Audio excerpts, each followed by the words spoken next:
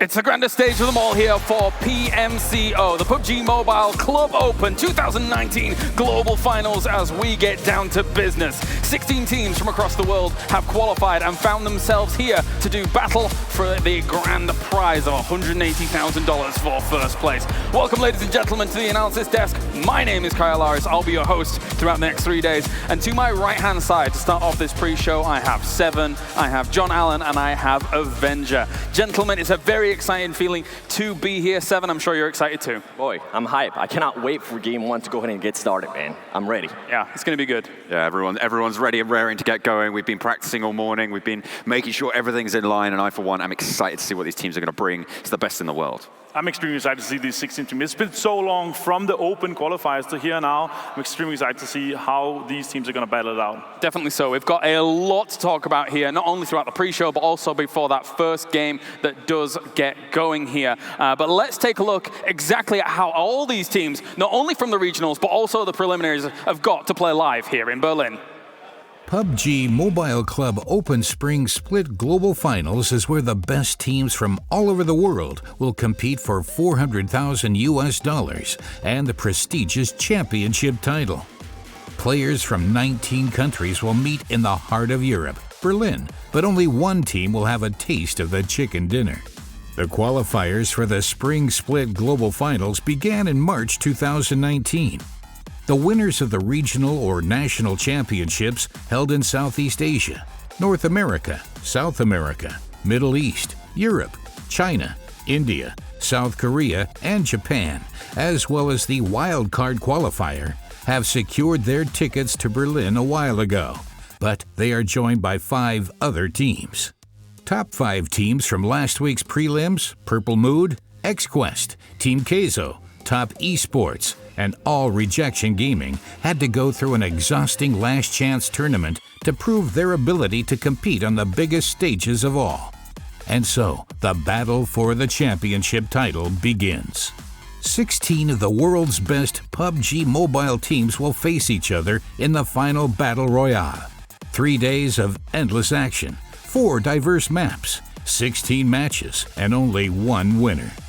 In order to come out on top, the contestants will have to fight not only for placements, but also for kills.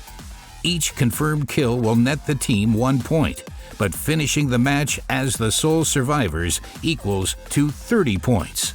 The lower the placement, the lower the score, down to 0 points for being the first eliminated team. PUBG Mobile Club Open Spring Split Global Finals features 4 iconic maps: Erangel, Miramar, Sanhok, and Vikendi. Whether they are fighting in mountains, jungles, deserts, cities, plains, or forests, the participants will need to show their ability to quickly adjust not only to their enemies' tactics and movements, but also to their own equipment. After 3 days of competition, one team will raise the trophy and receive a check for $180,000. The runner-ups will be rewarded with $90,000, and the bronze medalists will get $45,000. However, each qualified team will receive at least $2,000 for their efforts. Eternal glory awaits. Very relevant, of course, that we show every single map here, as of course we will be playing on every single one, which is very exciting in itself here for the PMCO Global Finals 2019. But gentlemen, actually, at the very end of that video, we were actually hearing a recap of the prize pool and how it stands, and we can take a look at that overall because there is a lot to play for here in this global final as a whole. Now, I already mentioned was the $180,000 that was for first place, but what is important is that everybody that's already qualified here, not only in the regionals, won themselves money already, but everybody's going to be taking home prize pool here as well. Definitely, and actually Team Seoul from India being the team that actually won the most money out of their region, which I believe it was $60,000, which is an insane amount, and I'm pretty sure they want to go ahead and end up in first place as well, so it's going to be nutty. Yeah, they could take home the biggest check of all. Well, we'll have to wait and see, but it's at least $2,000 that all of these teams have secured anyway. So, just for getting here, and, on top of the trip. I really love that even though you get to grand finals, you're still guaranteed money. Of course, the preliminaries, there's no money involved in that, but here we guarantee everybody an additional prize pool on top of what they got from the regional qualifiers. qualifiers. I think very important to say, though, if you become a global champion, that is life-changing money here for some of these teams. Let's take a look at how the schedule shapes up throughout the day as well, and also allude to the fact, as I did previously, the fact that we are playing every single map. So we will be playing Sanhok, Miramar, Erangel, and Vikendi as they do go on. And also, middle of the day, we have that show match as well. And gentlemen, when you look at the schedule, when you look at the fact that we're playing every single map throughout the tournament as a whole, it creates very interesting dynamics. There are different play styles for these maps that they're going to have to adapt to. Definitely different strategies, and especially Sanhok as the first map. It's going to be a bloodbath, and it's going to set the tone for the whole tournament, so it's going to be really exciting. It's definite chaos on Sanhok. That's what we've seen throughout the tournament so far, is that third partying hugely prevalent on that map. You can run so much risk if you're taking those fights extended. You really run the risk of getting shot down. And on top of that, I actually think the teams that have put a lot of time and effort into Vikendi and Sanhok, that they're going to be the one coming out on top, because it's the least played maps overall. Of course, the other teams are very experienced on both Erangel and Miramar, but if you put a lot of time and effort into preparations, what meta you want to play, if you want to play Edge, if you want to go for the center strat, and I think the teams that are most prepared on the two newer maps, I think they're going to come out on top overall. Let's take a look at how the points break down. There's a lot of P's. So we'll go with the points for this one, and how those break down, and how all of these teams are going to be trying to score themselves those points to get to the very top. Now, important to note, 30 points for first place, and then it all teeters on down from there. And then last place, obviously, will be getting 0 points and 1 point per kill. An Avenger, this ratio of points distribution is going to heavily favor kind of placement more so over kills. 30 points is a lot of points. It's extremely point heavy here, and I think we're going to see, especially in how they prioritize around their meta and how they play, we're going to see them go very center heavy. We're going to see a lot of teams try to go for the early center rotations and have those center compounds locked down to make sure that they have a good spot. Yeah, absolutely. If you're looking to place in those top spots as well, you're looking to average over 20 points a map. That's what you're looking at. So hitting third place, fourth place, that's pretty decent. Get a couple of kills under your belt, and all of a sudden, you got yourself a cracker of a game. So people are going to be looking for that sort of level of point scoring per map. And as you mentioned, definitely get some kills there, because it's going to be 1 point per kill. When we've seen teams like maybe not do that well, but still able to pass other teams on just points per kill. So I'm looking to see which team is going to go ahead and frag out. So for my mind, in all things, of course, in a little bit's time, we're going to be able to talk about all of the teams as a whole. But who do you think is going to be doing well? What are your guys to really shine here while this is going on? Oh man, I'm going to go ahead and get started with Space Station Gaming. They did really well of North America. I'm excited to see what they can actually go ahead and do, because NA didn't do so well in Dubai. And another thing, Team Seoul, they just got to Berlin yesterday. I want to see if they're going to be focused. We're about 1 minute out of the start. Gentlemen, your thoughts? I'm Team Seoul all the way. I think that, I've been following them since the group stages. They're my guys. My money's on them. Let's see how they do. I talked to a lot of people already, and the name I heard again and again is RQ Athena, and I think really we're going to see these guys come out on top, and they're definitely their favorites in a lot of people's mind, but also in mine. All right, definitely. Well, obviously, we'll get a lot of opportunity to talk about all of those teams, how they're going to play it out. The 16 teams here from around the world are the 16 very best that have been able to qualify throughout their regionals as well as prelims. Prelims itself that happened a week ago was fiery, to say the least, and the top 5 that battled through that in a grueling process have certainly earned their spot here as well. Thank you very much, gentlemen, of course, as I will check in with you in a few moments' time. We have other festivities and other exciting things to go on. I'll check in with analysis as we have telestration over there as well, going to be happening in a few moments' time. Ladies and gentlemen, get ready as we have the PUBG Mobile Club Opening Global Finals 2019 about to begin.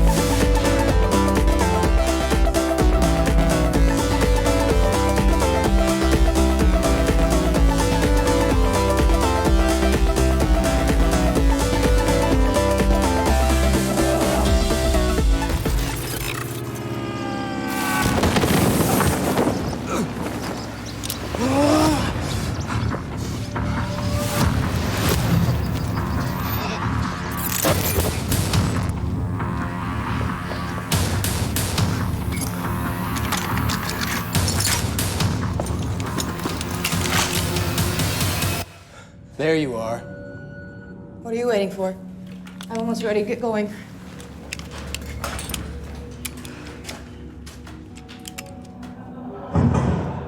Oh, God.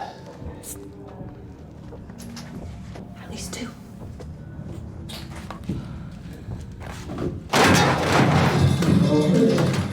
Idiot. Good morning, sir. How may I help you? Yes, sir, that's room 237 on the second floor. The elevator is just around the corner.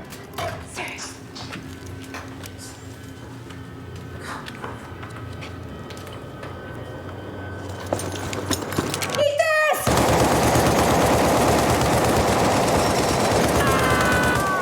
Breakfast will be served from 7 to 10 at the hotel restaurant. I wish you a pleasant stay, sir. Thank you.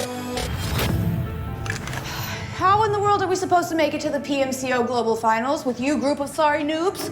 Sorry, but shoot first. Yeah, well, we're a team. So get it together. And next time, you guys turn on your voice chats. Sure thing, boss. Thank you.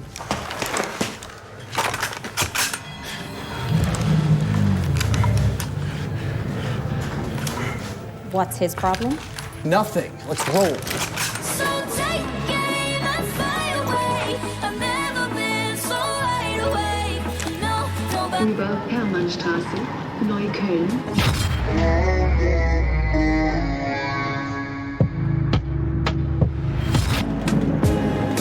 I'm on my way. When I'm finished, I'm all about my business and ready to save the world.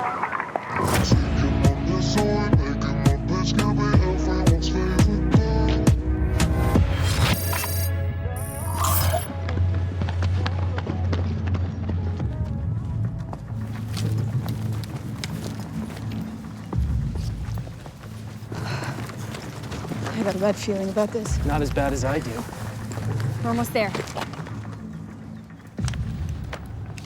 Winner. Winner!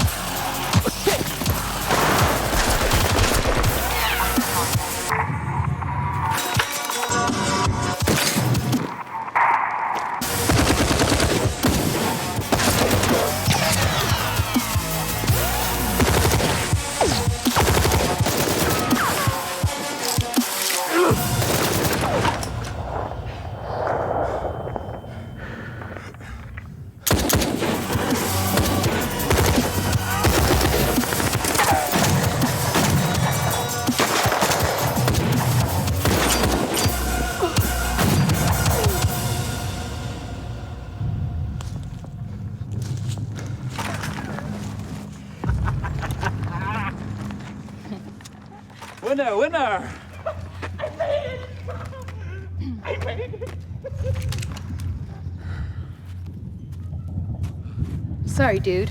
You're not top 16 squad of the world material. We are.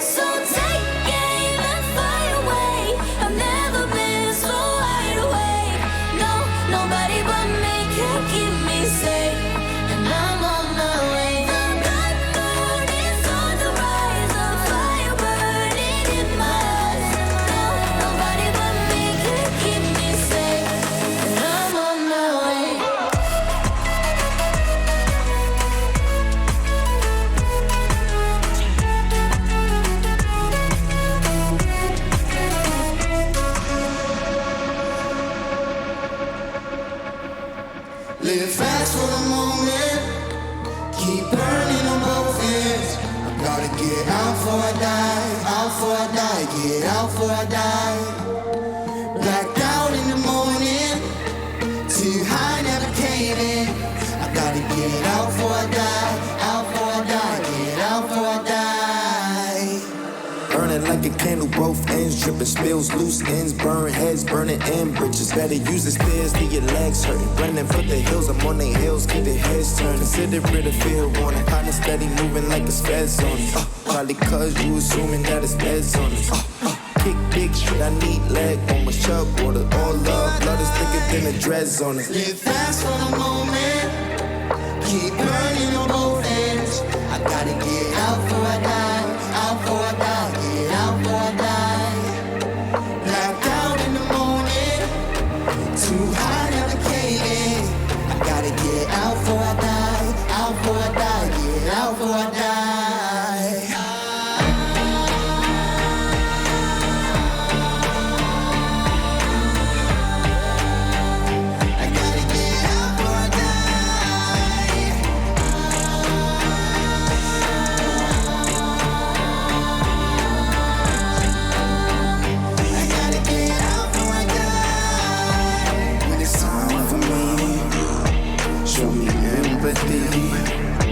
Would you feel for me? Would you feel for me? When it's time for me, show me empathy. Would you feel for me? Would you feel for me? Live fast for the moment, yeah. Keep burning the both ends. I gotta get out for a die, out for a die, get out for a die. Morning, too high, never came in. I gotta get out for a die, out for a die, get out for a die.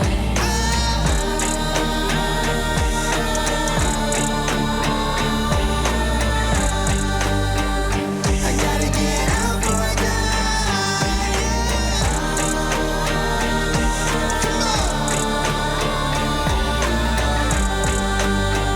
I gotta get out for a die.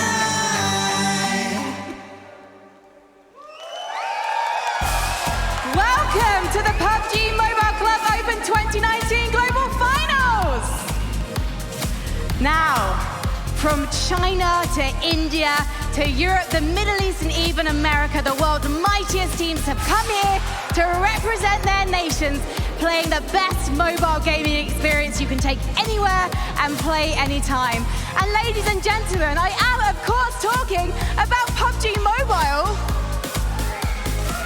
Now, I am Frankie Ward, and I am so honored to be here as your stage host this weekend, because for me, mobile gaming, it's a fantastic leveler.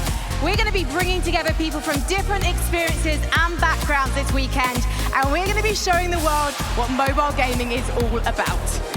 Now, over 35,000 teams competed for their chance to be one of our 16 teams competing this weekend from 10 different regions, but they all have one thing in common. They are the best of the best. Poised, professional, deadly, with just a mobile phone and their teammates by their side. Put it this way, I wouldn't want to meet them down Milton Power. Now, without further ado, I think it's about time we meet our 16 teams. First up, hailing from South Korea, it's GC Busan! They won the PUBG Mobile Street Challenge in 2019 Season 3, and they are Dongjin, Rose, Yujun, and Justice.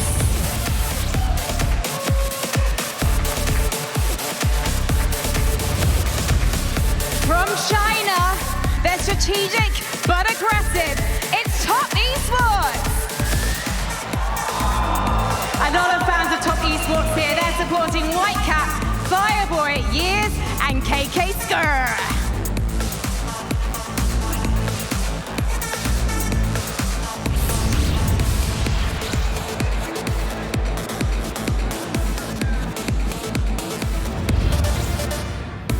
Next up, it's a team that all the other teams have their eyes on. They won the last global championships in Dubai. It's RRQ Athena! and they are led out by D2E, followed by Ernie, Senior, and G9, and they hail, of course, from Thailand.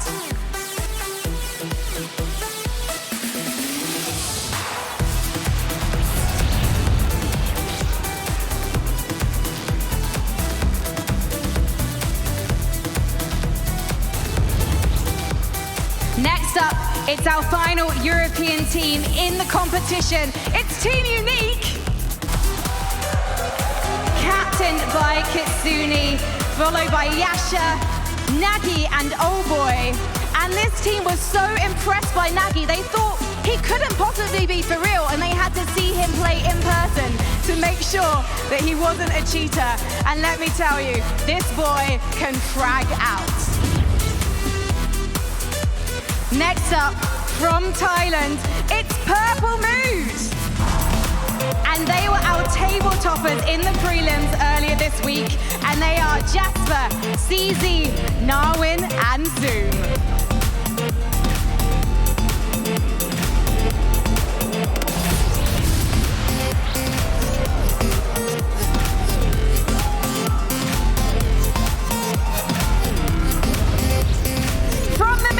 Please welcome SNT! This is the first time these players have met in person, and they are Bofla, Lashin, Moha, and Groza.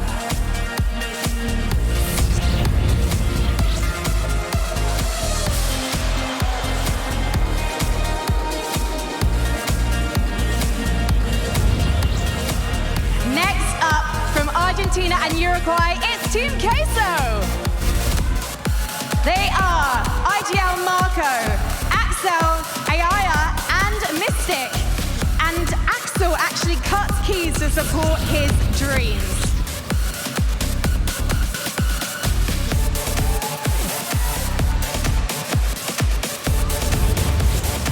Next up, it's Nova Esports, all the way from Chinese Taipei and Turkey. And they are Xiaoxi, AY, Bandit, and JN. And because they speak different languages, they actually use English in-game.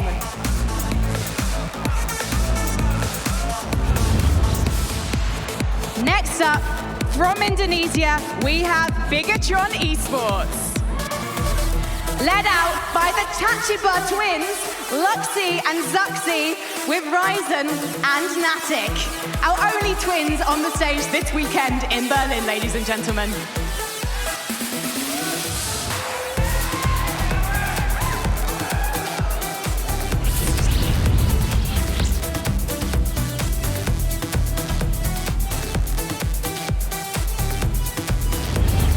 We might have a few fans of this team in the house. It's X-Quest F!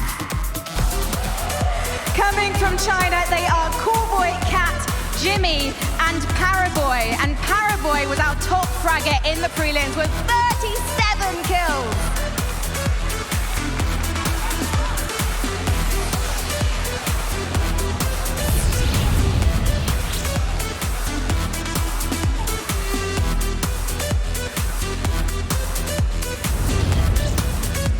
Next up, it's Scars Black from Japan. Led by Reno, Naruto, George, and Shimon. I had a word with this team earlier, but they're keeping everything very secret. They don't want their rivals or Rejection Gaming to know a thing about their tactics today.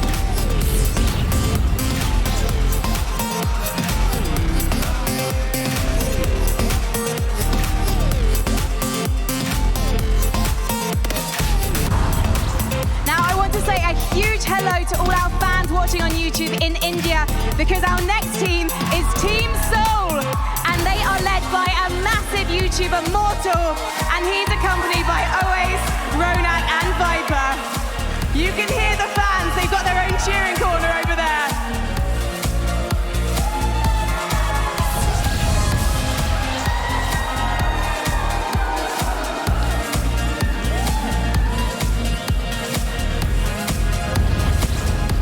They call themselves the American Hype Squad in Space Station Gaming.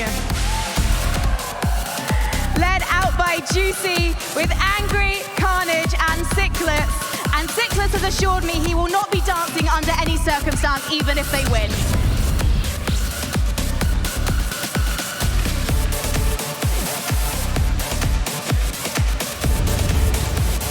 Our final Chinese team I'll be introducing are also the #1 team from their region, and it's Elite Gaming. And they are Ming, Leader, Beijai, and Bronsho.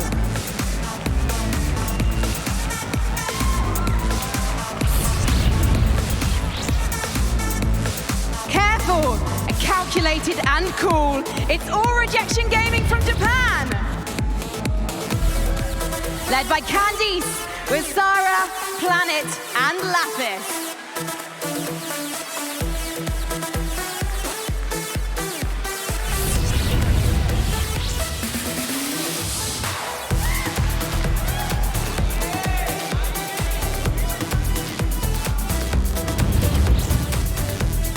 And the final team I have the pleasure of introducing, hailing from South America, it's the Brazilian Killers! This is the second time this team has been representing their region on a global stage, and they are Mitek, Senab, founder and CEO Baraka, and Fuzi. And they're all YouTubers who met through content creation, so I think they might have a few fans supporting them today.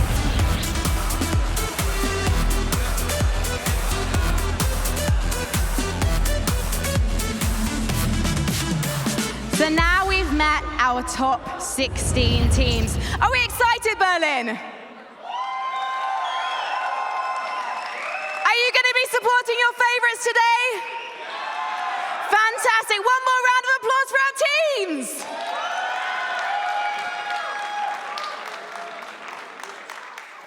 From Alan Walker to our team introductions here as they enter the gladiatorial arena of combat. There are only 2 words, and those are simply and epic. It is time to get this going. Welcome, ladies and gentlemen, to the analysis desk here for the PMCO Global Finals 2019. To my right-hand side, Seven, John Allen, as well as Avenger. Oh yeah, my name's Kyle Harris, but no one cares about that.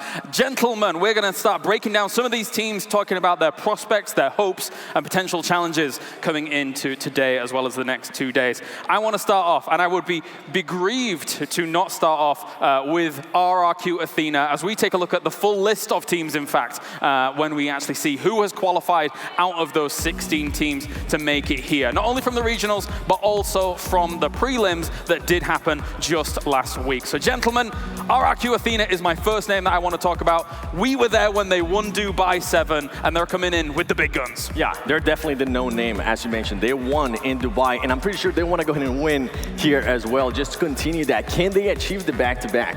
That's going to be the main question. Yeah. I mean, it's been said that they essentially pug in these tournaments, so they're, we'll be seeing if they're able to do the same, especially, they had such a dominant performance over in Dubai. Yep. They've been through the ringer as well, through their regionals, came out top, so it seems like they're still on form. I'm hoping we're going to see spectacular things and sparks should fly. Oh, there's some time passed. For me, I think the teams have improved overall, and watching the prelims as well, I think XQuest and Purple Mood is going to give them a fight to the edge. Yeah, let's actually talk quickly about those prelim teams that have come through. They're the teams that we have seen most recently, and XQuest is one of those teams that came out fiery. They were especially interesting to me from day #1, where they got 3 wins out of the 4 games, I think it was. XQuest sound for blood. Yeah, XQuest, especially their star player, which is none other than Paraboy. Yeah. Will he be able to go ahead and have a good start? Will he be able to go ahead and just set the mood for that team? Because it appears that if he's able to go ahead and start hot, then that's going to go ahead and just trickle down to their teammates. I think that, they absolutely fragged out their mind the first day, phenomenal for them. But we can't forget the fact they were actually beaten out. 2 points were in it, so it was pretty close, but they were beaten out by Purple Mood in the end. So, these SEA teams, they can take these Chinese region teams to task as well. So I'm hoping we're going to see, as I said, sparks fly. Those regions, I'm thinking, are going to clash pretty strongly there. Purple also had an amazing run in the prelim, so of course they're extremely close, but I think it talks wonders to being able to have 37 frags in just 12 games. It's 3+ KD.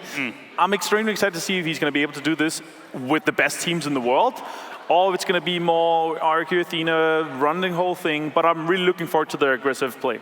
Yeah, and something to mention about Paraboy is he actually plays just with thumbs. He's a thumb player. Oh! In case you don't know, most of these pro players aren't actually playing claws. So they play either with 3 fingers or 4 fingers. So just the fact that he plays with 2 fingers and he's able to go ahead and do this, it is absolutely insane, and it just speaks to his skill. Yeah, definitely so. Let's shift our focus from some of the prelim teams as well as RRQ Athena that we've talked about briefly as well. I want to talk about Team Seoul because obviously they're one of the big fan favorites. John, I'm going to start with you for this one because I know that you were covering some of the content. And he is a fan. I'm a big fan. I'm a big fan. You know, subscribe to Seoul on YouTube and all of that. All of Mortal and the rest of them is, you know, they're phenomenal players as well. This is the thing. Not only are they highly popular personalities within the Indian region, they are also incredibly strong. Right? We saw them top out the tables. They didn't have the best of runs at the start of the regionals. It has to be said. They weren't, you know, towards the top of the tables, but they got their act together. They pulled through, and you know, they really showed some spirit. So you know, my heart says Seoul for this one, in this one. But yeah, and also for the team introduction, I think they have a lot of support here inside the arena. So I think that's going to talk wonders to them as well. I think they're going to give them a bit of extra team spirit going through the games. Yeah, and just going off that, Team Seoul actually just arrived to Berlin a couple days ago. They were busy with some stuff, and Mortal sent me a message saying, hey, I'm coming to Berlin. I replied so happily because I want them to be here. I want them to go ahead and put a good show for India. Sadly, they didn't have the team that participated in Dubai for India didn't have that good of a show, so I'm pretty sure Team Seoul is going to go ahead and just readjust it, and I'm pretty sure they're going to go for that #1 spot. Got themselves $60,000, as you previously mentioned, in their regional alone, so are looking for even more money to rake on in through their amazing PUBG mobile skills. Let's talk about SSG, because there are only American representative here. We did have a few in the prelims. They were not able to make it here to the grand stage, the grandest stage of them all here when it comes to the PMCO Global Finals 2019. Yeah, and actually going off that, just as Team Seoul in the India region in Dubai, NA didn't have that good of a showing in Dubai either, so I'm pretty sure Space Station Gaming is going to go ahead and look forward to just change that a little bit more, and on top of that, they've been practicing on their own house. Well, in my mind, if you take a lot of the teams that came from Dubai, of course, you had Cloud9, who used to be Team Gates there, etc. You had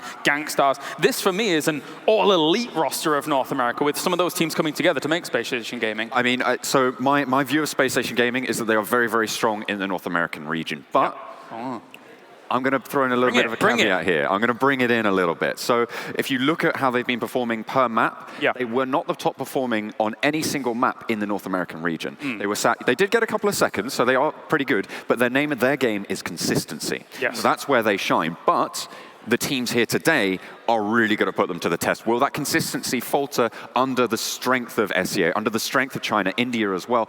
Are they going to be pushed? I'm going to play devil's advocate, though. Avenger, consistency has won championships in the past. It has, and we've seen championships been won without anyone winning a single game, so that could see happening. And as I said in the pre-show, I think teams that have prepared the best on Vikendi and Sanhok, which could be SSG, if they can get that consistency going on those 2 maps, they could take it all just by being more consistent than the other top teams on those 2 maps.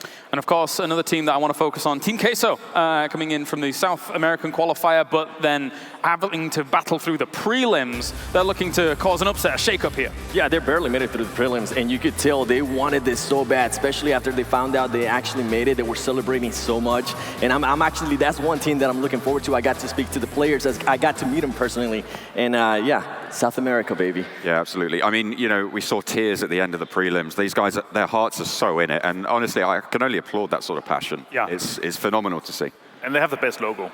There's nothing there. There's nothing to say there. That's your priority? 100%. The best logo so far of all of them. I second that.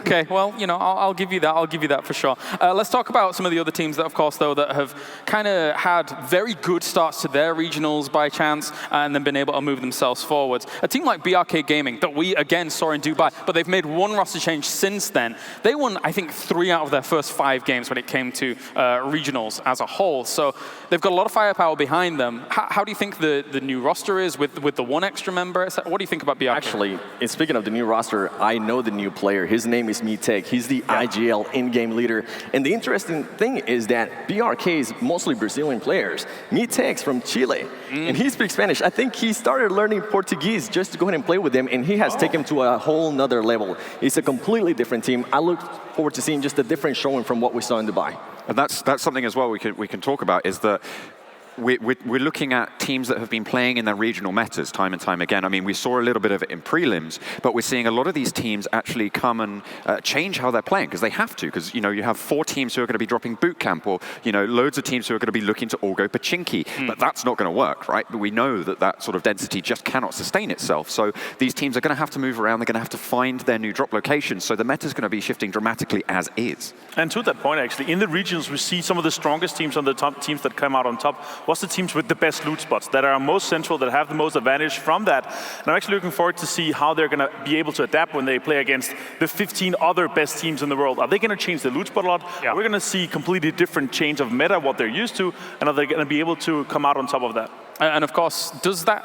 Of course, Dubai was a different thing, right, Seven? Yeah. It was the Star Challenge. You had some teams that were extremely formidable there, some teams that fell by the wayside quite heavily. Do you think that for teams like RRQ Athena, for BRK Gaming, being on that stage and then coming here is an advantage? Do you think that works? Definitely, definitely. Just being able to be there, being under the lights, experiencing this before, it's nothing new to them. For maybe like a new team, maybe Team Seoul, it might be a little bit different for them. But I mean, they've been able to see what the lights are about in India. So I don't think you'll play that big of a part, but it might with certain teams. I mean, Avenger, you've been a pro player over on PC for PUBG for a while. How do you kind of... Not so long. Sometime. A little bit. How do you deal with these kind of situations where a lot is on the line here for these players? Well, I would say the confidence and the experience that you come in here and you're able to play calm, collected, and your communication is extremely important. When you come here, if this is some of the first time for some of these players here, they're going to be nervous. There's going to be coming some time to them where they're going to be, you know what, I'm extremely nervous, guys. I'm not going to be able to communicate and talk as much, and I think that's going to hurt some of the teams here. So definitely the more experienced teams, I think they're going to be coming out on top just an extra in terms of communication, in terms of being extra calm and collected. And John, obviously, you've covered quite a few of the regionals yourself. Yeah. In the lead up to all of this, which of the teams that you've been able to cover do you think is going to be able to handle the pressure best here? What do you Team Seoul. No, jumping straight in there. No, I think a lot of the to be fair though, the India finals, they were quite a grand spectacle. Huge crowds, a lot of noise coming from that crowd as well. So, they are experienced to that. Obviously, they're used to being under the limelight. They've got some quite well-known names. So, they might be able to handle that. Obviously, we've got RRQ Athena over in Dubai who was able to get that experience under their belt. So I think that we're looking at most of these teams actually being able to draw on some of that experience that you were talking about, Avenger. So I think that we should see some really strong gameplay coming out pretty much across the board. Yeah, and the first day will tell a lot, right? Because if they don't have a hot start, it might start messing with their mind.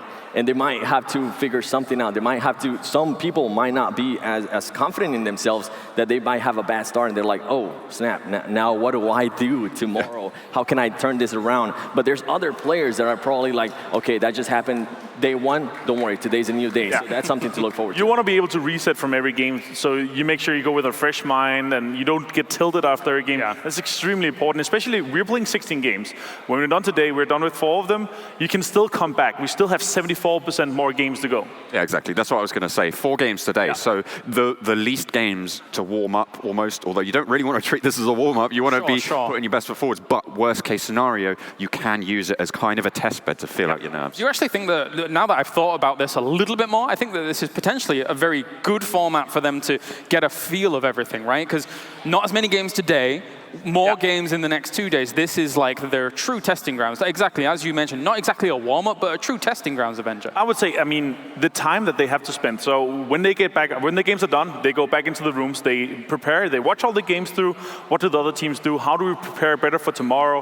How is the meta? Because the meta is definitely going to change from the prelims, from the regionals into the global stage as it is now. Yeah, and some of the regionals were spicy, to say the least. We saw a lot of hot dropping going on in some certain areas. Some teams had an easier time to get here maybe than some others because of these kinds of things. I don't expect we're going to see that kind of level of aggression early on with what's at stake, surely.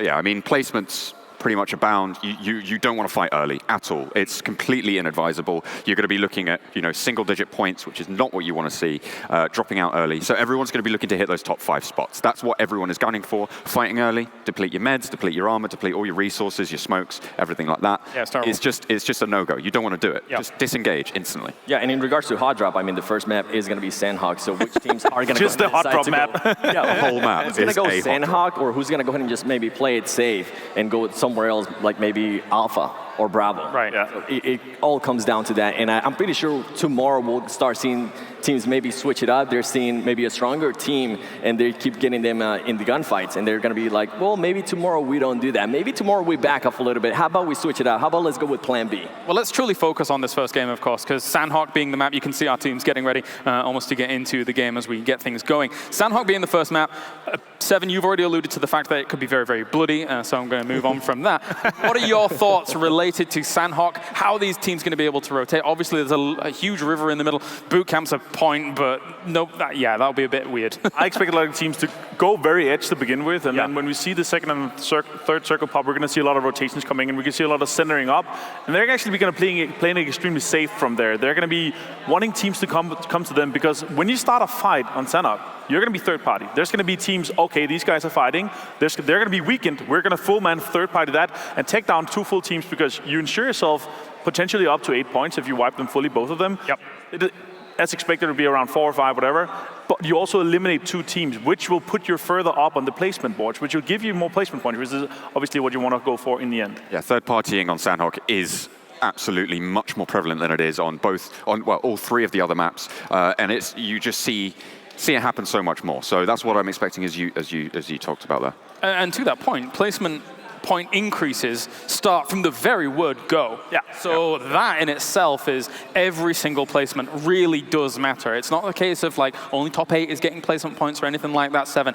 Every single placement is going to matter throughout every single game. Yeah, and I know we keep talking about third party, but I'm pretty sure some teams are just going to go ahead and even play just the safe route, wait just some fights, battle it out, see who wins that one, maybe snake on the grass a little bit, and just wait towards the end, because placement is going to be huge, especially if they don't have the kills. You'll see them just back off a little bit more. Our crowd here getting very excited, especially for Team Seoul to get things going to begin. Well, the gentlemen, thank you for the moment, as we are going to check in as well. Over with Space Station Gaming, of course, our North American representatives. Let's take a closer look at Angry. What made me interested in becoming a pro player was the fact that there was a competitive leaderboard, and I'm a competitor, so I wanted to be #1. And once I was approached by a team, a competitive team, and that opened my eyes to to seeing that this game could be a competitive game, and this is something that I would love to go professional in. My path in PUBG Mobile started out in Season 1. I started playing, was grinding the leaderboards, became #1, and I realized that with this #1 spot, people wanted to see how I played and everything, so I started streaming. Started becoming popular. The PMSC, the Star Challenge, came out, and I was chosen as one of the teams. So started there, and then after the PMSC, things really just took off.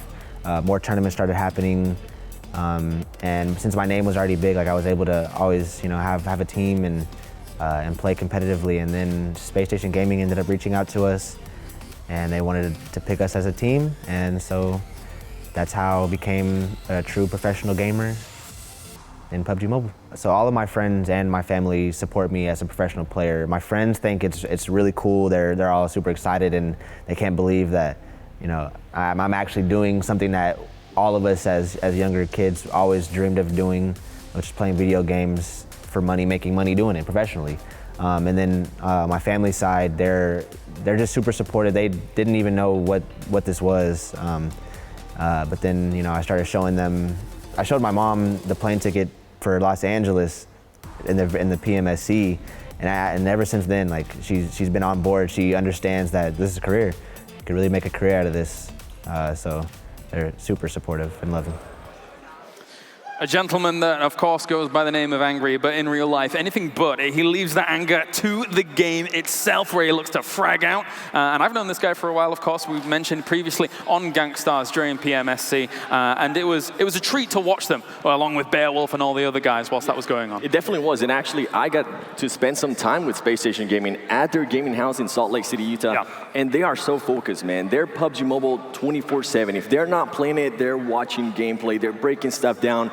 And Juicy, being the IGL, he's the brains behind everything. And it's just going to be, I'm looking forward to see how the first day is going to happen. And speaking of breaking stuff down, thank you very much, gentlemen. We'll talk to you after the game. I'm about to head over now to another member of our team. And whoa, there's a cable there. I don't want to trip over that. It is Scoom. How are you doing, my friend? What are you going to be doing here as well? I'm great. I'm super excited to be here. This is going to be an amazing. I'm going to be using this amazing screen, this huge screen here, to pretty much break down the games. I'm a huge fan of macro play, so I'll definitely be looking at rotation, smart plays, and stuff like that. Obviously, the key moments in the game, like any highlights, why team won, team fights, and stuff like that. Yeah, especially excited, I guess, because we don't get to cover much Sanhok and Vikendi. So are you excited for that? Yeah, this is my first kind of like covering Sanhok and Vikendi, so it's going to be fun to see how teams approach these third-party maps. Yeah, definitely so. Well, thank you very much, Scoom, and thank you very much to everyone else tuning in around the world here. As, of course, while this is going on, we will be breaking things down. We'll be studiously looking over the games and figuring out how everybody's moving around, jostling for position to get themselves in the right spot here for the games. It is time now, ladies and gentlemen, to begin game number 1 of PMCO Global Finals 2019. Let's head over to the commentator teams for game number 1. Over the last 4 months, over 35,000 teams have dropped, and now only 16 remain. This is the PUBG Mobile Club Open Global Finals live from Berlin. And these teams are now fighting for their share of the big prize pool of $400,000. And not only that, but the biggest prize of it all, you get to call yourself the best team in PUBG Mobile in the world. Absolutely. This is for undisputed global championship. These teams want bragging rights. They want to prove that their regions like India, teams like Seoul are the best of the best of the best. And they're going to do it here. We open up on sunny Sanhok, a map that is known for fast fights, contested drops, and slow but lethal endings. Froz, what are you looking for as we get our first plane in the air? Here we go. We're starting in from the southeast, going towards the west, and looking at it with the southern plane. It's going to be hard for some of the teams if they want to go towards the north and play the game from there. Absolutely. Remember, Sanhok comes down to 3 islands. It has the most road coverage of any map at over 7%, based on its size. However, no one really likes to use vehicles here. It is a very dangerous prospect, isn't it?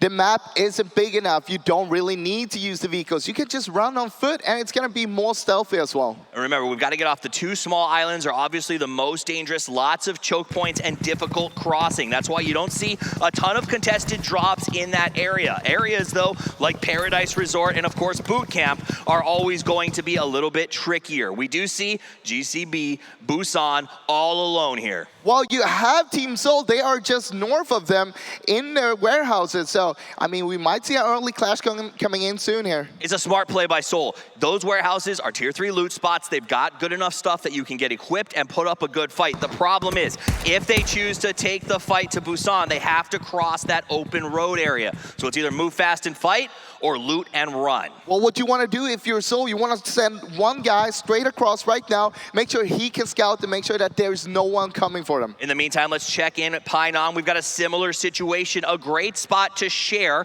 in terms of a hot drop. The river separates the 2 sides. It looks like Queso going to have a bit of a stronger position on the larger loot side, but they have to be worried. One of the best teams in the world, Froz, is staring across the river, hoping to start off with 4 easy points. Yeah, I mean, you don't want it to be too aggressive. Remember, most of the points accumulated from placement itself. You don't want to be too aggressive. You don't want to lose place. You want to keep them towards the end of the game. Brazilian Killers decide to go to Ruins. It looks like it's uncontested. This is amazing news for them. The reason they got it, though, is because it's out in the middle of nowhere. They've got to cross 2 potential rivers. It's a long transition. However, they're going to be coming in kitted to the nines when it comes to those final fights. Look, we can see that they're here all by themselves, but you want to be careful because they don't know. Someone might be lurking just outside by the small compounds and just watching them and saying, hey, now's the time to go, boys. Speaking of lurks, let's check out with Senior up on top of the roofs. He's watching for Queso. He needs to see, are they pushing or are they going to leave? If they try to leave, he's got the SLR. He's watching the hill. He could potentially get that knock. Now we jump over to Paradise Resort, where XQuest is getting their loot on, and honestly, also uncontested. Jimmy out there looks like he smells a rat. Maybe thinks SSG is headed in his direction and wants to trap him. I think he already spotted him, and he's just lurking here and taking it easy while his teammates are still looting. He's just making sure that they don't push them right now. They definitely dropped, watched each other go down, and it looks like XQuest has decided they want to be aggressive. Remember, these guys fragged out during the early rounds. They're looking to keep those numbers high. They're one of those teams that's not as interested in placement as they are in straight-up kills. Exactly. They're an aggressive team. I like to see that. And we saw that. They're straight on pushing towards SSG right now. They want to get those kills early on here. But you know what? They're not the only people looking at Space Station Gaming. Seoul, a team that has been fighting since the beginning, even fighting to get here to Berlin. Looks like they want to potentially take the fight early as they move up the hill. We see them start to climb up, take a little bit of an overlook position here. Is it better? Do you want to fight early here, Froz? I mean, if you can get the upper hand, you can spot the team, you know that you can take out 2 of them straight away, do it. That means 2 points, and also you can get their loot. Ronak gonna go ahead and seize. He's looking for those peaks, a little bit left and right, a little bit of wiggle. Viper now being covered as he makes his advance. It's a systematic push coming out of Seoul as they take turns leapfrogging point to point. I mean, look at the utilities that Seoul have right now. Ronak and Viper, they only got 1 first aid between them both.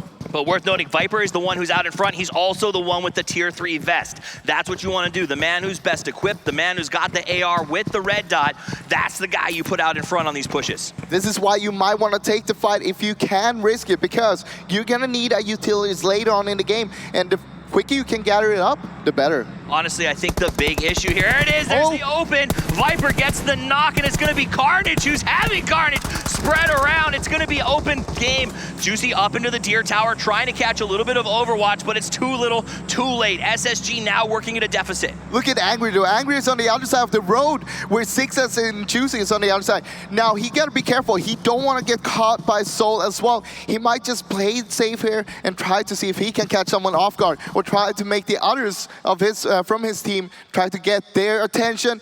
And because if Sixless and Juicy can get the attention of Seoul, Angry could go for the flank itself and try to take them down from behind. And look at it, it's a little bit stalled. No one really wants to push it right now. And they're just taking it easy here. No really rush for it right now.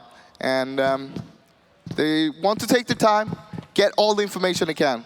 All right, Viper, nice little layup, going to be covered. And this is what I think Seoul is doing really, really well, is covering each other's back. Let's jump over to Top Esports, another team that's running a what we call like a short range flex, right? They've got 2 and 2. They're covering a hilltop and a push point. Sanhok, one of those places where you can always be backstabbed. It is the king of the third party in return to considering this map.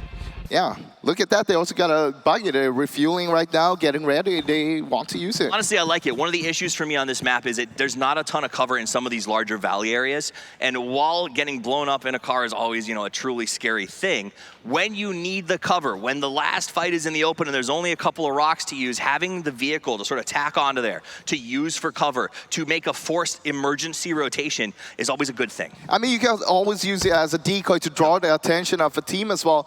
Make them shoot you, and then the rest of your team, they get the information. They know exactly where the enemies are. Absolutely. You got to remember, you can always ghost ride the whip a little bit and get people to draw a few shots away. Everybody loves shooting at cars. I think it's one of my favorite pastimes for sure. Let's jump over to, it looks like Scars Black. Shimon making a good job of the loot. I mean, they haven't been contested yet. They haven't had a ton of issues, but they do have Queso nearby. Yeah, they have Queso just next to them, so they got to be careful. You don't want to run into them in the open. I mean, you don't want to run into anybody in the open, but right now what we're seeing is sort of everyone waiting for the first shot. That idea that you don't want to be the one that engages because it gives away too much information.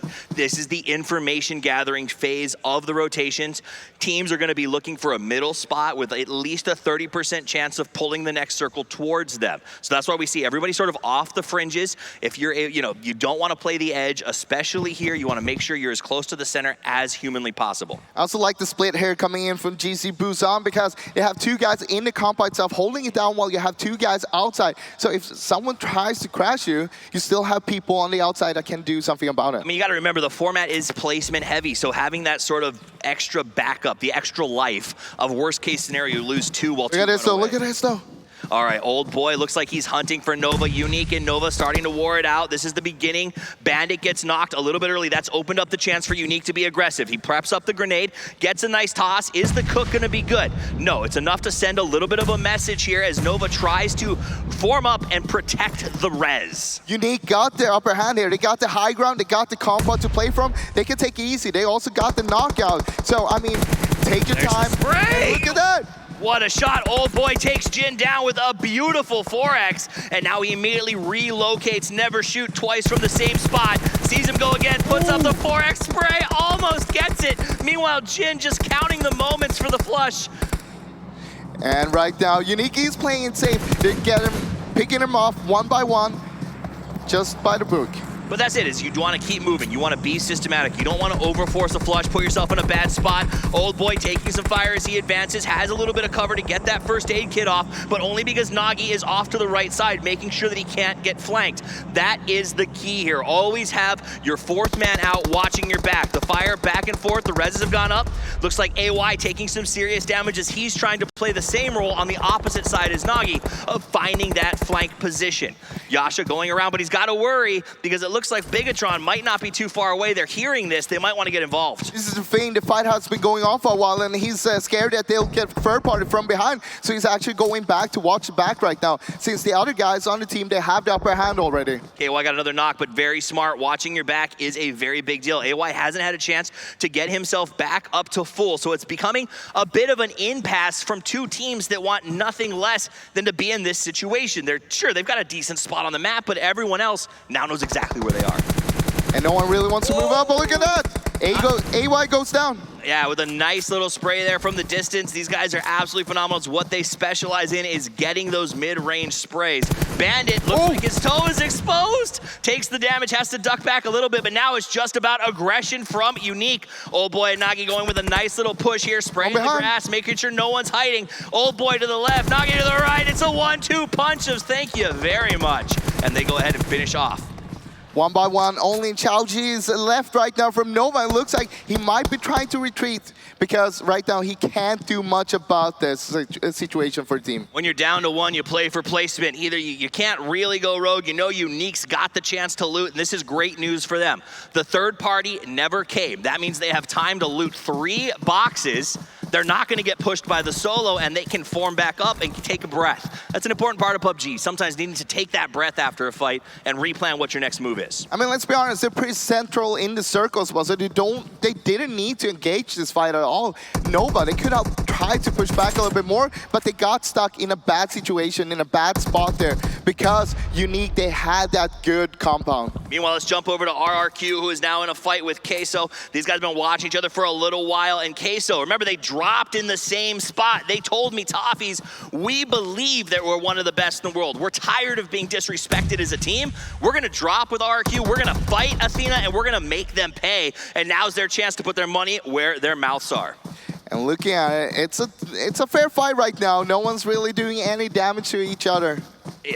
Tell that to Axel, who took a little bit of a pop and I think is maybe a little bit worried about the high ground advantage that RRQ Athena has over them right now. They're going to use that low and slow push style, making sure they're covering any kind of counter push coming from Team Queso. I mean, both of the teams there are on the southern edge of the new circle, as we could see. So they don't really need to engage this fight either. But right now, they got to be careful because they start shooting the people nearby. We have a few teams nearby, and they heard the shots, they saw the information. Not far away, a team that is nearby is the Brazilian Killers, BRK, as they look to smack down on RRQ, pushing up the hill, possibly choosing to get involved. The thing is, RRQ, all of these teams, they're playing very close to the edge. They're not in the best, position for sort of the next circle. So when you get caught in these long engagements here on the edge, like we're seeing a couple of these teams on the minimap right now, it doesn't set you up for the end game, Froz. It hurts you because it's just a non-win for whichever team comes out on top on the edge. I mean, let's be honest, the southern part of the new circle, it's kind of close towards the center of the last circle, and you want to avoid that because that's where everybody's grouping up. We could see on the north side, you had Purple Mood. They're all by themselves almost. You only got Xiao Chi from Nova Esports that is still up there. Absolutely, we got a massive amount of players, 60 players alive, all 16 Steam teams still in. Nova down to 1 player, and SSG has lost 1 player. Everyone else working as 4s right now, and that is a big part of working for placement towards the end of the map. But that also means Chaos cannot be far away, Froz. BRK moving forward. RQ spots. Boozy goes down. Here's the molly. He's getting loaded up. Nice throw. Good for zoning. The question is it going to push them off of the rock? It's right next to him. Mitek, not a lot of options in terms of going for this res. Defensive smoke comes up, but RRQ with the advance. It's strategic. It's smart. It's inside. Now he just has to go around that right side and get the flush. He sees him. That's the knock. 69 putting in the work. That's a 1. That's a 2. Can he make it a 4? RQs keep on pushing, but as you can see, Brazilian Killers, they are falling back right now. They know that they are just getting killed here. They're getting systematically dismantled. Killed is not a word enough for the situation they caught themselves in. RRQ Athena has just read them their rights, and they have to run. Their last survivor, I think, just needs to extricate himself from this situation.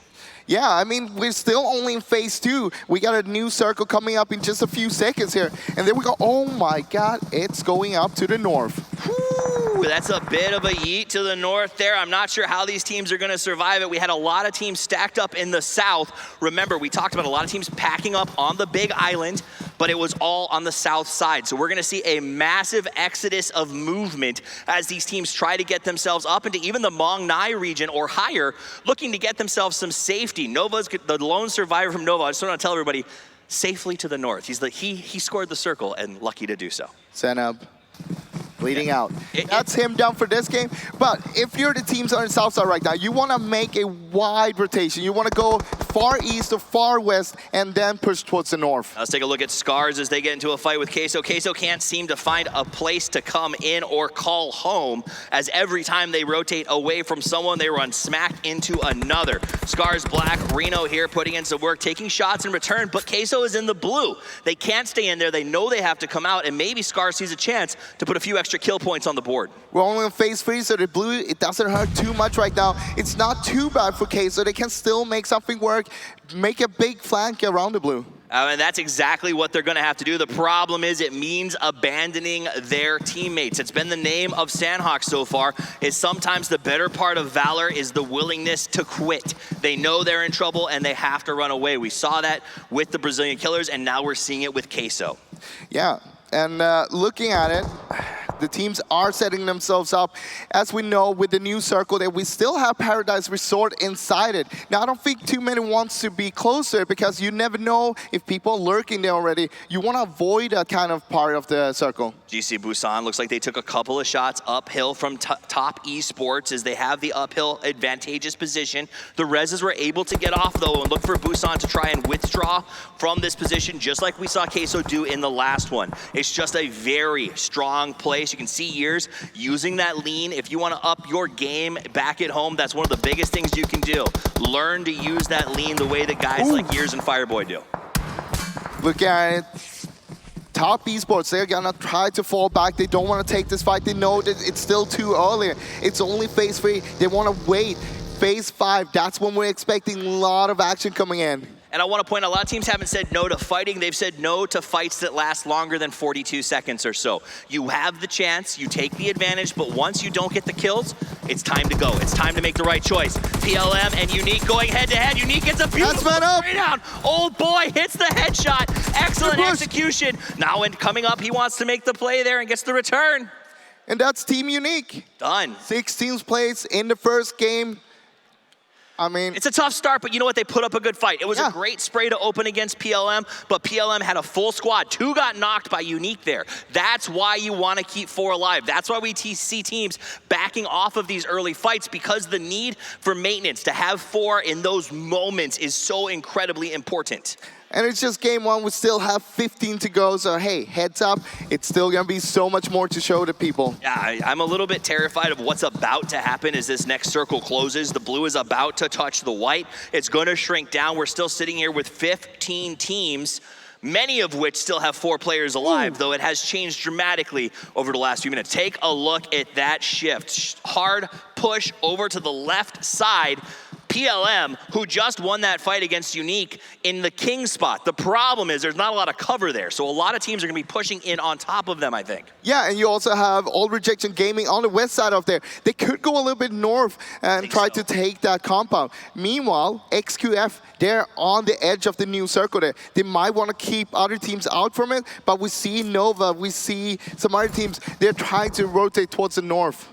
Absolutely. PLM, I think, take the compound if you can. I think they're worried somebody might already be there, so making the right choice, stay in safe. The problem is, look, the south side of the map is getting crazy. Paradise Resort, we see Juicy and the rest of the crew moving in. They struggled during the scrims and the practice rounds today. They'd like to do well here. The problem is, we've got Top Esports coming in just to the east of them. They're about to come out of the door. This could very well come down to who spots whom first, as they both try to make a push out of this very difficult area for us. Yeah, and look at Top Esports here. They kind of have the upper hand because they are on the low ground. They can just look above them, and they can spot SSG maybe, but looks like SSG is going to keep on running through Paradise Resort right now. I love how comfortable they're looking inside of their little pit right now, legs crossed, lounging on the couch as if it's not $180,000 on the line. Let's go to Cat, who's using that 4X. He knows the smoke is there. He says, hey, somebody's coming from this side. Let's do what we can to lock them out and slow them down. XQF here trying to hold out Big E-tron, and I mean, they got one of them down so far. Looking for a second one, they got him. Jimmy gets the second knock. That means the reses are just no longer safe in this area, and he was lights out with that. There was nothing they could do to maintain the res. Bigatron in some serious trouble as XQuest just stares down the barrel and locks him up behind the rocks. Luxy, last man standing right now, but Ryzen, he's only knocked, and Luxy, he could still get him up, and they could get away from there. But it's at what cost? They walked into the trap. They already guaranteed loss 2. How do you push in from that point? They're going to have to hunker down and wait this one out. But not to be outdone, Cat scanning everywhere else. It looks like XQuest has done a good job of not just tunnel visioning on the fight. They always have someone looking at the flank, somebody watching a potential push. These guys know how to avoid third parties. So far, it's been spectacular to watch. I mean, having a compound for yourself is also really nice because you know you're always safe, you have your back covered. Cat is going ape right now. Ryzen trying to run. His only blessing, Cat ran out of bullets. It buys him some space. Ryzen with the duck, bob, and weave makes it to the rock. But he has to be thankful that there just were not enough bullets in that gun. Yeah, and we're going to see a new circle soon. The question is, what is XQF going to do here? Because they let Big E-tron move away, and they might be setting up an ambush because they know exactly where XQF is. Never mind, because XQF got the compound inside the next circle here. They are comfortable and they are happy, and PLM's going to sweat a little bit because, like we said, more people are going to be moving on to that spot in the open that they are in. Cat can just keep playing defense. The rest of the team's making long rotations. Top Esports and SSG, we talked about them a little bit earlier, trying to find their way into the circle, but look how comfortable. Look at this XQF compound. It is defended, it is good, and there is just no way to get in there right now. But still, it's a very big compound. Even if you have 4 people up, it's going to be hard to hold it. Juicy, baby. He gets that nice little knock out of nowhere. It wasn't Top Esports they ended up engaging. He causes some trouble, but does the smart thing and moves away. Soul and BRK, the last survivor, going to have to go head-to-head as this blue starts to advance. Yeah, and now this is the kill zone. We're in phase 5. You saw that SSG, they got one knock on Soul. They wanted to move on because they know they need to move east towards the circle right now. And that will be it. It looks like the trap that they set was just too strong. SSG holding down the edge of that Paradise Resort. Angry. He spotted Top Esports. And they literally just chill as all. They knock out one of the favorites. They hurt them really badly, and now they're going to float away to a good defensible position. Smart play from Space Station Gaming. Very smart move. They don't want to take the fight, even though they spotted Top Esports and Top Esports didn't spot them. They want to cross the road. They want to make sure that they can get safely into the circle. But Soul's not out of it. Viper survives the trap, so he is the remaining hope for the crowd favorite here, and I believe if anybody can snake their way deeper into this match, it's going to be Viper. Checking in with Top Esports, years trying to stay ahead of the blue, but it looks like Bigatron right there inside of the house. They're playing right next to each other. Oh my God, What? we got a new circle. PLM once again getting the circle. Purple Mood Gaming, more like sweet circles. These guys are incredible. They found a good spot. They earned it. No, take that away from them. They had to fight Unique for that spot, but they have managed to get the circle on top of the hill. This was a tough spot, but now it is strategically incredible. The top of the hill, they can see everyone coming. They just have to worry about third parties. They also played it well from the start. They took the north side of the map. They wanted to have control. They got the control, and they got to choose exactly where they wanted to play from. But look at this. Zooms is knocked. He is knocked. We see ELG coming in from down below. It looks like Ming making a move. They throw a smoke out. Nawin wants to try to go for the res, but he is very, very low at this point. Nawin knows that he has one threat, but not sure how to handle it. I think we're going to see the end of Zooms here. Not much they can do to take that risk. Meanwhile, Sixless popping off and Ryzen. What can he do? Is this the end for Bigatron? They lose one more to the blue here, and that'll be the second. So it looks like XQF putting in some serious work over there on BTR.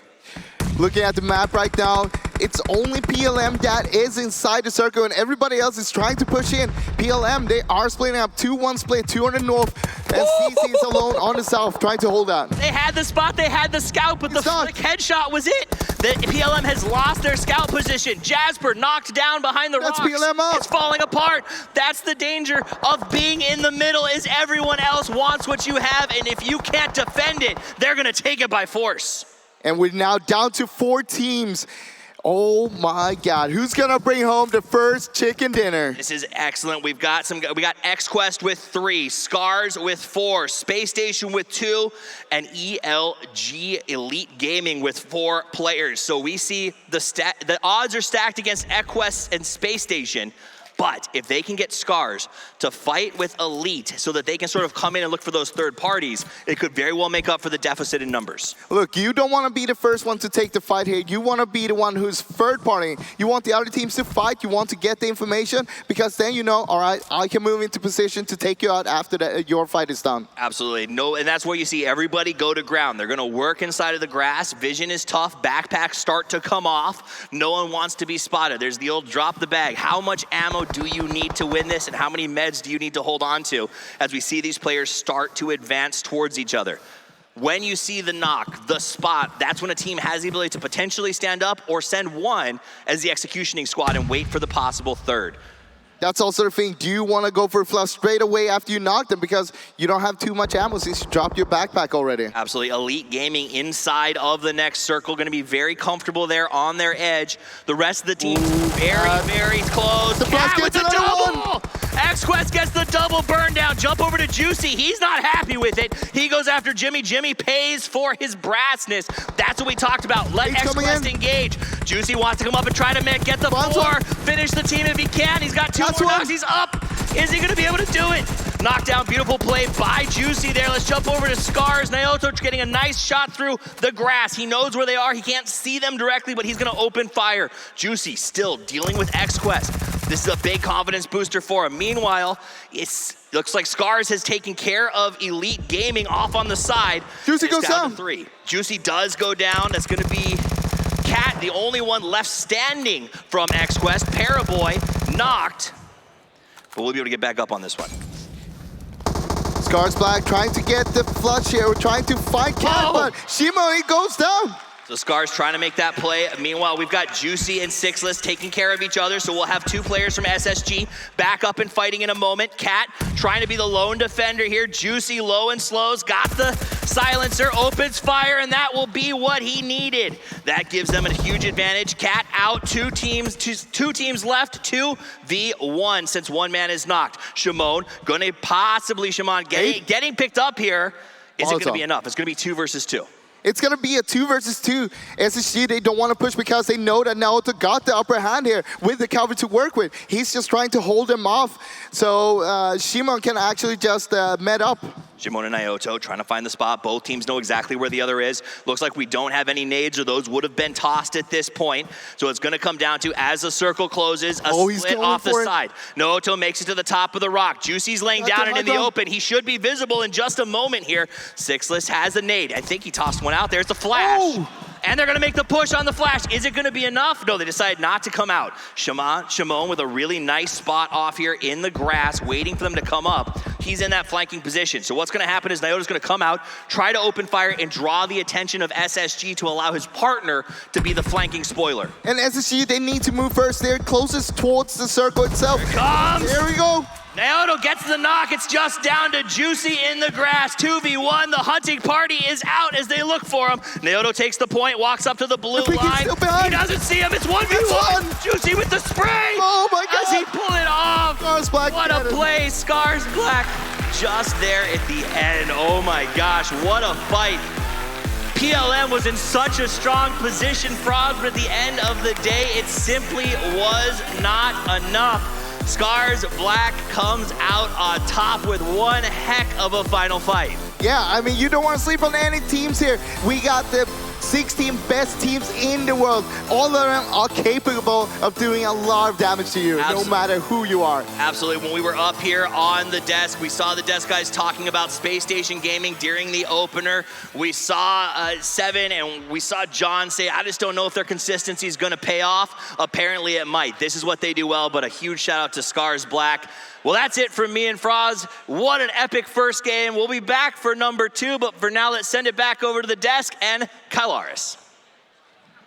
That's right, Scars Black gets themselves the victory here. Extremely impressive stuff from them on Sanhok to be able to find themselves the first chicken dinner here of the tournament as a whole. They did extremely well in their regional, and now they're looking to provide a spectacle here on the grand stage to get things going.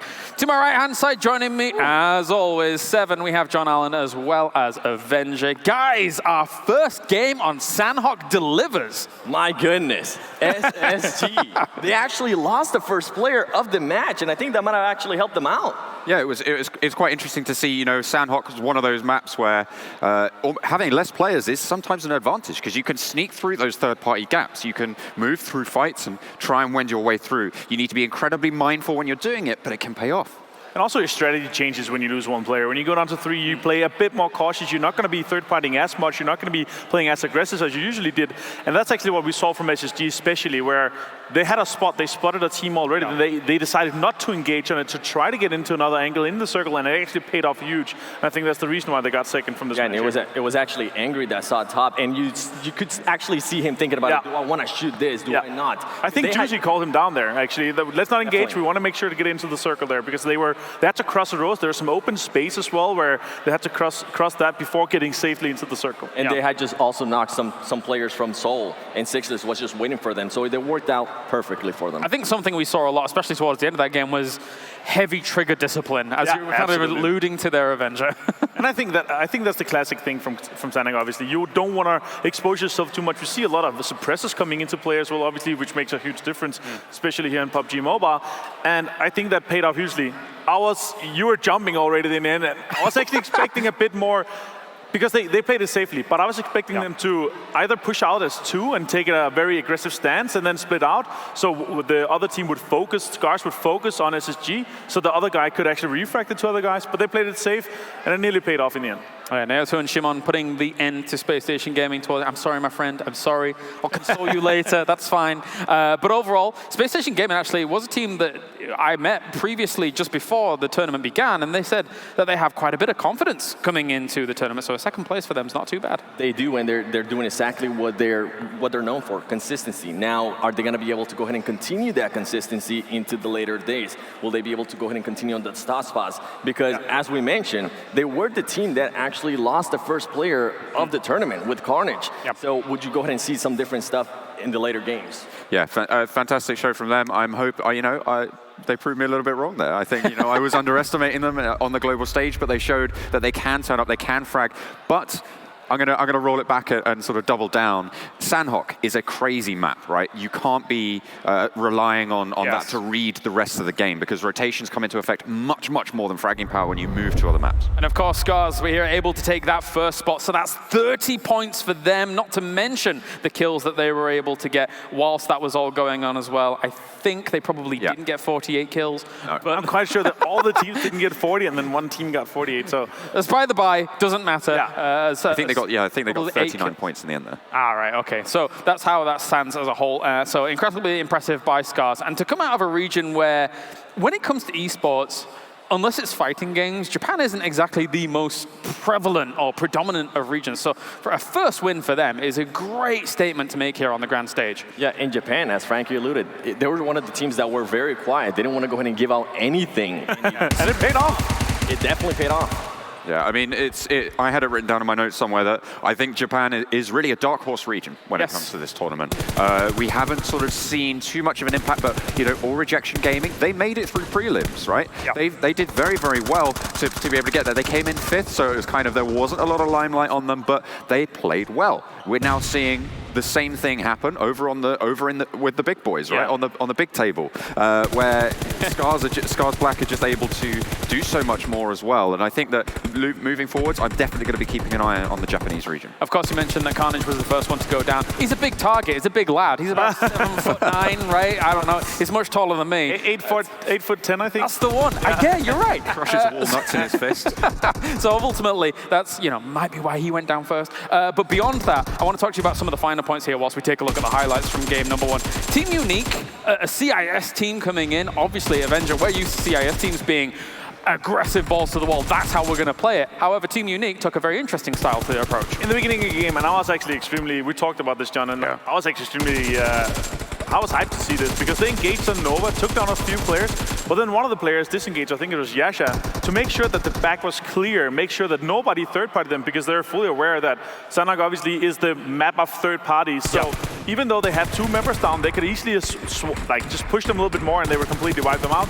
They wanted to make sure that they didn't lose a player themselves, so they disengaged from the fight, one of them, to make sure the back was safe. And that was extremely well played from Unique there. It was an exemplary fight, I think, all round. Yeah, definitely so. And obviously, we've got keen eyes on teams like RRQ, Athena, John, and obviously they exemplified in this first game that they're here to play fast. Speed, aggression, dominance, that's what they're looking for here in the finals. Obviously, they did come out top on this one, but they racked up a couple of kills. I think they got themselves a decent chunk of points. We'll have to wait until those standings are sort of zeroed in until we can see exactly how everyone is falling in. Yeah, and in regards to actually RRQ, they were trying, I believe it was BRK, Brazilian Killers, they were trying to surprise RRQ, and it didn't work out for them. They got absolutely destroyed, and as soon as we take the IGL went down, you could see they just didn't know what was going on there. So great plays by RRQ Athena. Yeah, I mean, RRQ is a team where if you open the door a crack to peek out, they're just going to fling it wide open and run on in. It's full on SWAT, just straight in there. Knock, knock, it's Mr. Government. We come to take your pennies. Full breach, full breach. I really love to see that, especially how he pushed with an AK red dot just around the corner and took down 2 players there. That was fantastic. Yeah, and then obviously when we take a look at how things played out towards the later circles, obviously we've surpassed that in the highlights here for the moment, but Purple Mood technically had a nice spot, but they got kind of crushed in on. Is this going to prompt maybe some teams later on in the tournament to change up their style, maybe focus on edge compared to going center and actually being bulldozed? I would say in general here in Sanhok especially, don't want to have a center spot where you don't have like hard cover, a house, anything else, because once it comes down to kind of the critical mass where you hit the too high density where the fights are just going to happen because there's too much third parties, you don't want to be in the middle of that because everybody will be able to see you. You want to be in the edge there. So they should have swept out and make sure they could held one of the kind of the spots safe, so they could have the 180 degrees behind them safe, so they could focus on the forward instead of having to just lay down and just be waiting for a third party there. That's what happens in the end. It's going to be scary. I mean, one team that did have edge pretty well in my mind up towards some of those final circles was XQuest. Yes. They had a decent compound, the final compound in the circle. Obviously, it's a little bit hard to get out of there and then keep going. But what did you make of XQuest's campaign to start things off? I mean, as you mentioned, once they had that compound, I thought maybe they had what it takes to actually win the whole thing. But trying to get out of there, the zone wasn't in their favor, and that just hurt them so much. And Juicy was actually able to go ahead and knock some of those players down, which was perfect because he was able to hear those shots that XQuest, I don't remember the name that the team they were shooting at. But as soon as Juicy heard that, he took advantage of it. He made sure he capitalized on those skills, and it's actually what maybe led SSG to end up in second place. And that's the thing as well. I think that we saw even when you put XQS in tricky spots, they can just whip around and land those headshots. We saw the guy in the scout tower who was looking out. He was like, I'm going to pop up, I'm going to get a knock. He goes up and just instantly falls back down to the floor with a red health bar. It's, you know, it's phenomenal what these guys are able to achieve with their aim. I was actually kind of surprised that XQS did not go more aggressive, considering how good of a spot they had. There's a lot of teams on the southern side. We talked about this as well. There's a lot of teams on the southern side that they could have gate kept a little bit more than they did. But I think they just wanted to make sure that they have 3 or 4 guys going into the late game of the circle. But it didn't really pay off as much having that the compound as long as they did, actually. And something that I actually noticed with XQS is once Paraboy went down, they played a lot more passive than that. So going off what I was saying at first is it comes down to what their star player ends up doing. If he gets hot, then the whole team is going to go ahead and feed off that. We're able to see that this team is going to go ahead and play out like that. Some of these teams have as you say, a star player that they do build themselves around to be able to kind of have that motivation to move on and do well. Let's take a look, of course, at the top 4 players here from this game as a whole. It's our dream team from game number 1, and we do have, of course, a member of XQuest over here as well in Cat. Juicy's going to be making an appearance, and of course, the last 2 remaining alive members of Scars Black to be able to make an appearance as well. So a great showing from these guys throughout the game. Yeah, indeed. And Juicy, I mean, the IGL, as I mentioned earlier, being able to get those extra kills there from XQS was a huge play. He did get knockback. He played it smart. He went back to 6-less, made sure they got picked up, and just let the other teams just kind of deal with their own thing. That final fight was a little bit interesting to me. I think that they maybe missed a trick not going aggressive earlier when they knew that the enemy team was pinned behind the rock. They could have spread out, but instead what we saw was Scars Black actually do that in the end. They were able to snake out sideways, and that is essentially what won them the game. Towards the end as well, you had Juicy. They didn't know where he was. He was able to get 1 knock, and quite frankly, he should have had the spray on the second. I have to call it as I see it. I think he should have been able to win that one out for his team. They still did phenomenally well, don't get me wrong, but a little bit of a whiff there, and maybe a little bit of a whiff earlier into the fight, a lack of maybe confidence in the shot calling coming through in there. Maybe it's just a little bit of nerves on the grand stage, but they definitely, they're very, very strong, but there's headroom to grow. Yeah, I think actually at that point he was just healing up, and then he wasn't able to. He wasn't sure because he was already in the zone. But yeah, he should have been able to get those 2 kills there at the end. Well, thanks very much, gentlemen. I'm going to check in over with our friendly neighborhood Scoom to check in with this cable. You know what? This is a hazard, all right? We are going to check in with game number 1, Sanhok. Scoom, what have you got for me? I got a team fight between RRQ and BRK. At the very beginning, we saw this early game happen. And I just want to emphasize how good RRQ is at taking fights. As soon as they took the entry knock, and initially, actually, I want to go back. Initially, one of the BRK did get knocked, and it was healing. But RRQ had no idea that this was happening. Like, they didn't know that they got knocked. If not, they would have capitalized on it. But the first knock that they get initially, I believe, it was on Fusey, right here, is when they start pushing. They're right now on the southern edge, so they know they can fully push out. When you're like in the middle of the circle and you get knocked, it's kind of hard to do team fights. You might get third-partied around you because it's like PLL at the end happens. They go third-party. So in this situation, they're south edge. They get that first knock. They throw the utility, which is really good. You want to throw the utility in case they're rezzing, so avoid the rezzes. And then they start positioning themselves in a really, really good manner. In a few seconds, you will see how good their tactical approach in team fights actually is. As you see right now here, they have 2 guys, one at the front, one backing him up in case he's pushing just for the refrag, and you have 2 guys on the sides, one on the left angle and one on the right. And this is just perfect to get those beautiful angles and see, in case they see any of them moving away, they have those angles, and they just immediately pushed in and just annihilated the Brazilian Crusaders in this team fight. And it shows how good they are and how confident they are in their maneuverability and just to take team fights like that. Another clip that I want to go over is probably the most important circle shrink that we saw in that game. It was a mid to late game, and it was a huge shrink to the west. And we see here Scars Black, the team that won. Look exactly where they are right now. This seems a really unfavorable position. But in Sanhok, there's so many third parties going on that being in this position actually isn't that bad, because you can go around, which they ended up doing, going all the way around east on the eastern side and actually taking fights along the way and end up winning that. As you see also So Space Station Gaming, they're outside the circle in the edge kind of thing, so they came second place. So these positions, maybe in Erangel and Miramar, it's not going to be so favorable, but in a game like Sanhok, it can be favorable. You want to be being an aggressor and being third party. Yeah. And another thing to touch on as well at the end was... Oof, you've got so much for me, Scoop. The last circle shrank that happened. You see PLM bang in the middle, but actually not the biggest fan of that. As you saw later on, all these teams that are crashing in from the sides,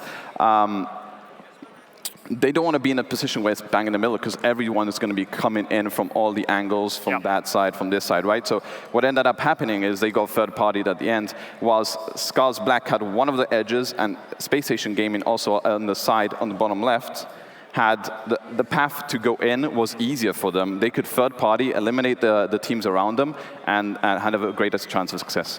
All right, well, thank you very much, Scoop. My almost MVP of that moment was almost that Molotov at the very beginning that almost caught them. That would have been nice to see, you know, a little burnout. I'm always happy with that. But thank you very much for your great insights as we can now head over to an interview with our winners in Scarlet Black. Thank you very much, Kalaris. Yes, I am in the pit that's occupied by Japanese team Scars Black, and I'm with Shimon, who is one of the final fighters left alive. Shimon, talk me through that final fight in that 7th circle. 初めての試合で強気なムーブできて勝ててよかったです。嬉しいです。It was the first victory, so we are very happy that we were the first team that won the tournament. It was a difficult final circle, though, because you were being closed in by the blue. It forced you to take on Space Station Gaming head-on. How did you and Naruto take down Juicy from Space Station Gaming? 最後のシーンのことなんですけど、最後に2人だけがいて、相手は1人でしたよね。で、これはすごく難しかったかなと思ってますから、これについて少し説明してくれれば嬉しいです。ラスト2人になった状態で、敵がどこにいるかわからない状態で始まって、自分の先撃たれてから後にどこかわからない状態で反応して倒せたので、とても嬉しいです。So yeah, the situation was extremely hard for us because we were only 2 and we didn't know where the rival exactly is. So the key for our victory was to communicate with each other and to rely on each other. Now, finally, Shimon, Scars Black drops in docks on Sanhok. You currently have the area to yourselves. Have you got a message for anyone who is tempted to hot drop you next time you play on Sanhok? 他のチームに対して何か伝えたい言葉がありますか？ど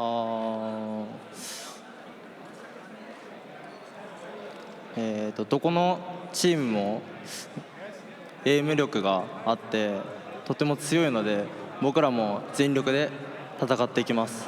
お願いします。So we think that you all are really strong and you are very good rivals. So we are proud that we can participate in such tournament with you all, guys. Thank you. Well, thank you so much, Shimon. Congratulations on winning the first chicken dinner of the tournament with your team, Scars Black.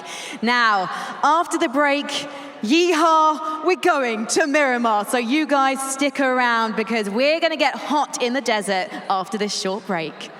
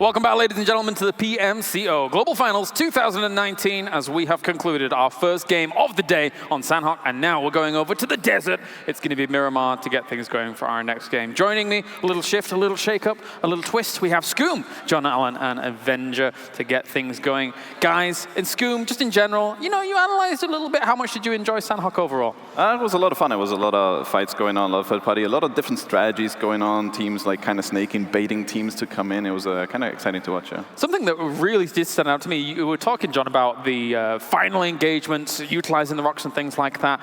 Scars Black, getting onto the rock, lying down on the rock, and then I was like, I have not seen this stuff before. This is some spicy stuff. Yeah, it was pretty risky, to be honest, getting up there, but once he was up there, it was a brilliant position. So it was a risk-reward situation. He was only able to do it because his teammate had actually pushed out wide, had pushed out to the side. So even if he was going to take a firefight, he would have been able to trade it back and forth and leave it in a 1v1. And I really love that they've put everything in it because on their right side, because that's where the circle was, that's where it was going to go. Yeah. I was surprised that they, obviously, in Scar's position, they want to hold it. They want to make sure that they gatekeep. They have the position. They have the circle. I was surprised that SSG actually didn't go for, from SSG's perspective, for a right rotate around the rock, because that's actually what was kind of the most cover in terms of they had their own rock and they had the rock that Scars have. So I was actually expecting them both to push around there. Right. But they ended up playing it a bit more safe, trying to get a more of a sneaky kill and trying to sneak more into the circle there. But I was surprised how everything kind of folded out. And every time I see these players, I'm like, how do they do this with 3, 4 fingers? It's just so fast. 3, you think they're... Some of them are. Lopsided. Thumbs are fingers. Thumbs and a index finger for shooting. I like it. Let's take a look at the overall kills there from our first game, of course, as we will have just only the first kills coming in from that first game to start things off, because we've only had one game. And you see Shimon up towards the top there, being able to lead the charge. So despite Purple Mood actually going out, you know, in like a 5th position-ish, I think it was, they still got themselves a lot of kills on the board, which is thankful in part to, I guess, their middle position whilst that was going on. Yeah, for sure. I mean, they got themselves in not a lot of fights that ended up wiping them, but they got a lot of fights, so they got a lot of kills because of it. So impressive for them. And they came from prelims, they won that, so I feel like that gives them an advantage of just getting that LAN experience of being here for 1 week. So they're feeling comfortable, I believe. And speaking of those prelims, is that a scary thought, a scary notion for some of these teams that came through the regionals? Obviously, they came through the regionals, so they won them. But 2 of our teams that won prelims, it being Purple Mood and XQuest, both find themselves in the top 5 already in the first game. So they're showing a lot of power after just playing last week. I think that's a fair assertion to make. Maybe it's something to do with they've been here for a little bit longer. They've acclimatized to being in Berlin, the time zone, time differences as well can come into play. So the fact that they've been here for a week already, they've been able, go out and see the sites, get some practice in situ, maybe playing to their advantage at this stage. I think so too. I mean, compared to coming in yesterday or the day before, especially in Seoul, I think it's an advantage being here, being already. The more experience you have on LAN, the better, the more momentum you can gain. Especially they got top 5 in the prelims, so they're sitting here now. So I definitely think it's an advantage. Of course, we see Scars Black getting themselves the top spot with 39 points overall up towards the top. And actually joint second from our first game will be Space Station Gaming as well as XQuest with 29 points each. And then from down there, of course, you have all of these teams being able to rack up just a few kills and a few points here and there, with 69 team having themselves 12 points to boot. So it looks like quite the lead when it comes to some of the top spots, but there's so many points for placements. It's going to be shaken up every single game, every single day. Yeah, of course. When you play one game, it seems like one team, they're going to win the whole tournament. This is the tournament best, to take. But we still have so many more games to go. It's just one game. Normally, there's the thing where you win the one game, and then the next game you bum out and you die first. I think that's a curse. Yeah, so it could happen, and then everyone catches up. You know, there's a lot of games to go. And it's Sanhok as well, which is the map that changes everything, right? It's a completely different play style to what you see, particularly on Miramar as well. So this is going to be quite an interesting transition to make. Talk to me about Miramar. Okay. Do it. Give me it, Sandy. Well, it's pretty sandy. Don't like sand. Scrum obviously loves Sanhok the most. So let's talk about the Miramar a little bit. The biggest map. The biggest rotations, I'm looking forward to macro plays. I'm looking forward to see these circles shrink, and then we're going to see the teams that are going to be on the far other side. We're going to see some really nice rotations coming out from them in cars, obviously, and I'm looking forward to see how they're going to take that to the advantage. Also, are we going to see any contests? Are we going to see any hot drops? How the team's going to split out, and how our playing path is going to be. It's going to be extremely exciting. Makes a bigger difference on Miramar, of course, it being a bigger map. Yeah, for sure. And in Miramar, you have a lot of space to move around. Like in Sanhok, if you have teams around you, it's hard to choose a plan B because it's so small of a map. But here in Miramar, if someone hot drops on your area, there are more teams than one, because I think there's a lot of teams that are going to go Hacienda, for example. There's, I think, like 3 or 4 teams go into that location. So if you want to have a plan B, you have so many different options. Like you can have different approaches and stuff like that. And going into Miramar on the first map of they're going to play this tournament is a teaser. Like the teams adjust to see what they play, and then they come back tomorrow and adjust the loot spot to the strategy and stuff like that. All right, well, thank you very much, gentlemen, as it is now time to get into our second match of the day. We're going from Sanhok, where everything is close quarters against all the foliage, and we're going to Miramar, where long-range factors could be a big deal here when it comes to those sniper rifles and DMRs. Time to head over to game number 2, and time to bring you the commentary team here for the game. Once again, it's Roz and Toffees. Game 2 underway. We saw an awesome match, and honestly, kind of a surprise final 2 there coming from Scars and SSG. Maybe not for everyone. Seven Worlds did say SSG is his pick to win this thing. John wasn't really believing in that. What do you think? Consistency or bombastic style? I mean, you want to have consistency, but don't forget XQF as well, because they are tied up with SSG right now on 29 points. Now, it's going to be interesting because we're moving into Miramar. It's going to be different playstyle. The players, they know the map so much better. They've been playing on Miramar for a long time. And I mean, you got to remember, it's not always just about getting to the end. PLM had the most kills in that last game, but that was only 8 points for us. You got to get the kills and the placement. On a place like Miramar, where rotations become difficult, you're forced to use vehicles, and it's not the easiest thing in the world to drive here. That can be very, very tough. Yeah, it's gonna be amazing to see because, hey, positioning equals kills. Take a look at the arena brought to you by Next. This is the PUBG Club Open Global Finals. The teams are in the pits. I love this, Froz. One of my favorite things about PUBG Mobile Esports is the idea. It's esports. It's hardcore. These guys are the best players in the world, but they can do it from a couch. They can do it from work. They can do it during the breaks. We got players here, like from Team Queso. Those players work and are students full time. I mean, one of their guys literally is cutting keys at a hardware store to support himself and sneaking in games during his break. Hey, I mean, look at it. If you're watching this right now, you could be one of these guys sitting here. Yeah, I mean, you should. It's definitely an option. We had 35,000 teams drop here in the first place. They came out to the open. Anybody had a shot at winning, and here are the best 16 in the world. It's actually amazing. Can you even imagine 35,000 teams? How many that is? And only India itself had 11,000. Absolutely, and a big shout out to Team Seoul, the representative, one of the big reps from that region. They had to fight their way here. The fans came out in droves to support these guys, and they're still doing it right now. I saw them earlier this morning. They were so happy. They're super confident. I mean, they've got some like these insane Instagram follower counts, but they're like super down to earth, talking to the fans, talking to the people here, just being like, man, we're excited for this opportunity. Look, they got a lot of fans here in the arena itself as well. It was amazing to see during the introduction, and all the fans was just going wild. Absolutely. There's nothing better than that. The idea of knowing that you have the support of the people that are watching you, knowing that you have the support of the organizations. And we got teams like the Brazilian Killers, for instance. You know, we always talk about players having to stress out about keeping the CEOs happy. The CEO plays on the team with them. Pretty cool to see the fact that they've got a sort of a different dynamic. I can't wait to see how that plays out during the course of the entire tournament. Man, I'm super hyped for what's happening going forward. Toffees, I got a question for you. Yeah. When you play PUBG Mobile, where and what do you sit on? What do I sit on? Yeah. A chair. A chair? Yeah. All right. Oh, I see, okay. And you? I lay down in a couch, but at the same time, I always drop the phone on my face. Well, it hurts. You play with a phone the same way you drive, constantly crashing it. That said, we're going to send it back to James and the boys just for a little while to chat more about Miramar and the difficulties that they have playing there. That's right. Thank you very much, Toffees and Froz. Of course, as we continue things here, obviously we're just going to fully solve everything before these players get back into the lobby, as that rehost will be happening in a few minutes' time. We want everybody here, as it is so important for the global finals, to be in as best a position and situation as possible. So we're just going to take a moment to get everyone good to go. I like that Toffees was, mentioning that Froz is a terrible driver. Everybody around the world needs to know that. That's very important.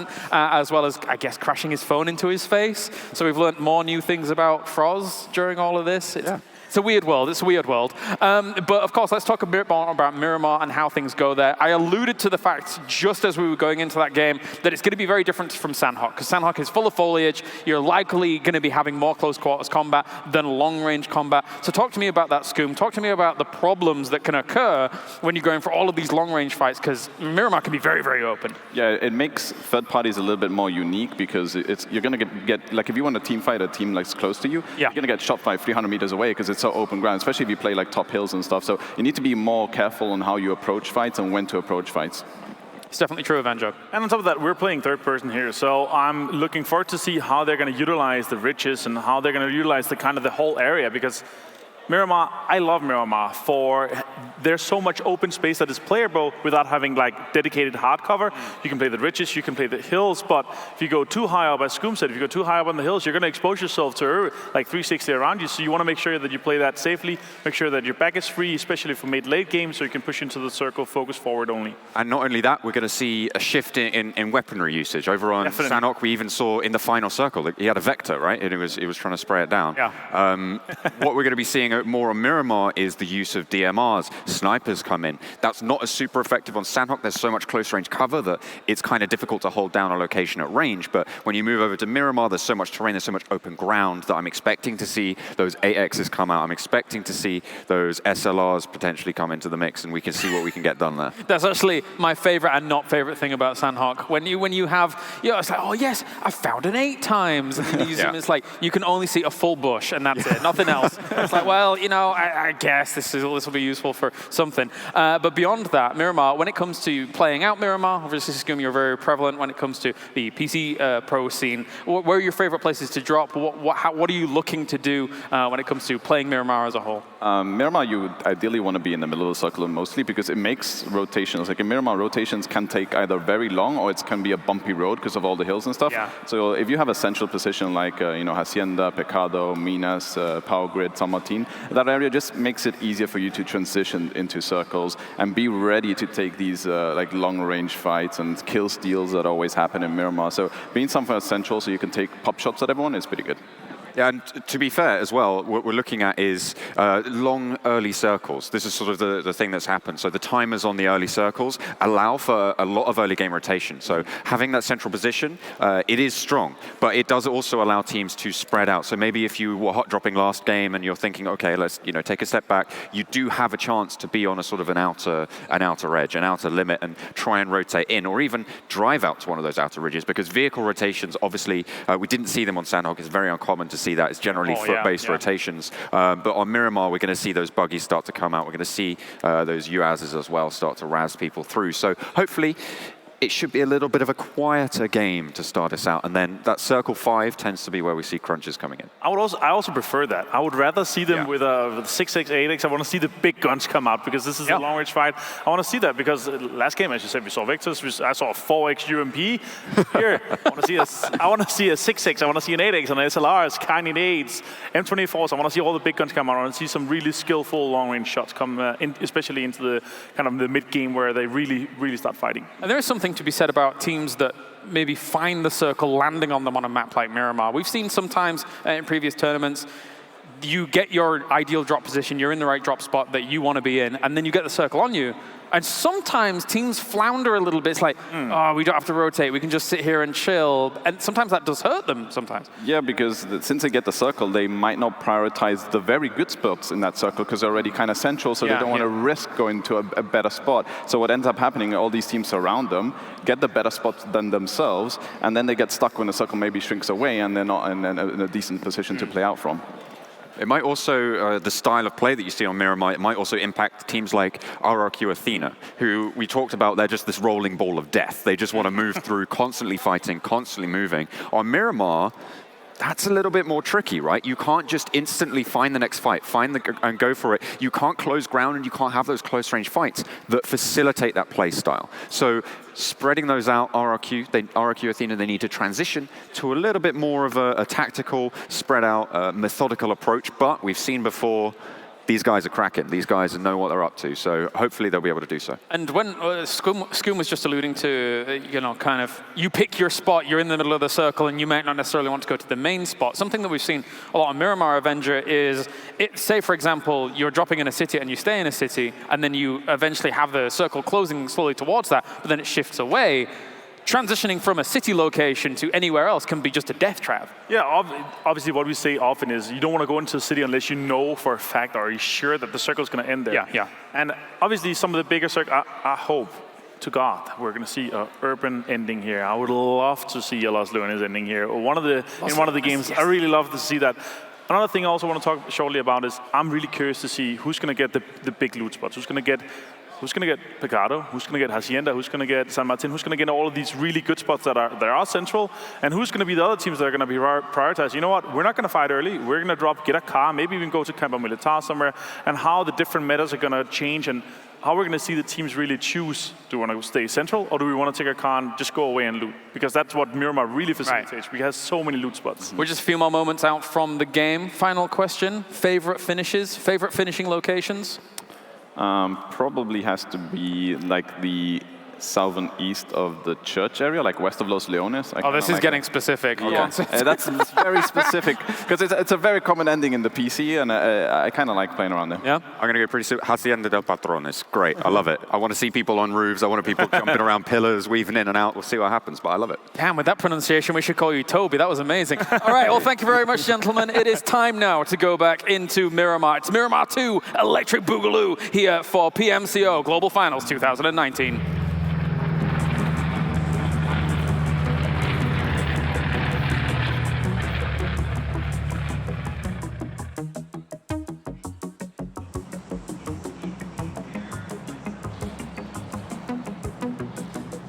The plane is in the air and we have returned to beautiful Miramar. The desert below and death above as the teams prepare to drop in and spread the love, or the lead, if you will, and hope to be the last team standing. Froz. Hey, once again, we got a pretty rough plane here, though. Looking at it from the center on the north side going towards the southwest.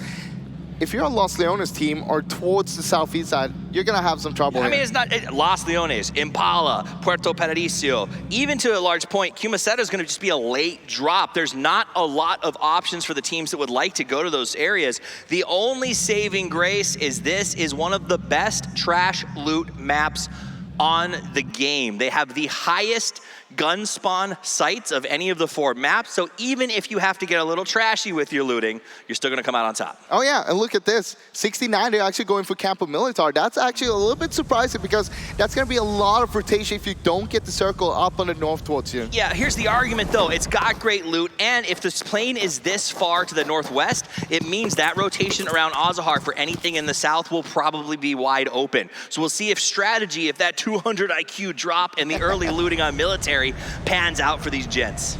Okay, we got the first circle, and let's see, it's gonna be on the western side. So that's exactly what they didn't want to see. Well, it doesn't really matter because they can do a rotation on the north side of the map without any problem. There's not many teams there. I mean, you got Scars Black up on La Corberea, but that's about it. The only challenge here is Team 69 won't have been able to really track who's dropped on the north side, so the rotation may be tricky. But let's jump over to Bigatron Gaming as they get their loot up and running in a contested area. This Hacienda, it looks like is it going to be challenging? No, they got this to themselves. Happy-go-lucky, lots of loot here, lots of ability to sort of guarantee almost the first circle is going to come near to you. You don't have to move that quickly. Good spot for them. Well, at the same time, with the circle that we have, it's going to be a little bit rough because you don't want to go south towards Picado, so they got to go north, and that means you're moving out from the center of the circle. You want to go a little bit around it and go north side of San Martin. Looting in a mansion, relaxing in one, as well as those guys play on the couches here in Berlin. Let's jump over to the guys from PLM who will be looting down on the south side of the map. They are not alone. They are going to potentially be contested by SSG. These are two teams that fought it out and sort of were in the mix in the final 5 of the last map, again, right on top of each other, and this fight could potentially break out as the guys from SSG don't have a lot of loot options. They have to try to take what they're going to use. Look, Purple Moon, they were not happy they got to play in the prelims, but they did really good there. They had 4 wins out of the 12 games, and we saw them in the last game, 11 kills, most kills in that game. I mean, that's what it comes down to, is making the most of what you got. You get one of those situations where you're not happy that you're in those prelims, but you learn from it. I mean, it was a meat grinder. The best teams, the second best teams from all of these regions fighting it out. They had to survive it, and this is a placement-focused team. We saw what they did last time. They moved towards middle. They maintained their position. They got decent placement and a good amount of kills. Remember, what do you think, Fraz? Does placement come with points, or how does that work when they talk about kills to placement ratio? Positioning equals points. Positioning equals points. Because positioning will mean that you'll get a good placement in the game itself, but you'll also get a lot of kills if you're good on it. So you have to be aware. Go to that middle spot. Sure, maybe you end up getting smashed at some point, but you finish in the top 3, you put the big points on the board. But if you want to get that chicken dinner, if you want to take home the big win, right? When we play, that's all we really care about, taking home the big chicken. You got to be willing to go early out and eradicate fights. That's why I want to see PLM do a little better on this one. Is last time, I think they tucked in for a little too long instead of, say, going out looking for some third parties and clearing the wedge of the pie, right? If you think of the circle as a giant pizza, you want to maintain your wedge. I mean, also, at the same time, since we're on Miramar now and not on Sanhok anymore, the playstyle is so different. You can't just go snaking. You got so much vision from high grounds on this map. It's kind of impossible for you to just be snaking. You want to be active. You want to be proactive and knowing what's around you all the time. We just checked in with Team Seoul, looting Picado, the city of Sin, all for themselves. And now we'll jump over to RRQ. Now, here's the deal. This is a team that everyone is scared of. These guys know how to fight. They're favorites in this tournament. They get Pozo all to themselves, and then they get the middle of the circle. I mean, can't be much better, right? At least that's what you think, but sometimes some of the teams, they don't really like this because you don't know what's happening. If you're outside a circle, you need to get inside and you get to grab all information. Now, if you're in the center of the circle from the start like this, you don't really know where you want to play. And if you choose the wrong spot and the circle doesn't end there, you're going to be like, oh my God, we could have gone to that spot from the start. And I think that's what you bring up as a great point, Fraz. PUBG is an information game. Sure, it's survival. Sure, it's a shooter. But at the end of the day, it's all about gathering information and making smart decisions. When you're in the circle, we see teams struggle with that. Do you loot too long? When's the time to rotate? Where are your enemies coming from? Really, I think RRQ should already be occupying the church compound above Pozo, preparing a defense because teams are going to start showing up relatively soon. The problem is, in the middle, how do you find that timing when it feels like you have forever? I mean, looking at it though, Ernie, he went a little bit to the east right now. He's trying to get up on the hill there, or the mountain itself, trying to get a little bit of vision. All right, we'll jump down to Unique and then all the way over to the Brazilian Killers, who look like they are looting pretty far out here right now. They're on Higos. Yeah, Los Higos all by themselves on their own little island. Problem with Higos is they're going to have to go through PLM or rotate late. That's the option. Well, the thing is, they got the whole western side they can actually rotate on, and PLM, they should be rotating pretty early. They shouldn't be waiting for too long because they have the possibility to get towards the center, get himself into a really good position. Absolutely. Now remember, south of Picado has the chance to become a bit of a bloodbath. A lot of teams going to be looking to come through sort of this Death Valley region north of Picado and sort of that crossroads south of it. Both of those spots, dangerous spots to make transitions in cars. Teams are just waiting to take you out. So you got to be careful there. Teams that want to make it through that spot and find middle positions need to do so now. Wait too long and you're going to get stuck. Yeah, and we saw a big E-tron that was looting in Hacienda. Right now they are moving a little bit north. They're trying to go in from the east side there towards the west. ARG got Los Leones. I mean, we talked about Los Leones. It was way off of the flight path. Yeah. ARG had to fight to get there. They're going to have a little bit of time to loot because they know no one else is going to be too close to them. One thing I just spotted is that SSG is very split up right now. You have people in Impala, La Bendita, but also in La Riviera on the western side there. I honestly I can't wait to talk to him after the game today and be like, this split is bananas. So I don't know if they were trying to say do a 2-2 split and shore up the idea that wherever the circle went, they had options in terms of early compound grabs, and that's the only thing I can think of. Getting a pair into this size of a map, into an early middle compound and locking it up, and then sitting there and scaring everyone away, right? You sit there, you got a guy shooting off every gun, switching back and forth to convince them there's more than 2 people. It could work. It could work, but it's really hard as well, because remember, if you're alone in a big compound, wow. Groza gonna load up with his partner as they head out, and the rotations have started. The exodus, the transitions, as everyone tries to find a place to call home. But Miramar has plenty of those places. Compounds aplenty on this map. Talk to me about how you play the transition in the mid game. All right, so if you're outside the circle right now and you see the circle is closing in, you want to enter the new circle as soon as it shifts towards the next phase, because then you'll see where the next circle will be, and you're gonna be on the transition, on the move. And look at this though, what's happening? Like Nova taking some shots here. They does manage to get away. We see them butting heads with the opponents here. It looks like it is gonna be Scars Black that's taking some shots at them. Scars has the rooftops. Nova sort of came into their area here, and Scars definitely has the visual advantage with George up on the roof, using that third-party perspective to gather information. You can see him doing it right now with the map, with the camera control, and letting his team on the ground know exactly where their opponents are. Yeah, Nova, they can't really get an angle on George if George doesn't stand up, so he could just be the Overwatch and give all the information in the world towards his teammates. Yep, absolutely. So Nova gonna jump away here. We see Fireboy taking some shots at Soul now. Mortal gonna have to try to turn around and get away, and it's not gonna be an issue. I don't think they'll lose him necessarily, except, KK Skr right there. Okay, I think Soul should be all right here, as the guys from Top Esports are gonna tuck in and just sort of send some warnings downrange. I mean, yeah, they're just southwest of the power grid, and there's a lot of space to play on. Remember, we're just in phase 2 here. You don't need to engage right now. What you want to do is still position yourself for the later games. You want to, if it goes to a city, for example, you want to be ready to just crash into that city. Absolutely, and again, the thing about Miramar is you start to move in, you find a safe spot, and then you just really want to wait for the circle, right? You want to let everyone else fight it out, let people die in transition.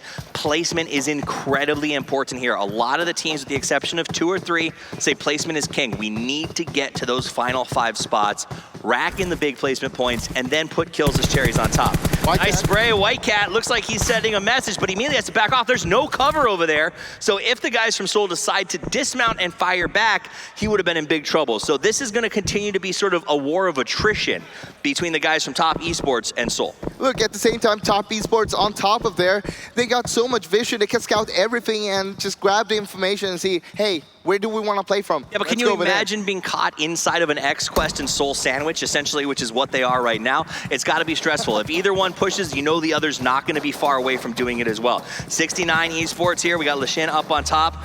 Booflaw as well over by the Crater fields. Not a bad position. I like Crater. Good places to hide cars and good places to rotate out of. But at the same time, when you're on a high ground here, you don't have too much cover to work with. So you got to be careful and choose wisely where you want to be playing it from. Still staring at Nova as they make that rotation here. Let's take a look at the big map. You can see who is alive so far. We've only lost 1 player from All Rejection Gaming. Everyone else still up. Everyone else still rotating. Look at PLM. Once again, they're going on the west side, and they're more or less all alone over there. Yeah. It was kind of the same thing we saw on Sanhok in the last game when they went on the north side all by himself. I expect him to stop at the God buildings for a little bit of scouting, maybe rotate to the South Pozo Hills. That's a good spot to sort of hunker down. I think they're probably watching that loot drop coming down. Meanwhile, Kitsune is watching his own opponent right now. He's so far away, I can't even see who he's fighting at the moment, but he's forced him to stop his car and dismount. And you're going to miss every shot you don't take. 100% of the time you miss a shot if you don't take it. You are absolutely correct, Froz. And that's, I think, one of the biggest ones when you start to learn to play, especially survival stuff, PUBG Mobile, you want to take the shot. There's no downside. Maybe you lose, but hey, GG go next, baby. All right, Beze putting up a nice shot here as they push up on the guys from Scars Black. It looks like Scars had no idea, completely unprepared. What a shot! He gets the knock over there and behind the hill, and now it looks like Scars is going to be in some serious trouble as ELG just pushes.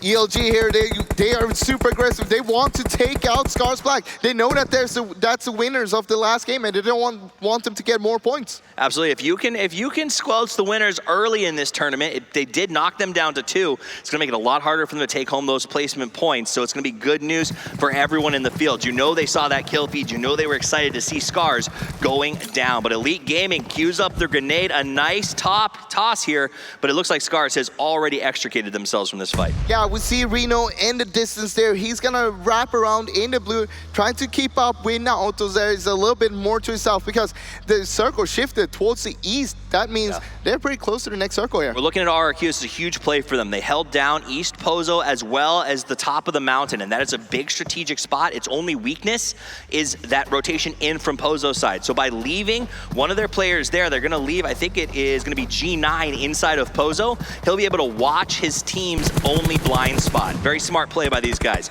Let's go over to Bigatron as they shoot down on SSG, our second place team from the last match. 6-less is now carless as Ryzen gets a nice little shoot. But look at what's happening on the south side there. A flank is coming in, and Ryzen, eyes up. Yep. I mean, he's got the 2 sides to worry about. He knows that he is being pushed down on. He does have a partner nearby, but will it be enough? Working without the red dot, Iron Sight goes to the 4X. Good spray there. Oh no, Juicy! Oh, that's a back tire! Oh, the almost hero from the last game gets knocked off the bike. Not much they can do to save him, and he's gonna crawl and just make it hard to get the kill. But don't tell Ryzen that. Apparently, he doesn't even need to worry about the recoil. He's a one-man show right now. Where's the rest of his nade? Is it gonna be a Kobe? No, it's not enough. It was perfectly on the smoke though. He threw it to the right spot. It was great. It sent a message to SSG. Maybe it's best if you just hide, boys. Look, SSG got the shack right now. It's not optimal though, but you're in the center of the circle. You have cover around you, and you have the windows you can just peek out of. Remember, third-person perspective, they're using that advantage to peek through the small hole, and they can figure out where their opponents are. The bad news is, XQuest not far away. They want to get involved with Bigatron. He's in trouble. Natic got to run as he is getting lit by Cool Boy. Fortunate, there it is. One tag, sends a message. Natic immediately reverses the car. Probably going to hide back in that ditch and say, okay, message received, my man. Hey, XQF here, they got a great compound, and again, they are in the center of the circle as well, more or less. So that means if they can hold this off, they can grab a lot of kills. And we saw that in the last game. 10 kills. Yeah, you heard the devs talking about it. Scoom brought up the vast size of this map, how we're going to see a lot of long-range fighting in the mid-game. That's exactly what we're seeing. In Sanhok, we saw a lot of 3Xs and sprays. Here, it's been all about the 4 and the 6X and the very careful tap of the DMR. And DMR seemed to really be a carrier here on the Miramar map. Oh yeah, and XQF with Purple Mood, 4 wins each in the prelims. So that means 8 out of the 12 games those 2 teams won. You know, Froz, I've noticed, like we said, a lot of these teams are using the DMR over, say, bolt actions. Yeah. What is the advantage that these players get from using DMRs instead of, you know, like my favorite time is to get that headshot with the bolt action. Why are they going DMR? DMR is more forgiving, so even if you miss the first shot, you still get a second chance, a third chance, a fourth chance, even a 20th chance. Yeah, so, you know, put that in your pocket, take it home with you in your game. The DMR is more forgiving, and a lot of times when it comes to these competitive matches, it's just so punishing to miss that first shot with the bolt action. All right, Justice down here on the downhill. Looks like he's got a decent idea of where the Brazilian killers are. The question is, will GC Busan take this fight or just move on to a new spot? Looks like they want to move into a new spot. They also got a few vehicles here to work with. So we know this is Miramar. It might be a little bit open from place to place, but with vehicles, you can build your own little fortress and work from there. At the end of the day, they were outside the circle. It's better to be in if you're going to pick a fight than out, and they're going to start that rotation. Meanwhile, let's jump over to 69 Gaming, who is in a similar position with Nova. Neither of them are inside the circle. If they take this fight, it is a losing proposition for both. You have to finish it quickly, or you have to find a better rotation. And 69 looks like they're going to opt to get into the circle and play gatekeeper instead of force a fight on the outside. It's not always too bad to take the fight, because if you can take the fight and wipe them off, you get more room to work with on your side of the circle. But looks like 69, they're going to set themselves up on the north side of the new circle and try to gatekeep the other teams. You just saw a little map pop in on the right side that showed the path 69 was using to rotate. Cool to see the way that they stopped, they scouted, and they moved instead of just sending it and hoping. Oh, look at Nova. Rotations continue. We've got Nova off to one side, PLM off to the other. Spray's going to open Lachine. Did he find anybody on that one? I think it was a bit. Yep, he's got Nova pinned. They're upside down behind a car. What can you do? If there's one grenade, that'll be the end of Nova, and immediately they start to pull out the throwables. There he goes. Here's the cue. Nova, can he work it out? The cook is on. The toss. Wait for the explosion, and it looks like AY's gotten away. JN, not so much. The grenade wasn't in the right spot, but Nova still pinned down. Gotta be careful, Bufla, getting shot here. He's gonna have to fall back. It looks like a third party might have gotten involved from the distance. Nova defending. I honestly, Frost, don't know how Nova got out of that. Yeah, how did they actually manage to get out of that? 69 should have been on top of that straight away and just starting to nade out and get the kills going. The big one for me is we saw that Nova used offensive grenades instead of just, or not grenades, I'm sorry, smokes. Instead of smoking the players stuck on the car, they smoked the vision lines that 69 had towards Nova. Now let's jump over and take a look at this fight breaking out. SSG looks like they are pinned down and taking some serious damage at the moment, but also returning it, as it looks like I think Scars was pushing them. Yeah, Scars was pushing, but they ended up getting the turnaround kill. You can see the replay here as Unique Old Boy gets that knock here from All Rejection Gaming for Unique.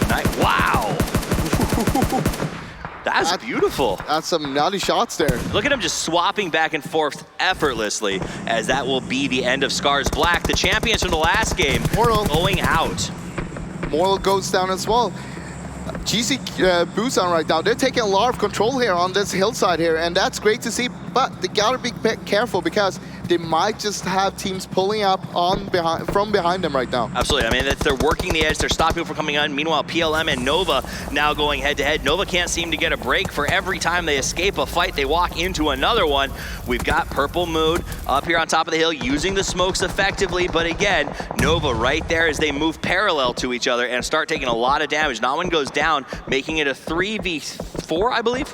This is a super important fight because we saw the new circle pushing towards the north. That means PLM and Nova, they're just outside the circle. Whoever wins this fight, they're gonna have such a good position for next circle. While that fight was going on, Team Seoul was eliminated, taking us down to 13 teams and 45 players left alive.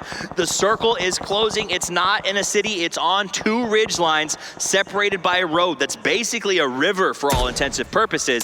You don't want to get caught crossing that, do you? Look, it's all about which side of the river do you want to be on. I'd say south right now because the majority of the playground is there. You got to remember, here in Miramar, it doesn't have the grass benefits of Sanhok, so a lot more smokes being required. Utility is how you make crosses on this map, and these teams are doing it very, very effectively. The problem, Froz, the smokes are going to run out. PLM can't be carrying that many more. They're getting sniped from the distance, RRQ causing problems. Meanwhile, Nova hitting them from the left side. What do you do in that situation? You know the smokes are running out. You gotta come in. You gotta come into the fight. You can't just stay there. If you stay down there, you're basically saying, hey, we're already dead. We'll just try to survive for as long as possible. But you need to take the command here. Push. There's an old saying from an ancient philosopher, just send it. And at some point, you got to commit to that. Let's go to GC Busan, who looks like they may be following that just a little bit as they head uphill into really a mess on top of the mountain. It's a lot of teams on top of the mountain. We have 10 of the teams are towards the south side here, and it's just a big cluster. So Bigatron up on the high ground, trying to defend it as much as they can. It's similar to what PLM had to deal with in the last match, but it's not in the middle of the circle. That's going to be their biggest struggle, is all of these teams stuck on the edge. We got a quick glance back at PLM's situation. It looks like they're down to just one player, Nawin hiding inside of a smoke and hoping for the best. Meanwhile, Nova seems to continue their Teflon streak of dodging bullets as they move down the hill and manage to still survive with one player standing and one on his knees. One is good enough. I mean, one is all you need, right? We saw that in the last game. Yep. Bigatron manages to get the res. They're still going to stay 4 strong. They've got Busan behind them on the edge inside of the blue. He's trying to make the outside rotation. Goes for the spray. Rose ends up going down, and now Justice has the hopes and dreams of the team for this round on his shoulders as he continues to move alongside that blue. Look, they got people all around him, and right now it's all about finish up one fight and focus on the next one. You don't want to take 2 fights at the same time. No helmet on Zuxi. He's going to move around, does get the flush, but Unique is just around the corner. So no matter what the 1-2 punch of the Twins do here, they are going to struggle a little bit with how they get around this one. Bigatron looking to be 4, Unique on the side. Here we'll jump over to Team 69. There's that bolt action we were talking about. Few things feel as good as hitting a shot with the Kar 98. Not hitting the shots right now, though, but hey, I'm looking forward to see those heads starting to pop. I like the confidence that it shows. It says that they're willing to take those shots. They're willing to run the sniper and make teams pay the big bucks. Unique trying to throw those. Oh, where are they getting naded from? Is that coming up and over from Bigatron? No, it was from Senior here on the bottom left side. Nice.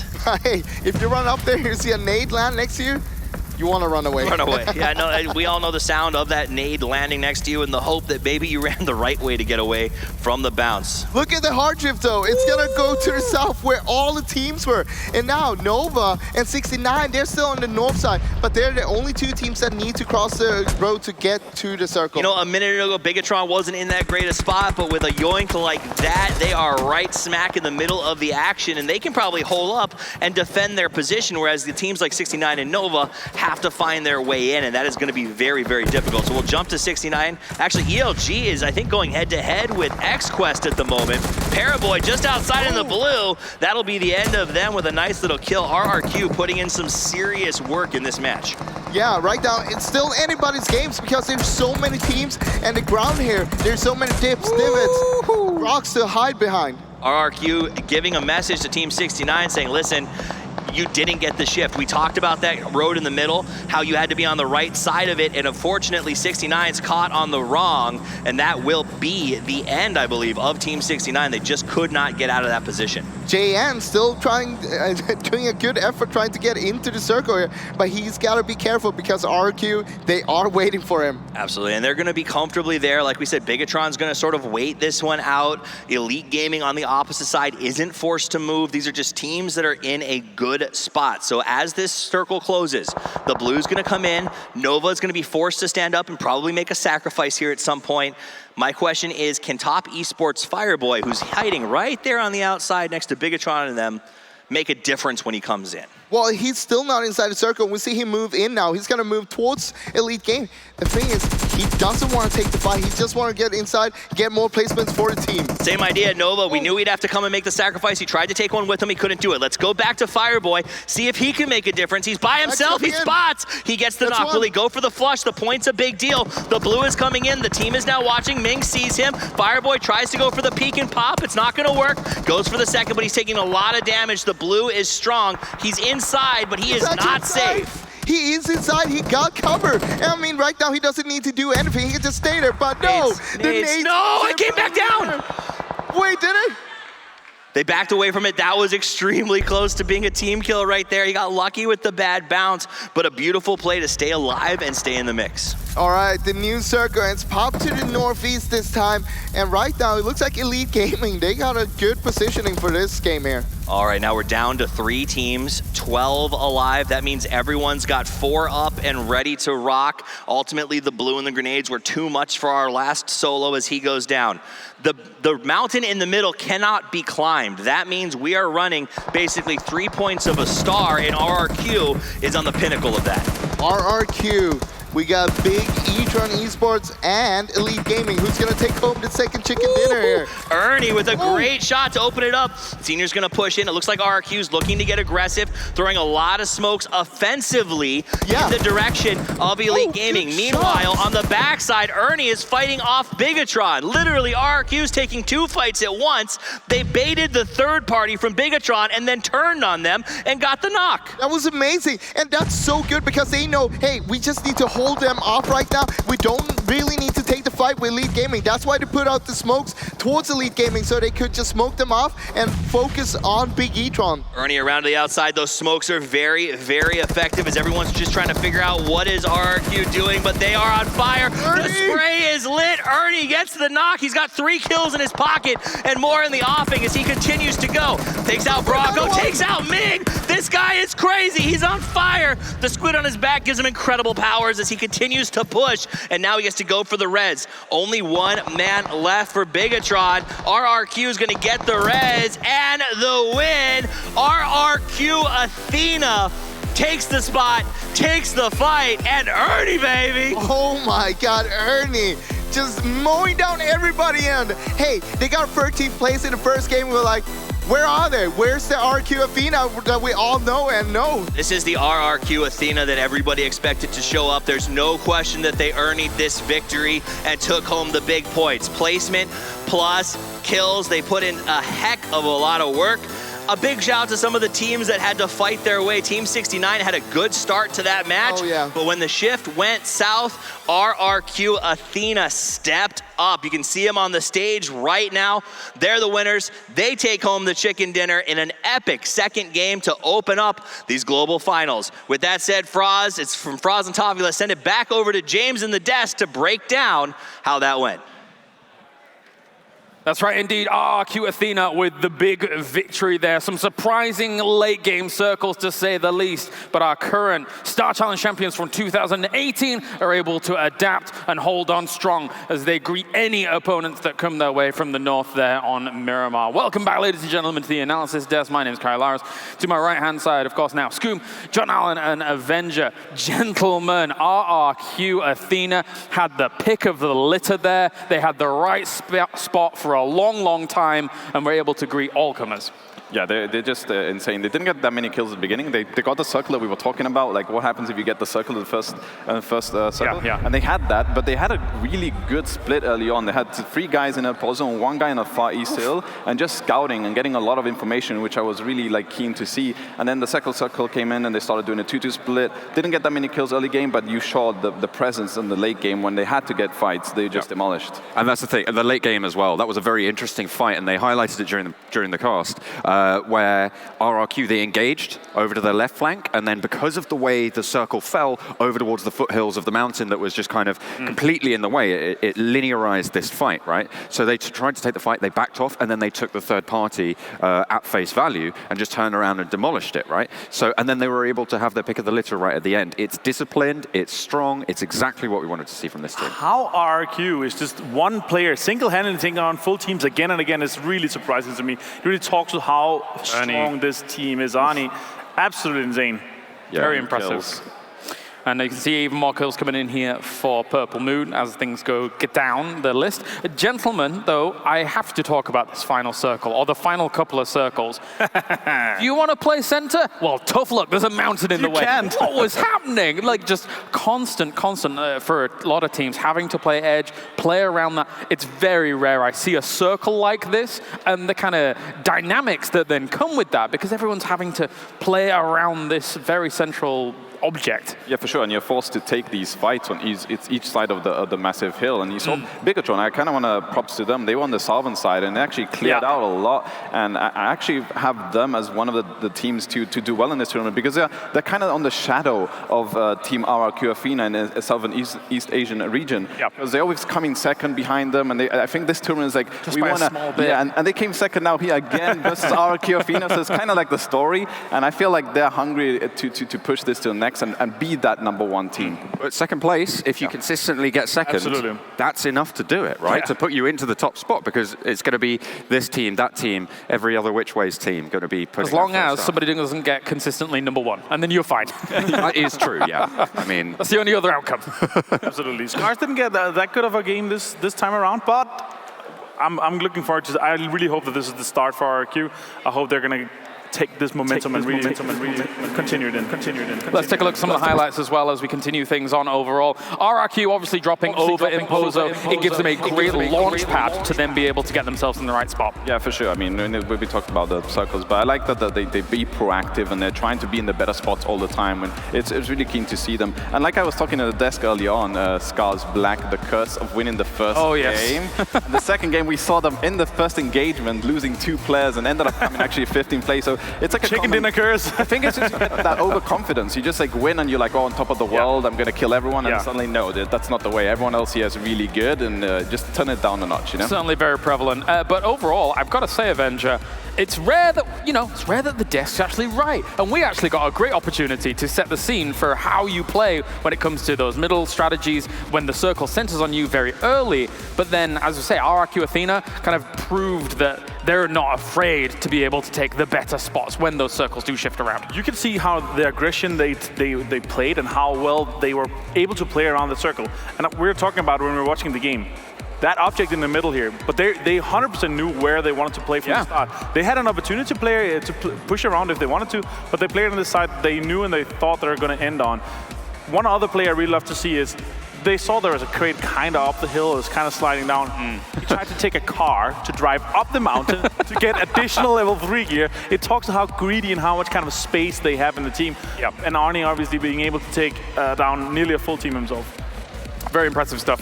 So beyond that, other teams that kind of really stood out to you, John, what were your thoughts here regarding this? I mean, I'm just disappointed that we didn't see Seoul in the final circle. That's Every time I come to you, I feel like this is going to be your answer. It's fine, just don't worry, but you like Seoul. You like Seoul. I mean, me and everybody else in the world, so I feel like I'm in great company there.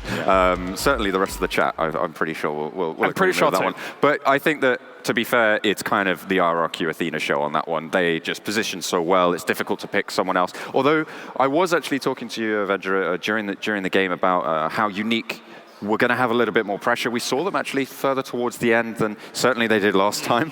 And the way they were able to play around and the strategy and the fights that we highlighted earlier does come into play a lot more on Miramar, and I think we saw a little bit of that going in. Well, let's take a look at our top 4 here from game number 2, of course, as we have our dream team crafted and molded together to present to you as a whole here.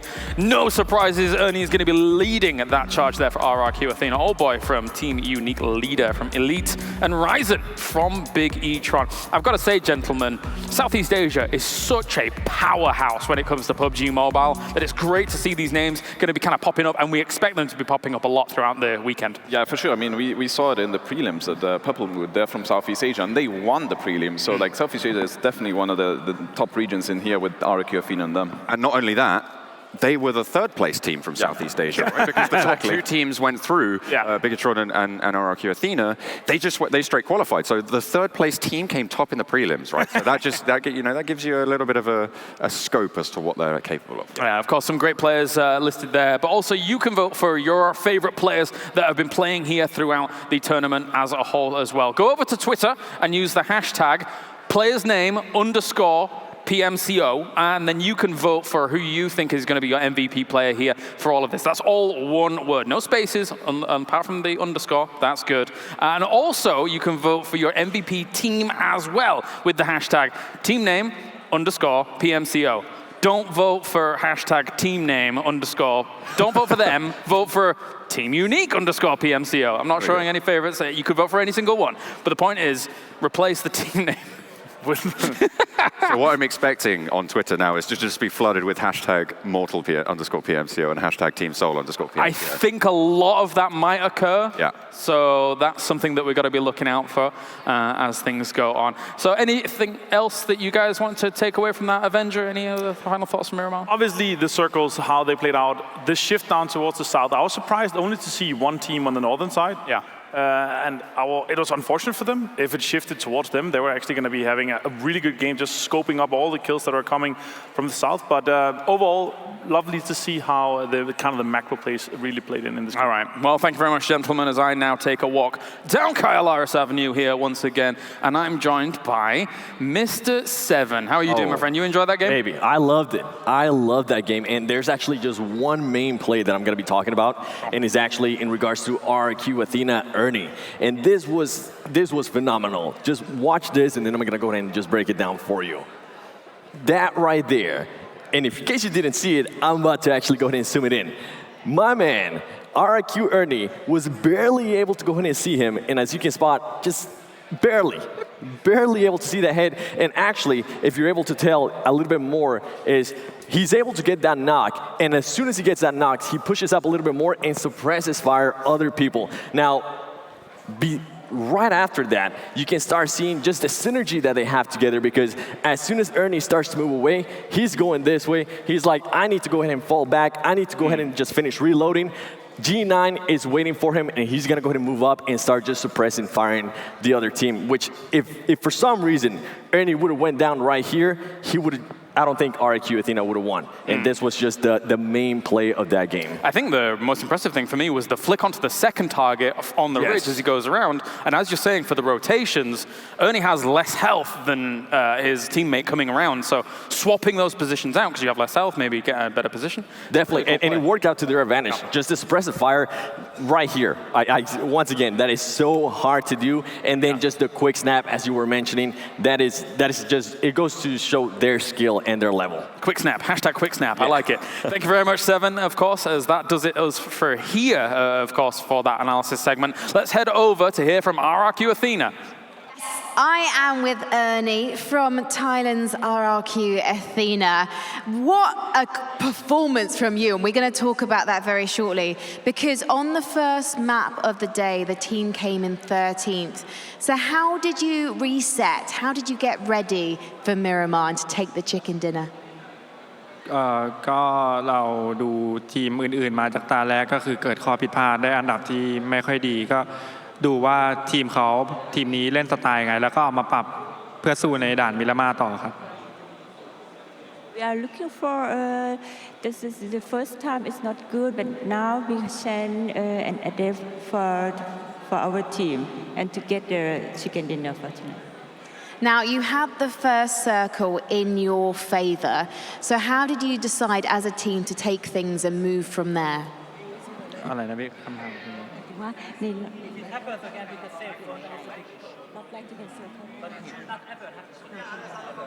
ก็จะดูตามตัวเซอร์เคิลครับว่าวงไปทางไหนแล้วศึกษาทีมคู่แข่งมาก่อนหน้านั้นตั้งนานแล้วครับว่าทีมนี้จะต้องเล่นลายยังไงต้องไปทางไหนแล้วเราก็จะรู้ว่าพอวงมาอย่างนี้ปุ๊บทีมนี้จะอยู่ตรงนี้แล้วเราก็สามารถเข้าไปในจุดที่ไม่มีคนอยู่ได้ Just study before who is the player and we try to do that and where the people not there.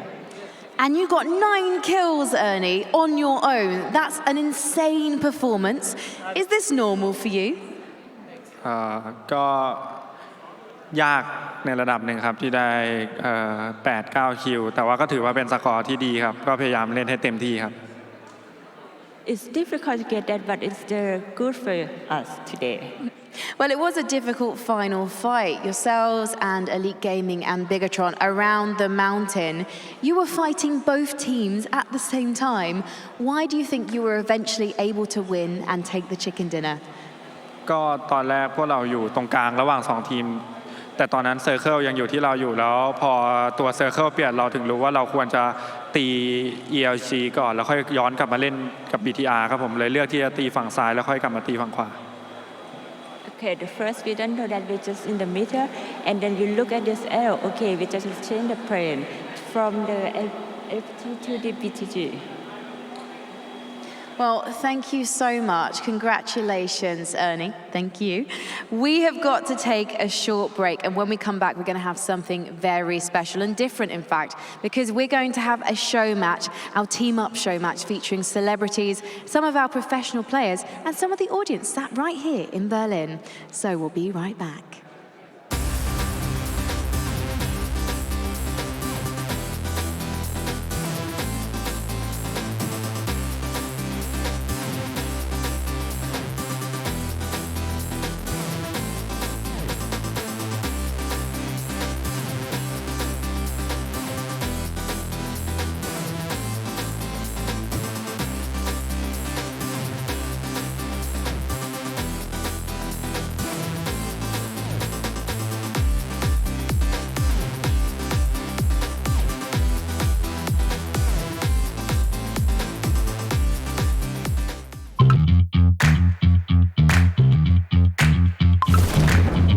Disruptions getting in your way? Focus up with competition mode. Up your game with the Vivo V15 series. Vivo.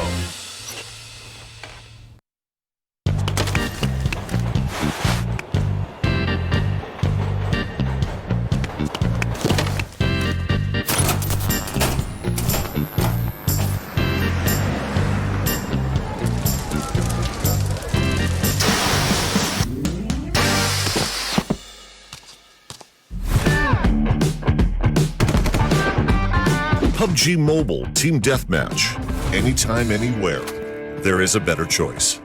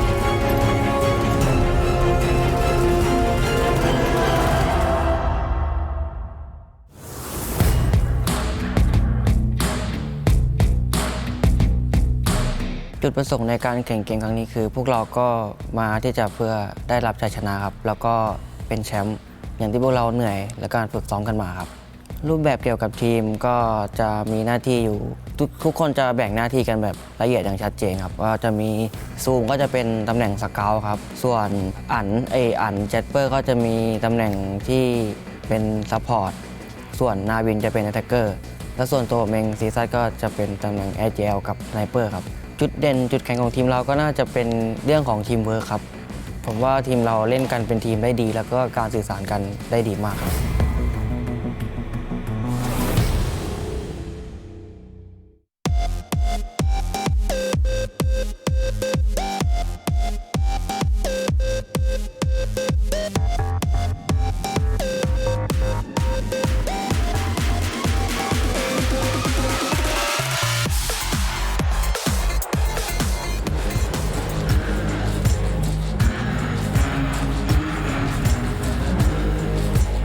ก็อย่างแรกเลยครับคือเราพักผ่อนเต็มที่ครับอย่างที่2คือเราศึกษาการเล่นของคู่ต่อสู้ครับอย่างที่3คือเราวางแผนแล้วก็จัดเตรียมแผนการในการเล่นครับเพื่อให้ได้ง่ายที่จะกินไก่ก็เริ่มจากตัวผมก่อนครับทีนายหน้าที่หลักของผมคือสเกลครับคือหาตำแหน่งให้ทีมเข้าวงในจุดที่ปลอดภัยครับแล้วก็ D2E ครับเป็นแอคแท็กเกอร์กึ่งซัพพอร์ตครับแล้วก็ซีเนียร์นี่ก็เหมือนกันครับเป็นแอคแท็กเกอร์กึ่งซัพพอร์ตครับ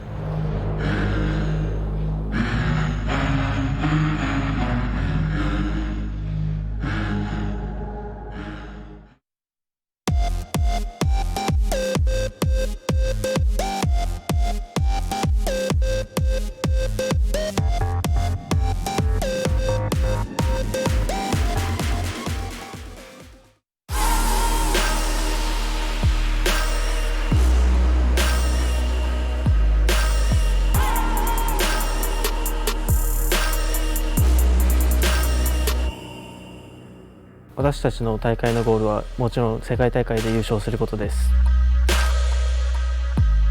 僕たちが意識している敵は同じ日本代表の ARG と韓国代表の GC 部さんです。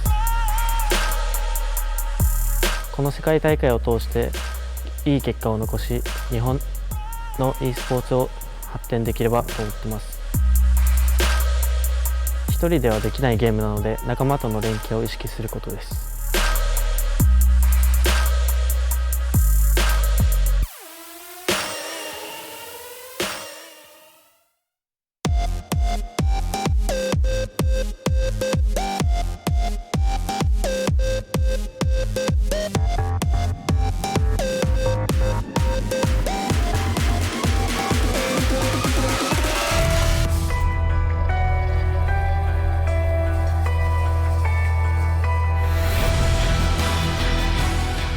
prepared for the event by watching a lot of film, practicing every day, nonstop, making sure that I was fully prepared.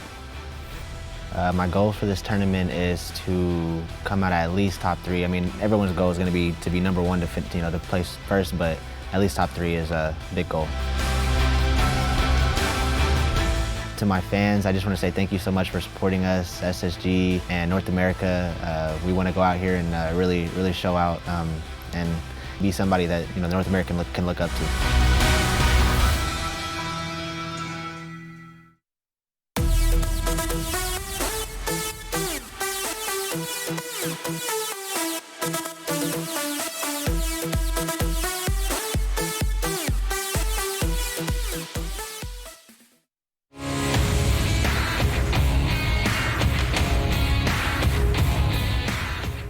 私たちのゴールは ARG で世界一を取ることです。自分の持っているスマホ端末などを使って練習してきました。このゲームでどう勝つかは、たくさん自分の練習をして相手のことを調べ、それに向けて練習することです。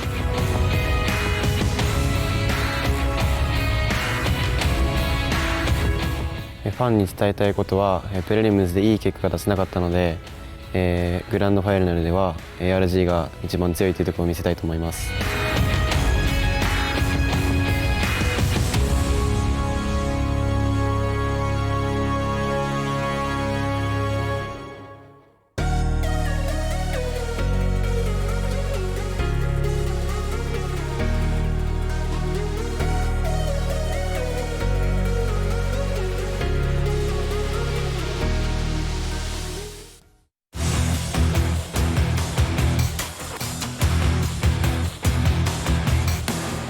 حضرت لها شيء كويس وباذن الله يعني راح نقدم احلى مستوى نقدر نسويه لان احنا ما نعرف المستويات اللي قدامنا ولا مره واجهناهم بس باذن الله بنسوي شيء جدا حلو ومع اجتماع الشباب وخططنا باذن الله نطلع مركز كويس.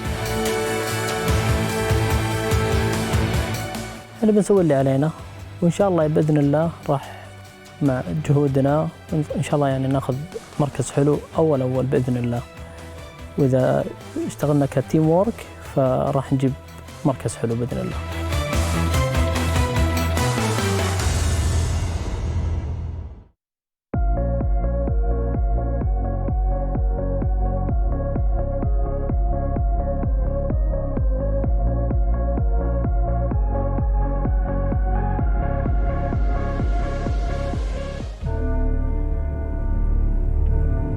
We train a lot of games. Each day we play like 5 hours until 10 hours before we take a flight to Berlin. Fun fact about my team is we fighting every time and we joking every single match of tournament. My brothers is also playing in this team and we always fighting. We have a different agreement every single match. Thank you for support my team and for my country for fighting in this tournament at PMCO Global Final in Berlin.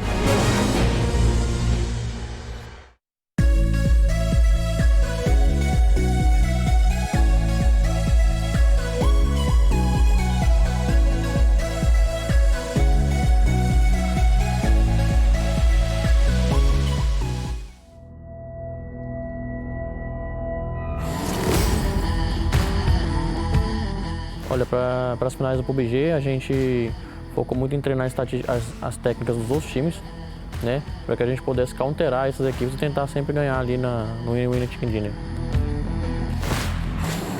A maior força do meu time hoje eu acho que é a estratégia. A gente estuda bastante as outras equipes, tentando sempre entender como que eles trabalham para a gente poder tentar counterar essas estratégias. O que eu acho dos outros times é que eles têm um nível muito alto. A gente está sempre lutando também para chegar nesse nível e que não vai ser fácil, mas a gente vai dar o nosso melhor. O que eu quero dizer para os fãs é agradecer o apoio deles. A gente tem uma torcida muito grande na América do Sul e dizer que a gente vai tentar o máximo e vamos dar de tudo para sempre ter o melhor resultado possível.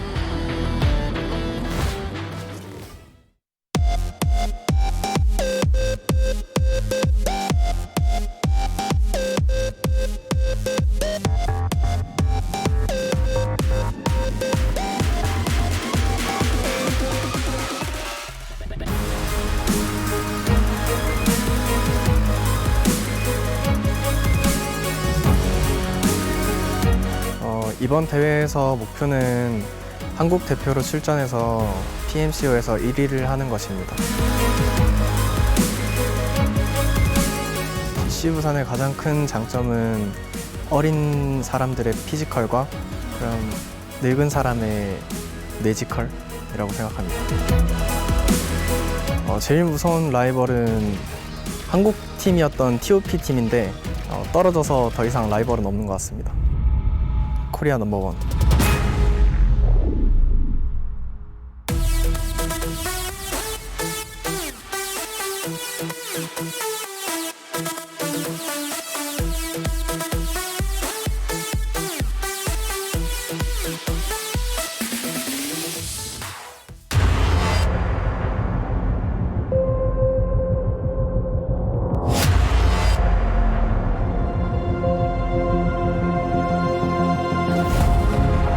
就是不断的去跟其他职业队做这个团练的交流，然后在做任何战术上的一些变动，或者是打法一直不断的变换。相信所有队伍的目标都是拿第1名，我们也会不断的去往这个目标去争取。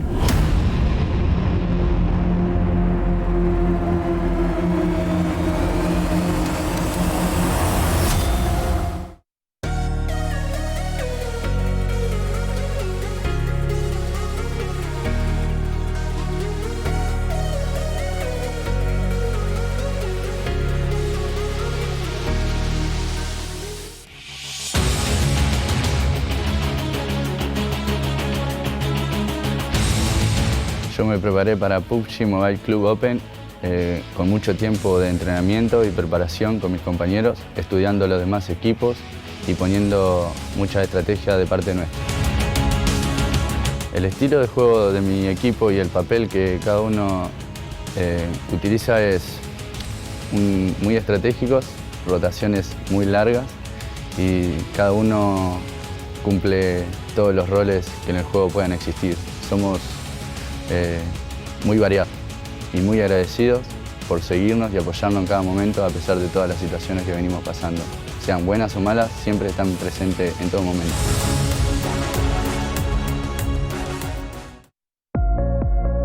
Meeting each other apart from playing games, we used to go for short trips, and now we are, best friends, all of us. Opponents that we fear in this tournament are RRQ, XQF, these two in particular. Thank you so much, guys, for all the support you've been giving us, providing it to us, and keep supporting and we'll keep delivering. Thank you so much.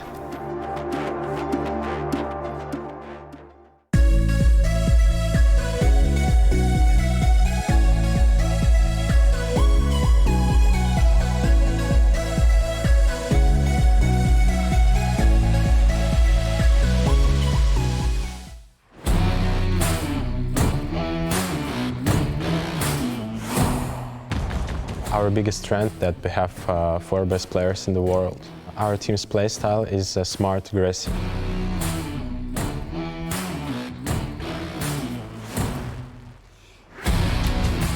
I think that to become a great player, you should have passion and you should be strong, both mentally and physically.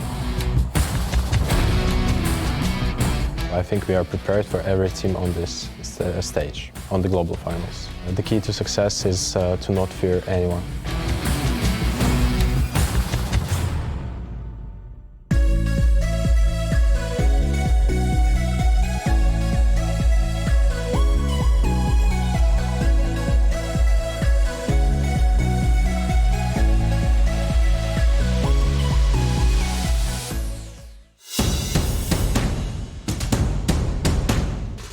参加本次比赛，我们最大的目标就是拿到这个世界冠军。我感觉做一个很强的选手的话，你要自己有自信，然后最主要就是自信，然后就是要对这款游戏有热爱。玩这款游戏就是我感觉诀窍就是多玩就行了。玩的时候你基本上自己就提升了。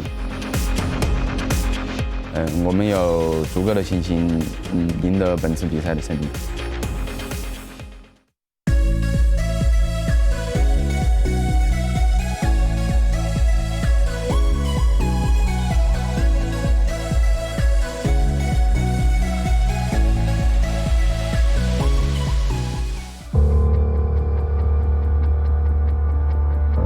参加这一次比赛，肯定我们也是希望能拿到冠军，但是也希望能够我们团队尽每个人的努力拿下更好的成绩。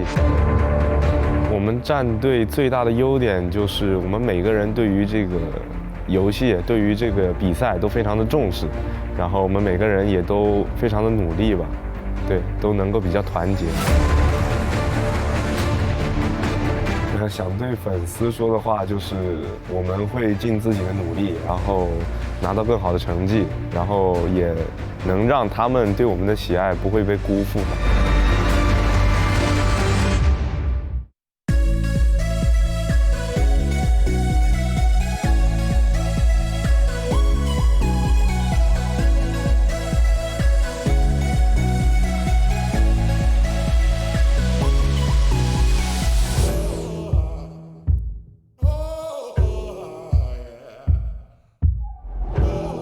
我觉得我们战队最大的优点是4个人齐心协力，以及我觉得胜于其他队伍很多的运营，因为我觉得我们队伍的运营强出其他队伍很多，再加上我们4个队员比较强大的实力，我觉得加在一块就是我们队伍最大的优势。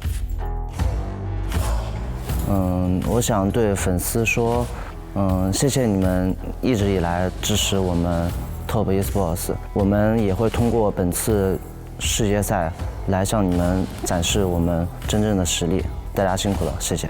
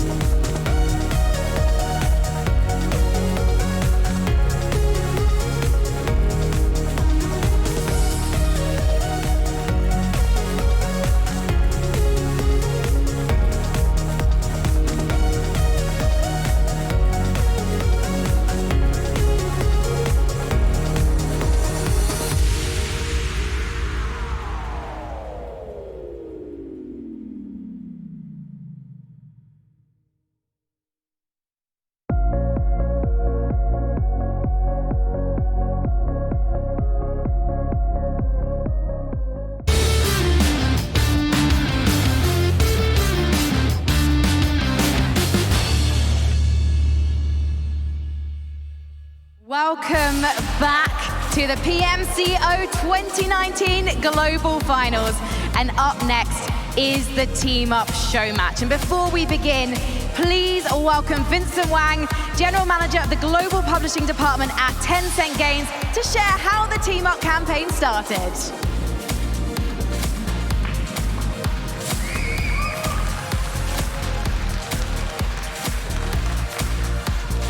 Hello, Vincent. Welcome to Berlin. Thank you, Frankie. And hi, everyone. This is Vincent. Frankie, you were asking about the team up ideas, right? I was. Yes. Actually, after we launched PUBG Mobile last year, we've been working closely with the players and also partners in creating rich and exciting contents for everyone. After PUBG Mobile grows even bigger, we noticed that the game has becoming a bridge in connecting people from all over the world. And the game actually encourages people to team up and to face challenges. So that's the reason why we have the team up idea. And oftentimes, you will notice that maybe the one playing with you is a superstar. Well, speaking of superstars, Giannis, I'm so excited. I said Vincent, I should say, because I just revealed who the superstar joining us on stage is about to be. It is, of course, Giannis. He joined us for the Team Up campaign earlier this year, and he's also from the NBA, and he's the NBA's 2018-19 MVP. So please welcome Giannis. Woo!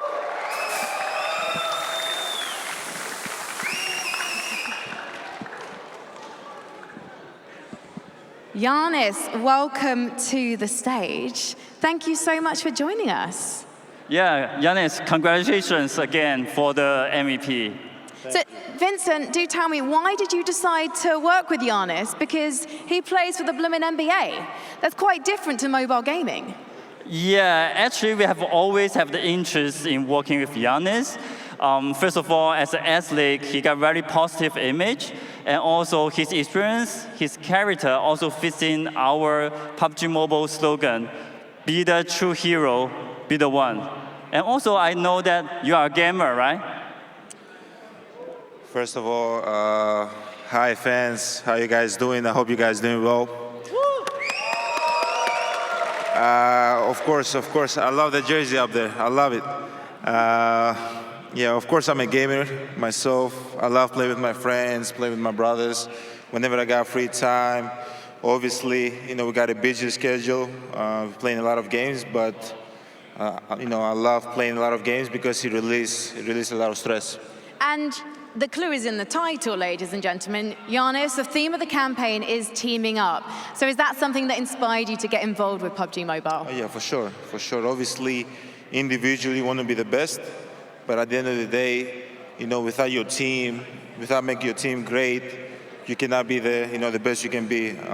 So yeah, me and PUBG Mobile, we team up, we partner together because we have the same vision, and I really believe in the slogan Team Up. And you also took part in the PUBG Mobile Team Up Superstar Showdown with other players from the NBA. What was that like? Who was the best NBA player in PUBG Mobile? I was the best. Mm-hmm. That's why you're here, Giannis. That was your prize to come to Berlin. But I'm not gonna lie, the other guys wasn't that good. But it was fun. A lot of a lot of NBA showed up. A lot of NBA players showed up. A lot of lucky fans and a lot of esports gamers. So it was a fun experience, and I think it's going to be released August 1st on all the PUBG Mobile social channels, Giannis, of course, yes. So we'll get to see if really you are as good as you say you are at the game. And in fact, actually, we're going to have a chance to see that right now, because you'll be teaming up with Vincent and with our lucky audience member, Lewis. His in-game name, he has told me, is Sonic. And also Beishai from Elite Gaming, the #1 Chinese team here. I think, Vincent, you managed to hook that one up. He's the inside man. So go and take your places in the pit. Let's do it, come on. I can't wait to see if these guys live up to their potential. Now, to fill you in a little bit more, on what the Team Up campaign is all about. PUBG Mobile launched the global 100 celebrity Team Up campaign in early July. And after a month of voting, 9 out of the 100 celebrities you were voting for from around the world were selected. And they are, of course, Giannis, who we've just met, Pavita Pierce from Indonesia, BUYTICKET from Thailand, Chi Pu from Vietnam, Pao Bang from America, Kazu from Japan, Athena from Korea, and Nero from Saudi Arabia. Now, the ninth player was meant to be online sensation Mysterious YouTube from India, but she couldn't make it, unfortunately. So, from the PUBG Mobile India team, we have invited Karan to take her place. Yes, thank you very much. Some support for Karan, please. Our last minute stand-in. No pressure, Karan. Now, brace yourselves, ladies and gentlemen, because it is time to find out what happens when celebrities, pro players, and some fantastic audience members team up to show what PUBG Mobile is all about. And to cast this match on Sanhok, it's gonna be Froz and Toffees. That's right, welcome back to the desk, of course, as we'll get into that in just a few moments' time as we have a little chat about everything that's going to be going on. Gentlemen, I'm happy to see how much confidence Giannis has when it comes to who's the best. Well, me? I love the competition that. is not that good either. Just put it down out there. I'm looking forward to them competing. Yeah, very impressive stuff. Obviously, we're going to be on Sanhok once again, gentlemen. And talk to me about Sanhok as a whole. You know, a lot of people tuning in around the world may not know too much about how Sanhok operates, how it plays out. We did play it at the start of the day 7, so talk to me about it. Well, we'll talk to you in a bit, 7 here, as I'll start over with Avenger to get things going. I think they might have me instead. I was sat down here, I've been hot mic'd. Oh, hi, John. How you doing? Hi, John. I'm just off camera. How about I come on? Here we go. Why don't you use my mic? Here you go. Speak in this one. No, this is absolutely not the play. Obviously, Sanhok, it's gonna be some close combat fighting. Obviously, we're not gonna see too much of car play. We're gonna see them fight off the start. I'm looking forward to see if we're gonna see some fights in boot camp. I'm looking forward to see if we're gonna see some hot drops. But let's see how the in-game leaders they're gonna act and how they're gonna be fighting it all out. Yeah, I think there's going to be fun clashes. I mean, the Sanhok is not so much about macro play and strategy. It's really about just taking fights and just having fun, you know. So I feel like this is going to be a perfect map for the show match to play. Let's do a 7 test. Check, check, check. Well, I've got you. I can hear you. Yeah. All right, sweet. Hell yeah. Sanhok, my I'm back, baby. Sanhok. Yeah, as we saw, complete mayhem there towards the end. And what will we see from these celebrities? Are they going to go ahead and maybe try to go a little bit hot drop, or they're going to go ahead and start playing it safe? I know we do have some PUBG Mobile experts out there, like my boy Powerbang, Athena Gaming, which they might have an extra edge there. All right, well, of course, the crowd couldn't hear that for the moment, but I think it is going on stream, so don't you worry. Awesome. Don't you worry. And in general, kind of seeing how the teams shake up, how do you think there's going to be the role allocation here? Because actually, you know, you've got your celebrities here, along with Alan Walker, as well as Giannis, etc. But does the pro take over? Do they allow the celebrity to be able to take the reins? What are your thoughts? I honestly think that the biggest play would be that you have a very experienced player that will take over the in-game leading role and kind of lead the team. Obviously, the most experienced player should take over and kind of lead the team. But we could have some, Giannis could take over and say, you know what, guys, let's do this. We're dropping boot camp and we're just taking everyone on, straight on, but we'll see. Sometimes it's good to have the person's not used to this feel comfortable. Maybe they feel comfortable just them calling and doing their own shots and everyone else follows, and maybe that could be the strat. Yeah, it makes a lot of sense. And also one thing to talk about when it comes to Sanhok is, normally when we're playing Sanhok, it's 16 teams, 4 players each team, etc. However, this is going to be a little bit different because it's only 10 teams, so it's going to give a little bit of wiggle room here on Sanhok, surely. Obviously, and that's what I'm saying. Do we see teams just not like battle it out to begin with, or do we see them drop it on the corners of the map and just take some time, loot it up? Because obviously the pros that we have here playing in the PMCO, they're going to be much faster looting. They're going to be having their full set, their full loadout much faster than the less experienced players that we have here and some of the audience members that we have here, obviously. Yeah, it's good that they turned it down so they have more time to take in terms of looting, positioning, and everything else. It's sweet. Yeah, makes a lot of sense. Shall I do a 7 test? I'm really Let's see. Is it now? I mean, I can hear you, but again, the speakers, the audio. It's a little bit off, but nonetheless, yeah, I mean, there's going to have a lot more room, especially at the start of the game, and more than likely, we're going to see a lot of action there towards the end and not the beginning, unless everybody just decides to go boot camp, which would be quite a sight to see. You're hoping for boot camp? Yes, everybody, just the whole 10 teams. 40 players in boot camp. I think full on punch fight. There's only punching in boot camp, yeah, full. Seen that one before. Yeah. So beyond all of that, actually, we've all been turned off the speakers. You know what? Let's enjoy ourselves. Let's enjoy ourselves. Obviously, Sanhok presents different challenges as well. Different guns available to players when it comes to QBZs, QBUs, etc. Obviously, they have a bit of a big impact. Scoom, as a PC pro yourself, what do you make of these guns that you don't normally get to play around with relative to the the Miramars, the Erangels that you normally get to play on? You don't get used to them, so it's definitely like learning how to quick fire with the QBU, because it's kind of different to the Mini. In Mini, it's much faster to tap, so getting used to the speed of the QBU, because you don't have the Mini in Sanhok, is getting used to. But it's a very powerful gun, and it's not used often because it's not shown in competitive. But it's going to be a lot of fun to see those QBU and QBZ kills. And Janice, everybody's currently telling at home what gun he's going to be using. He's like, listen up, I'm going to be using the QBU, and this is what exactly I'm going to be doing. I think he's going to take the in-game leader role here, definitely. He's very confident in his team as well. So we'll see how this is going to be battle out. I like the idea that he told everyone just then, even though we can't hear him, his entire strategy. But there's nobody can hear him, so it's perfect. You just tell everyone, troll people a little bit. I like that idea. So which teams are you looking out for when it comes to kind of the overall roster? Is there any particular teams that kind of stand out to you? The main one, which is going to go ahead and be Power Bang Gaming. Is that your main? That's my choice right there. What reason? Do you have a particular? Just cuz. Just cuz. Just cuz. Not even any reasoning. Just because it's Power Bang Gaming, and I want to go ahead and see him do really good, especially in Sanhok. Do you think he's going to take over the in-game leading role and just completely run his team the way he wants to, or what do you see happening I think he's usually that IGL. Regardless. Okay, yeah. So I think he's going to go ahead and just kind of tell everybody and just guide them, saying, hey, let's go here, don't rotate that way. All that fun stuff. Or maybe if they need to just go ahead and lay down on the grass, they might do that as well. Do you think he's going to go and tell his teammates also to what grip they should use, and they should use gyro as well? Like four fingers, everything is full? Or I think they're all going to be like Paraboy, just 2 fingers. Fantastic. Gyro. This isn't a kebab, you Danish man. What is this? You don't play with that? No. Gyro.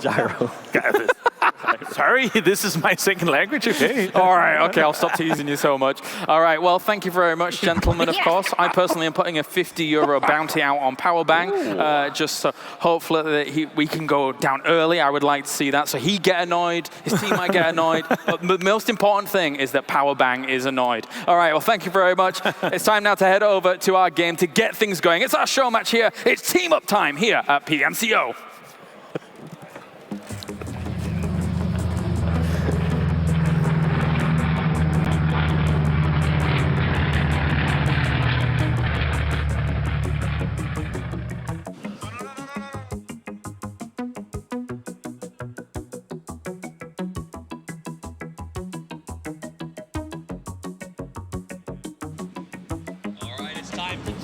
It's time to drop. It's time for the Team Up show match here at the Club Open for PUBG Mobile in beautiful Berlin.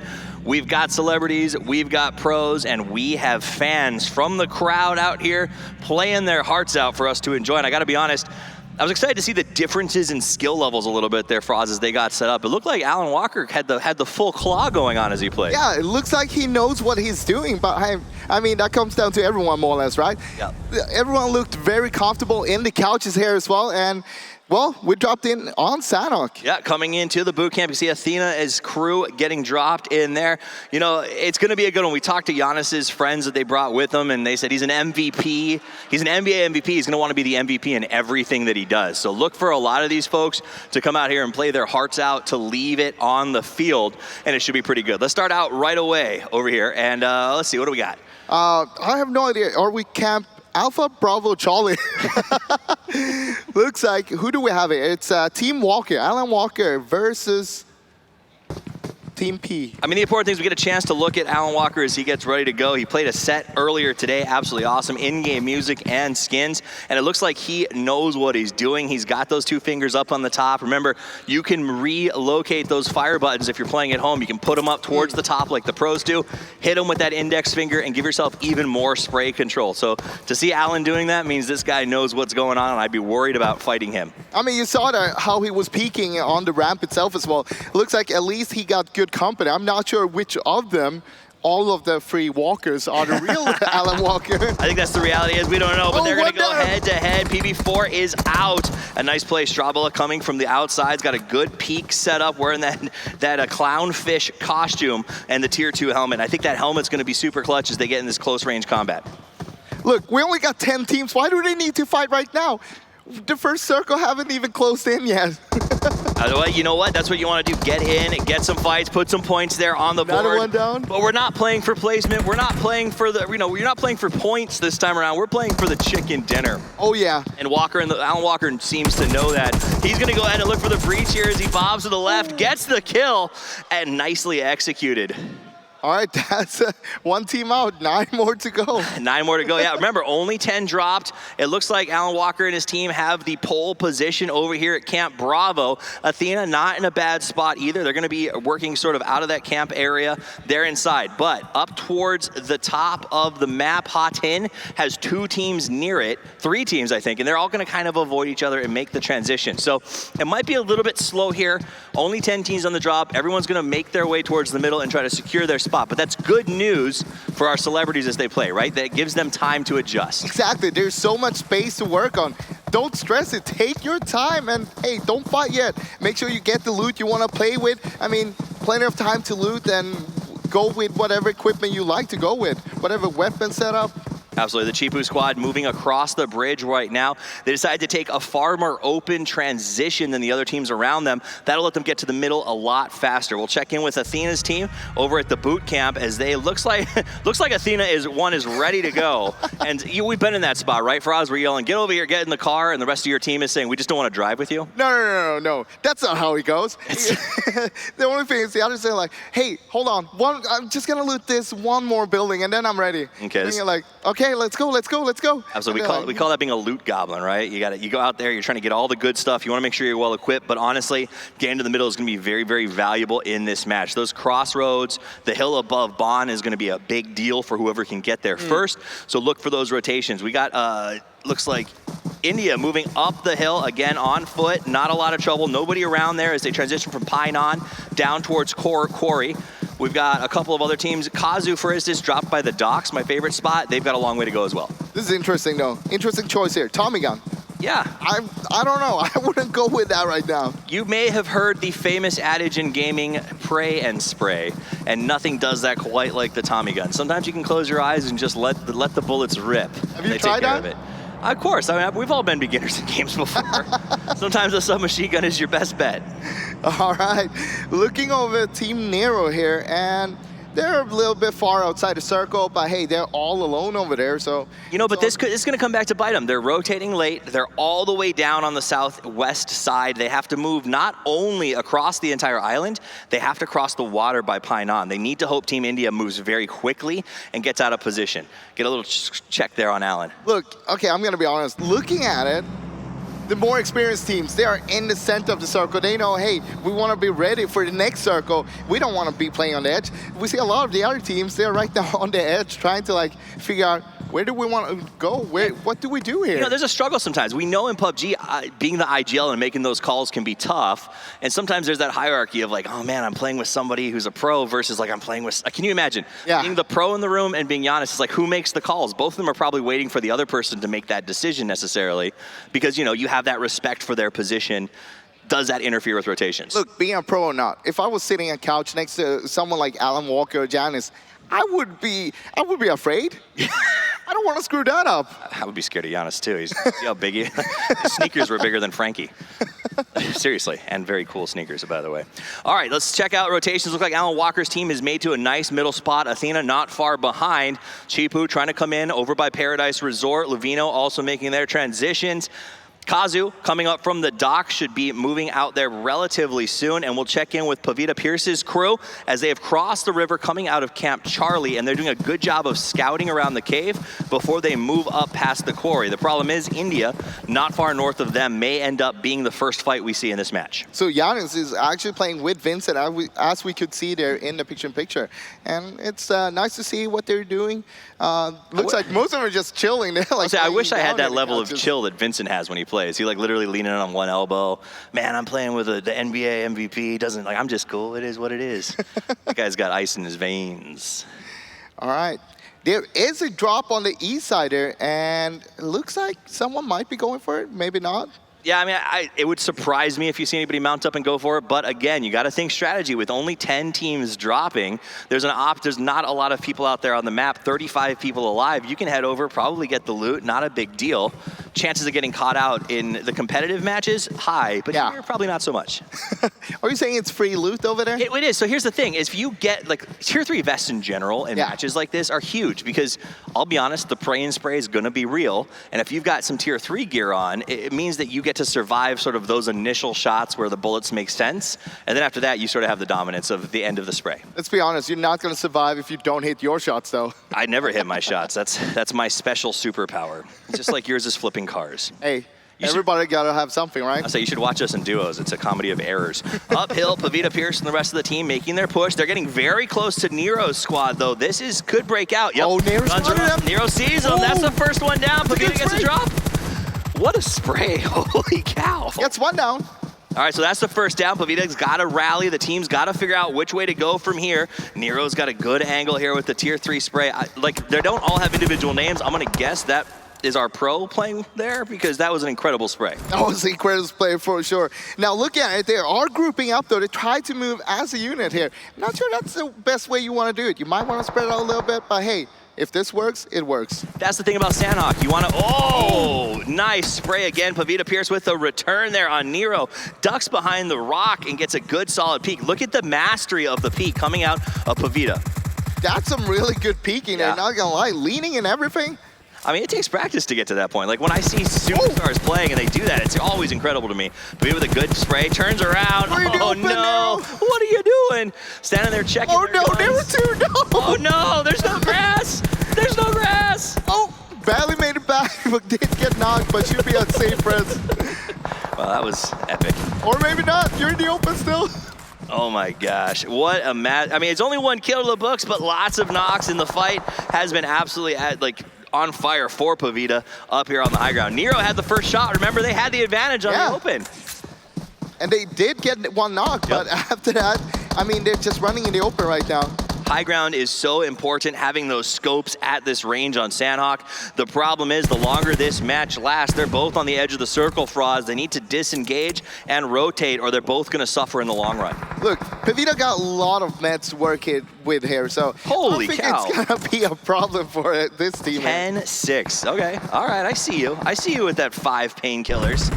Go all day. Oh, at the same time, we have some action going on in the center of the map. Oh, Athena taking apart Chipu as they just absolutely massacre out of the grass there. Chipu, again, stacked up as a squad, not spreading out. It's going to cost them big time. You don't want to be in the shack in the middle of nowhere right now. That is a rough one. Meanwhile, the Nero fight still continues as we watch the push from Athena. Goes to the iron sight and eradicates Chipu. The weapon swap there. Yeah, it was hot. 8 teams were down from 10. We're down to 8 as it looks like Nero trying to move away from this one. Pavita Pierce putting in some serious work on the opponents. Yeah, Team Nero is having a little bit of problem, man. I mean, we saw that the circle centered up, so they both need to work in towards the circle, and right now they need to finish up the fight first. Absolutely, we got a lot of teams moving towards the middle. Athena still in a good spot, Walker as well. It looks like Sonic actually closing on that spot as well. A lot of teams gonna be fighting soon. We check in with India, who's staring down at Athena. Here we go, there's Nero as he's still trying to finish this fight with Pavita. Almost lost his armor as well. It's very low there. He doesn't want to take more damage right now.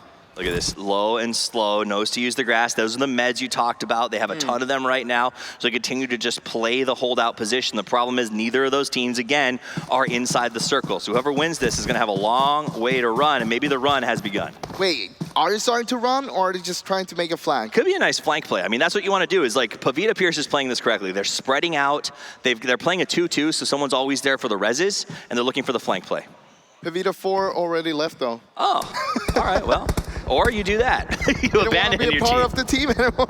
That's fair. That's fair. It happens. You know, sometimes you say, guys, we got to go, and the rest of the team's so bloodthirsty they just keep shooting, and you got to make the right choice for your team at the time. India in an uphill position here, shooting down on Athena's team. Not much they can do to move up there. The good news is they're all in the middle of the circle, so this can be sort of a slow fight for them, and they can take their time. Oh, look at this, though. Okay. Alan Walker putting in the work right now, absolutely taking out GA. Oh, did you spot him? Yeah. Trying to go for a pre-fire. That was a nice pre-fire, but no one to be found there right now. So bad news for Giannis and his crew, as Alan Walker seems to really be putting the screws to him. I think only one person left alive from the team. Can they come in? Can Sonic get the rescue? Oh no, he's on the flank. I don't know. I don't think Giannis gets out of this one. Hey, it's not over yet. Giannis. It's not over yet.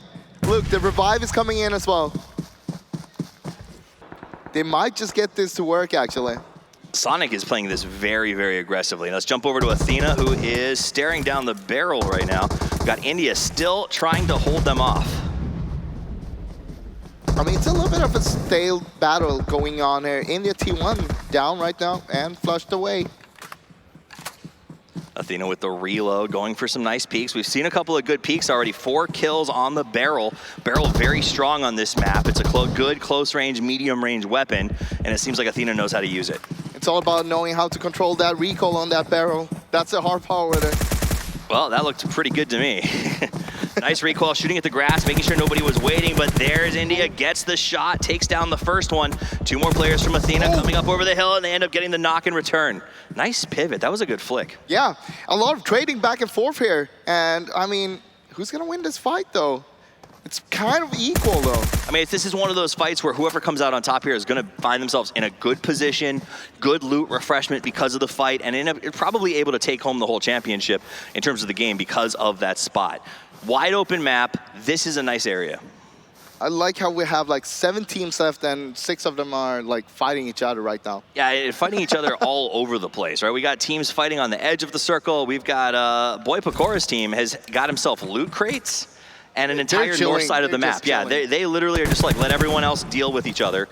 That's not our job. 21 left alive, 7 teams, as you just said, Froz, as the circles continue to close on Paradise Resort. Actually, every team is too close to the edge. All of them are gonna have to move and try to find a central position. I mean, but the question is, what do you want to do here? Because around Paradise is not like the most optimal position to play from. Now, you could get into Resort, maybe take a little break, you know, enjoy the spa and everything. You have the pool in the center.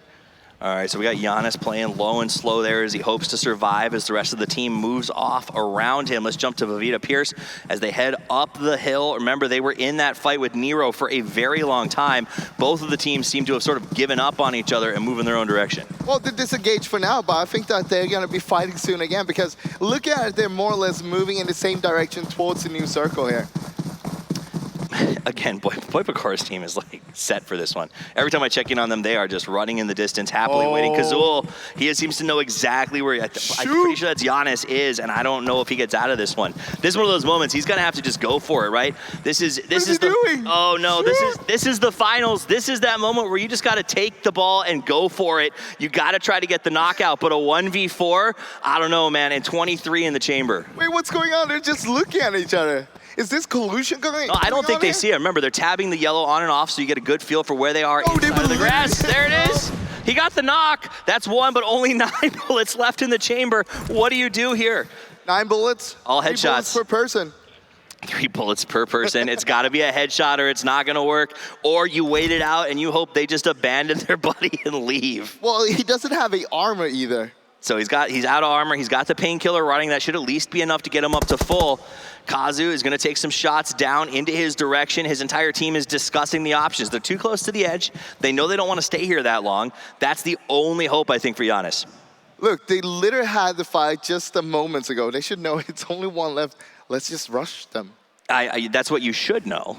But there is the fear that, maybe they know who they're up against. Maybe they know this is the 2019 NBA champion. This guy wins in the clutch. You can trust him. He's the one you give the ball to when things are going bad. Maybe he gets the win, right? Hey, okay, let's take a look at it. He's going for it now. Oh, that's it. That's it. Well, you win some, you lose some, right?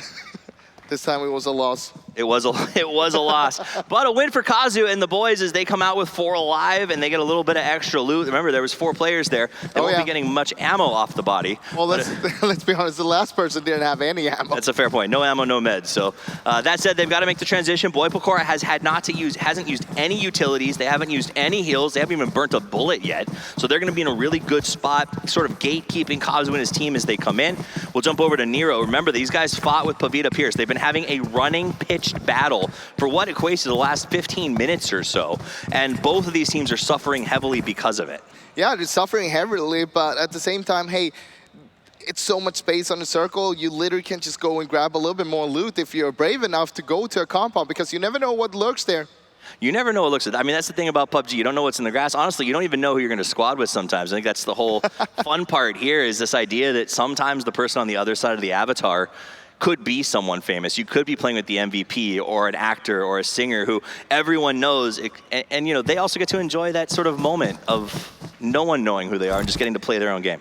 I gotta love that. Athena in the middle of the new circle, south of Paradise Resort. They're holding that high ground cliff area that is almost impossible to breach for us. Well, it's also kind of dangerous though, because if you start taking a fight, someone just might try to third party you from another angle. Speaking of who might try to third party, BUYTICKET and the team, they're gonna make a nice move around here as they move up towards Paradise Resort.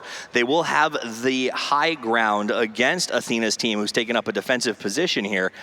I think BUYTICKET is, they're just really, and look at this rotation. So BUYTICKET and the guys are actually going long around the north, so they're avoiding all of this cluster that's happening with India and Pavita Pierce and Nero, who are all pretty much going to have to mix it up. Well, remember, they came from the north in the first place, so they know, hey, there wasn't anyone there with us. We can just go there. It's totally free. And they know, they heard the fighting from Kazu as he fought sort of down south of them. So they know they can avoid that as they rotate back up around the north side of Paradise. But the problem is they're going to have to do a little bit of urban warfare as they clear their way south through Paradise Resort if the shift happens there again. So we'll see if somebody else tries to crash in. Look at India here, though. Spotted Pavita's team across the road, but he needs to get over there as well because the circle is on the other side of that road. All right, nice. Yeah, he's just camping, waiting, hoping for the best. Pavita Pierce really, I think, in a pretty good spot. They managed to keep 4 alive during that last big exchange period. What? All right, Nero, I see you. That was actually pretty impressive. Like through the grass, just knocks them down, and then Nero makes the smart choice, and they relocate. The shooter immediately slips off to another position. Remember, if you get the knock or you get the kill, relocation is always the first step. Find a better spot for the second shot. Look, this is the chance for India right now to actually move away from that fight because he heard the shots coming in, he saw the knock. Let's go, let's go. Let's go, let's go. Look at him running. The ultimate battle cry, just got to get out of there, run back towards the blue and ride it like a wave as you make a rotation away from the threats, right? That blue is a little bit slow at this stage, so you can choose to use it as a bit of cover. No one's looking towards it at this stage of the game. They don't expect a full team to be there, so as a solo, riding the blue is often a good option. It's hard to spot a solo as well compared to like 4 people running around together. And meanwhile, the fight is still going on here. Nero with the UMP at that range, 3x spray, UMP at that meter is actually pretty impressive. And Pavita Pierce is learning a lesson. There's a Mark 14 in the play as well. Wow. Kazu's team. Yeah, so remember they went over and got those crates early on. It's going to be working for them. That was a huge play by Nero. And now Pavita Pierce down to 1. Oh. It looks like that might be the end of them, as that'll be the final skull. 5 teams left on the map, 16 alive. Athena in the new circle, right smack dab in the middle. Kazu about to conflict with Nero as they move in, but really, again, BUYTICKET in such a good spot up north in Paradise Resort. I don't see them having anything to fight until the final 3. Yeah, you don't need to move out of there, but hey, look at this. Idol finds Kazu free. That spray was hopeful. It was a hopeful spray. a spray and a prayer. You gotta love those. But that's what you have to do right now is sort of let everyone know where you are. Hopefully they push away from you instead of at you. Kazu watching from a distance. They hear the guns going off, and Nero pushing right up on a tap. Athena had the switched guns, and Athena takes him down. Where's the rest? Athena off to the right side, sees Nero, nice spray, good control to the right and the left of the tree. There was no safe spot. Team Athena is on fire, and he is leading the charge. And their team is out. Yeah. Yeah. So that takes it down to 4 with 12 left alive. Our team India is still alive. They've got 1 crawling around. It looks like BUYTICKET has chosen to get a little bit active here as they head south from Paradise Resort. Oh my God, look at this. All 3 teams are gonna be clashing now. And now for the first time, BUYTICKET is tested. Kazu puts in some work, and he's got 1. Is he gonna get a second? Drops back behind the hill, manages to survive. And I think they've learned a very strong lesson. Kazu now in the pole position as they're running from the outside. Preps a grenade, but takes fire from Lou Venue. Will it be enough for Leo? I don't know, man. That grenade, if thrown correctly, could cause them a lot of trouble, but they decide just back off and not take the risk. Kazu got most map to play with here. Look at all the other teams they are stuck on the west side. Athena's crawling up very close to BUYTICKET. Get the grenade. Here's a cook. Was it right? Oh, a little bit long, but the damage was good. BUYTICKET 4 pops up and wants to push, gets the knock on Athena. Now the flank coming out from Leo. Leo sees him, but too late. The jump shot is real, and Athena gets the burn down. Goes back up looking for the res, but the Molotovs are off. The fire is everywhere, and it is a trap. Kazu coming in says that is about all we're letting you have. They don't want to allow this to happen. India. Oh, the spoiler! The solo comes back from the grave and costs them big time. 3 teams left, 7 people alive, and what a play by India. Look at India, still up and running. I mean, he doesn't need to take this fight either. It's probably gonna be BUYTICKET against Kazu here in the next fight. Yeah, BUYTICKET has been absolutely phenomenal so far in this match. However, once the fight broke out, they were in a lot of trouble. Kazu sneaking up, they decide to get engaged, and they get that Car 98 shot. You know, that feels good. And the knock. 5 players left, 2 teams left alive. It is a 4v1 as India, the sole survivor from a running fight that started at the first drop, hopes to make the 1v4 happen. Look, he needs to find them one by one, making it so he can pick them off. If he goes up against all 4 at once, he's done for. Here they go. Oh, there it goes. That's the first knock. He spins to the left, tries to get the second, going for 3, but it is not meant to be. Kazu comes out on top, and what a game it is. Slow in the start, but the running fight that ultimately got us a second-place team who had to earn their way every step of the action. But ultimately, Kazu comes out on top. They played North, Froz, they rotated well, they got some good loot. I mean, they knew they didn't want to do early fight, so they went for a little bit safer rotations, they scouted all around them, made sure, hey, we'll go in late, we'll just take home the last kill and get the chicken dinner. It's a shooting game, but it's also about survival, and that's what they did well. They made sure they controlled their section of the map, they rotated very effectively, and they came out with the big win. So let's send it back over to Frankie on the stage, as I'm sure she's got some questions for our champions and our stars. I do indeed. Congratulations, Kazu and team. You are the winners of the Team Up Challenge. And I would love to have our celebrities join us with me as well. And I will be revealing exactly why in a moment, but it might involve that next mobile phone. Kazu, why do you think you were able to win today? Today? So I got a chicken dinner, yay! You did! And I believe all 4 of your team were still standing at the end. Sorry, I don't know. It's okay, don't worry. I was just saying how amazingly you played as a team. And you're pretty much all still standing in the final circle. It was a 4-on-1 in that final fight, Kazu. Oh, sorry. Don't worry. I'm happy. I'm enjoy.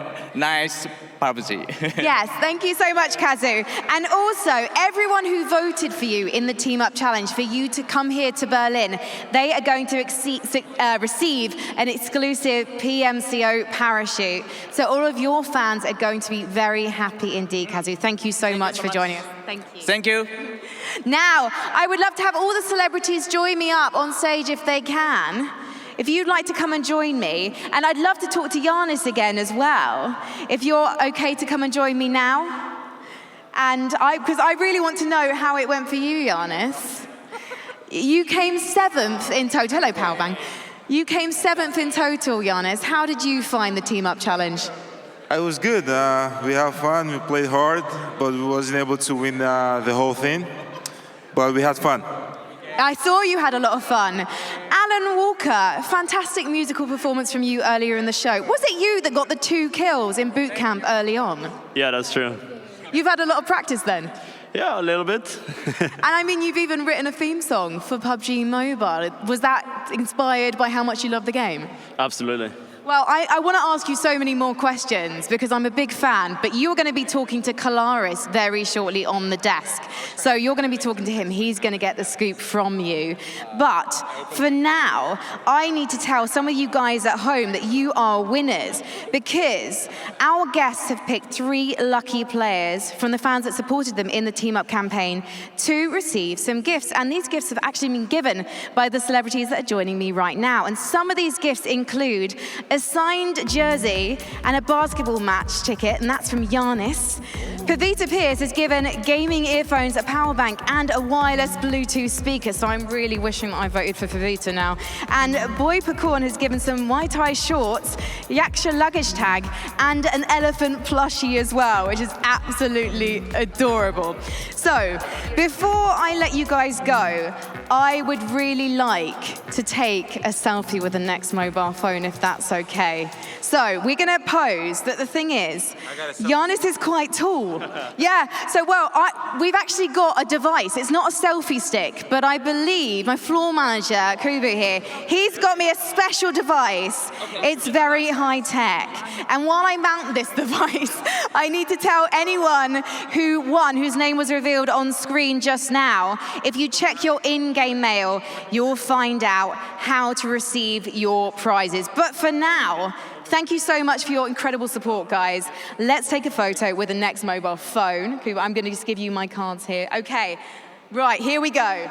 Right, now, lean in on my right, guys. All right, I've got very big hair. I didn't mean my hair to be this big this morning. Okay, so are we all in? Are we all in? Okay, we're going to do one more. Everyone say PUBG Mobile. PUBG Mobile. There we go. Thank you so much, guys. Thank you so much for coming all this way to Berlin. Give it up for our celebrities, guys. Now we've got the important hard work of getting the selfie out of the way. I'm going to treasure this forever, guys. Thank you so much. We are going to take a look at the highlights from the Team Up Challenge. And after that, our fabulous opening ceremony performer, Alan Walker, is going to be joining my man, my birthday boy, Kalaris, on the desk. So stay tuned for that.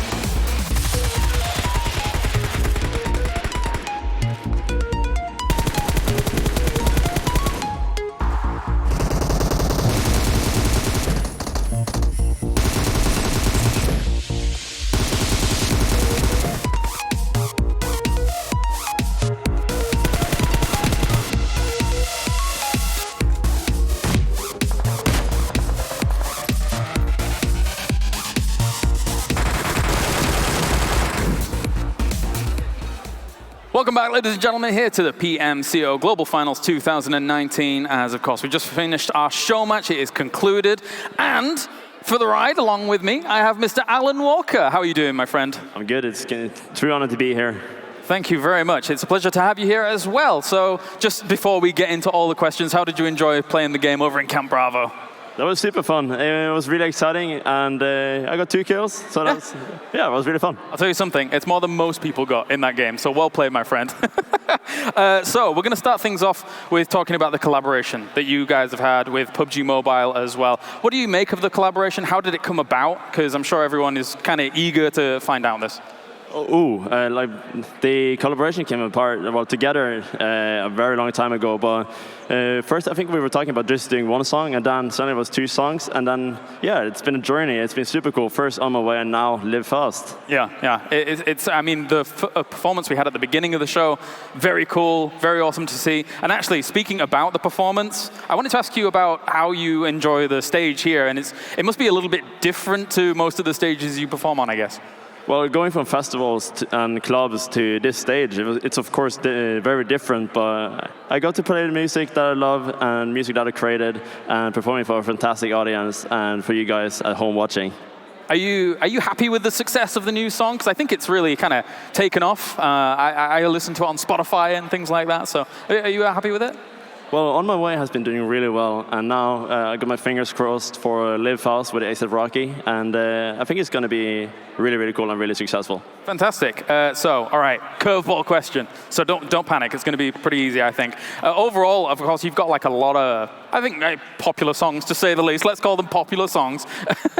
Like Lily, of course, The Spectre, etc. What's the song that's resonated with you the most when you've been kind of creating it? Has it kind of spoken to you most, or you've just enjoyed kind of crafting and putting together? I think that dates back all the way to maybe Fade, the one before Faded. That was the first one that really broke me through on the internet, and then later on became Faded. And since then, it's kind of just completely changed my life internally, and it's super fun, and it's like living in a dream. Yeah, it makes a lot of sense. It looks like it. It's pretty cool, especially I think the video for your new song as well, where you kind of sat on the buggy and driving around. Was the buggy fun? It looked kind of fun, I'll be honest. Super fun. Super fun. So what's next for Alan Walker? What's coming up for you along the way? Well, we just did Live Fast with A$AP Rocky, and now it's pretty much the summer tour for this year. And other than that, we got more music coming up later on, and more fun projects. And yeah, I think you guys out there will love it. Yeah, I think so. I think your look as well probably inspired a lot of PUBG. Right? Or was it the other way around? I'm not sure. I would say it's heavily inspired by PUBG. Oh, fair play. So, as well, is there anything that you would like to say to kind of your followers, fans out there around the world? I know a lot of them are tuning in now. A lot of them listened to the concert before. What I would like to say, thank you guys so much for tuning in today. It's a true honor to be here, and I hope you guys enjoyed the performance first.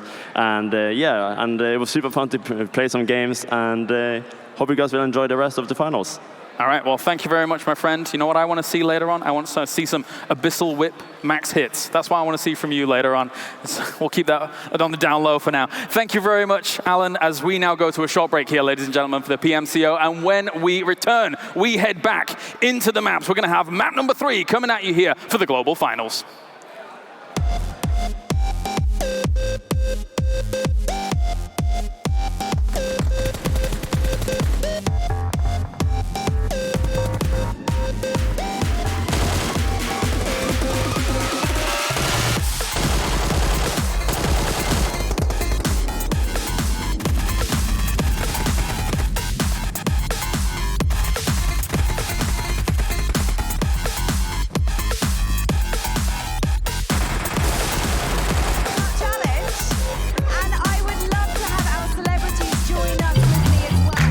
Tired of being powered down? Charge up with dual engine fast charging. Start up with Game Countdown. Up your game with the Vivo V15 series. Vivo.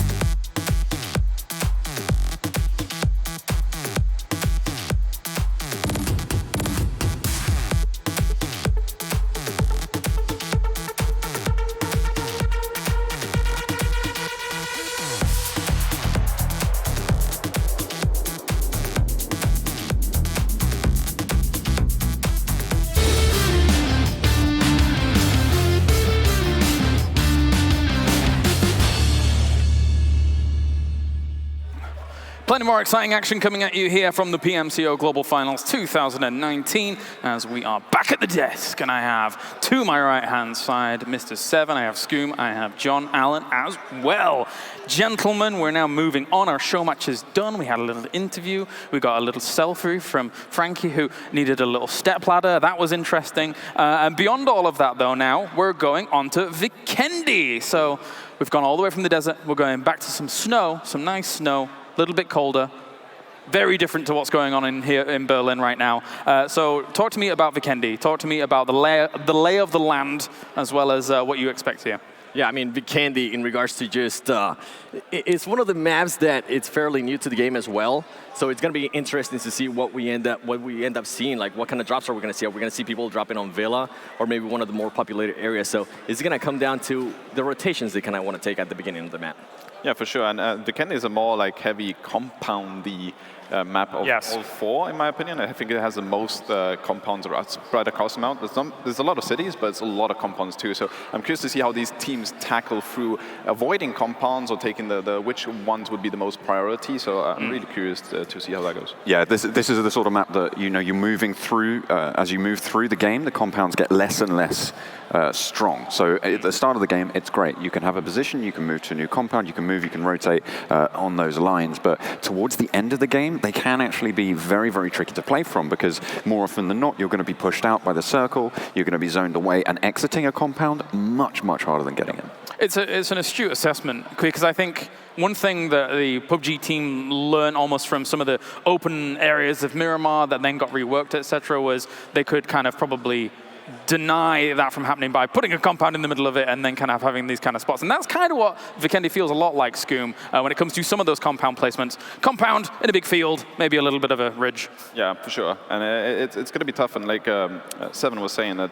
these middle areas like Villa and stuff, there's a few teams that actually love looting there. And I think this mid to west area is going to be super packed. I think there's going to be a lot of teams that are going to be spreading across some side, from that side. So I think the east might be like super clear and preferable to play from. It may be. Let's take a look at the standings at the moment. RRQ Athena currently sits in first place with 51 points here, and you can see how they were able to perform as well individually throughout this game as it does stand. Elite Gaming currently in second place. XQuest coming in from our preliminaries in third place there as well. So RRQ Athena 7.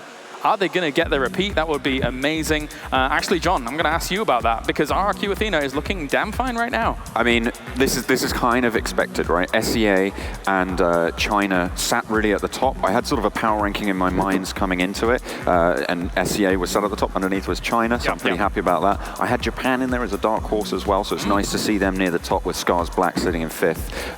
So honestly, this is pretty much to be expected moving forward, certainly for the first day. I'm hoping we're going to see a little bit more of an entry from Team Seoul. We haven't seen much from them today, if we're honest. And as we know, I'm a big Seoul fan, so it's been a little bit disappointing today, but I'm sure they'll get that practice in there. As we were talking about earlier on the desk, this is the test bed that they can use to launch themselves into a successful day 2 and day 3. For sure. I mean, it seems like a lot of our Southeast Asian teams, Eastern teams in general, Scoom are doing very well for themselves so far. Is this something that maybe some of our Western teams or European teams can take away tonight? Maybe study some of the VODs, look at how they're playing, or is it too small a sample size for them to extrapolate too much from? What do you think? It is really small to actually know exactly how to adapt and stuff like that, but it's also the perfect amount to set yourself up. I think PUBG is so momentum-based, it's so mentality-based, that these games matter a lot. Even though it's only going to be 4 games today, they're going to matter a lot because they set the story for the next.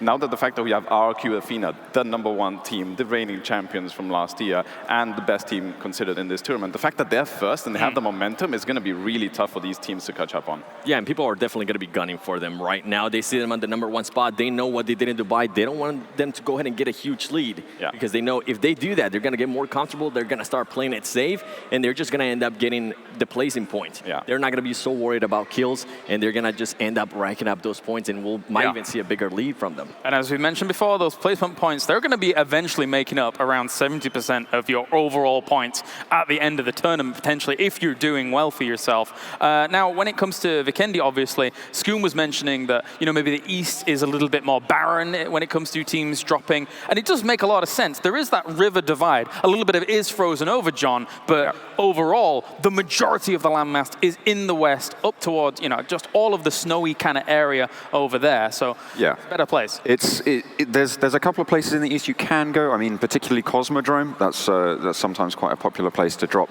It's a little bit over to the northeast. The crossing on the river, not super difficult, so you can make that rotation. Obviously, the focal point around Castle makes that crossing very, very difficult as well. But I'll tell you what's in the west. It's one of my favorite places in the entirety of PUBG. It's Dino Park. Oh, well. Southwest. I have been waiting for a Dino Park finish, and I've yet to be satisfied on that one.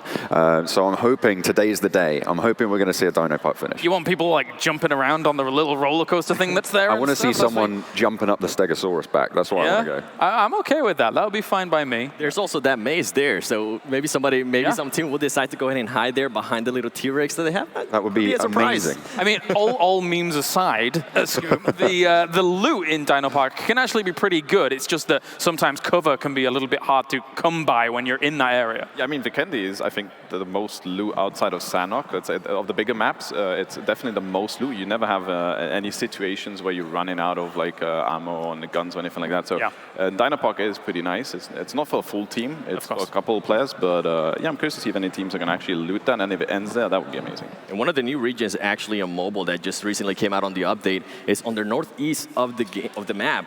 There is actually a cave with an airdrop ready to be looted. So it's anybody gonna go ahead and go towards that because that just became available not that long ago in PUBG Mobile. So that's something that I'm gonna be looking out at the beginning of the game because that would be a huge advantage. Maybe there's an AWM there. We really haven't seen that many crate weapons take into action yet.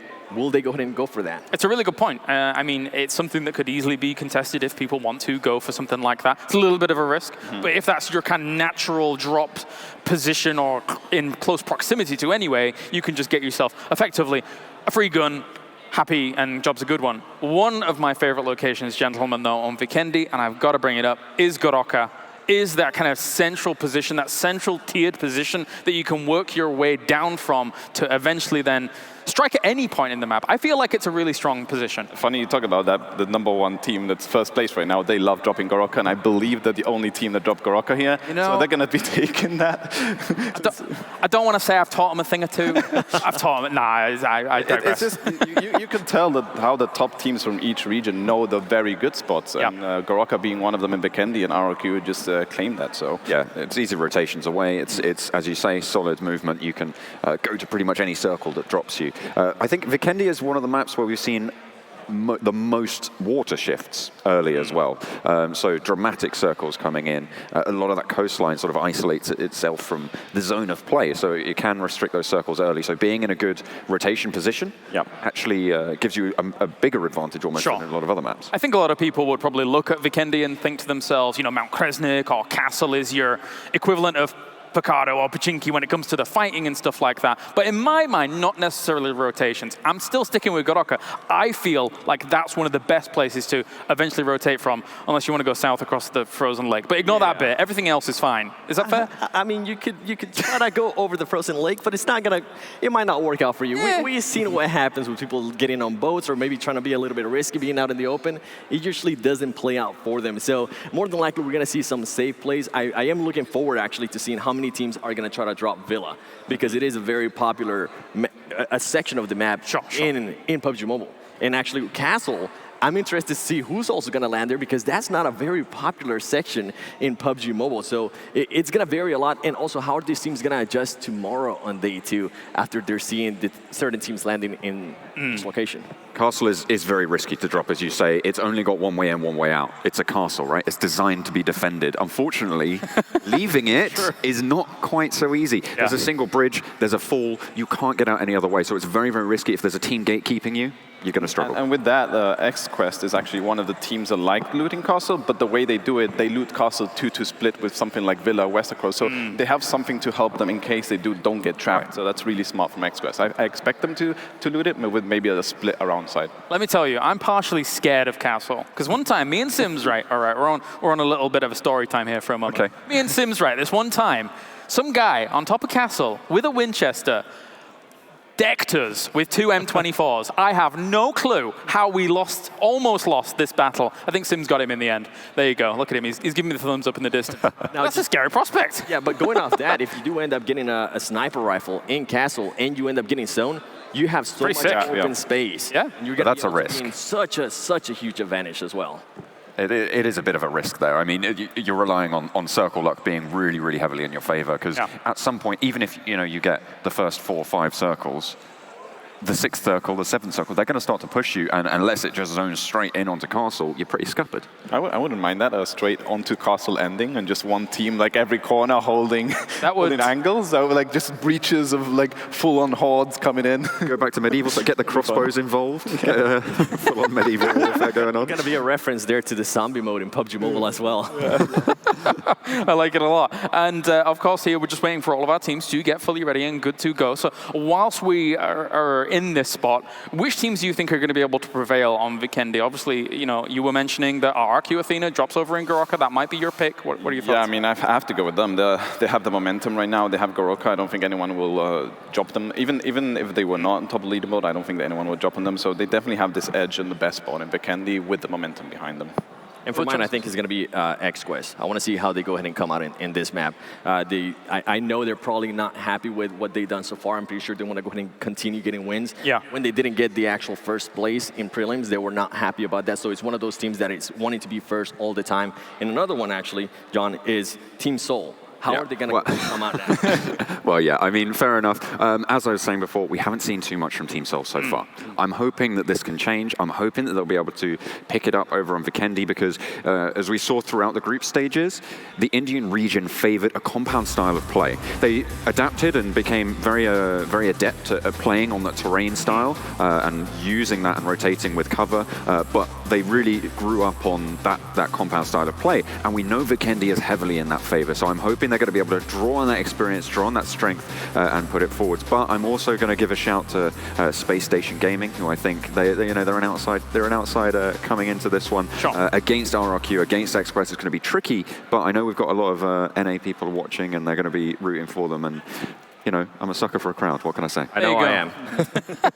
It does seem like we are already, even here in day one, establishing kind of a top tier. The same names keep coming up here at the desk with RRQ Athena, with X-Quest, etc. Purple Mood is another name that's kind of up there in terms of the point gains overall when being able to place continuously through our first 2 games, and of course they'll be looking to continue that into our 3rd game here. You just saw the overall kill leaders, Ernie at the top there with that 9 kills that he was able to acquire. I think that was entirely on Miramar. It was. I think so, yeah. I believe it was. And that play that we were able to break down, just an absolute insane play. Goes to show his skill, being able to kill somebody with just barely their head showing. That's incredible to me. Yeah. You talked about earlier the percentage of kill points that comes in to your score at the end of it. At the moment, RRQ are sat on 33 placement points and 18 kill points. That's over 50% of kills right there. It just shows you how dominant in fights they are being at the moment. And it's a similar story when you go one step down to Elite. They're on 35 placement points with 14 kills. So in fact, they have more placement points in the bank, but they're a little bit lower on kills. But that's still, again, almost 50%. So it's a huge, huge bonus having those kill points on board. And that's sort of what's setting them apart at the moment from the rest of the pack. You need to be good at both. You need to be good at placement, getting placements in, and getting kills. That's what makes a good team into an elite team. That makes you the #1. So teams that are doing that are the ones that are just going to be going ahead and ahead in the rankings. This is the global finals, right? You need to be the best. Elite team, we've got one of those here. They came 3rd in our previous... What are you laughing at me for? Was that not smooth? No, I'm just saying. I'm over here just thinking about RRQ Athena and that game in Miramar. Honestly, being able to get first place and just going off about what you're saying, kills as well. They're being able to go ahead and just kind of get in a mood here, trying to get in a groove. Are they going to be able to go ahead and continue that? So I'm just imagining what the next game is going to be like with RRQ and Athena. But you watching at home right now, let us know in the comments. Who do you think is going to go ahead and win this next match in Vikendi? Yeah, it's very important. And also, don't forget as well, you can vote at home on Twitter as to who you believe is not only the MVP player, but also who is the MVP team. So you need to use the hashtag #teamname_PMCO or the player name _PMCO with the hashtag, of course. So make sure to join in on all the conversations over on Twitter, as you can also include @PUBG Mobile, and whilst doing that as well.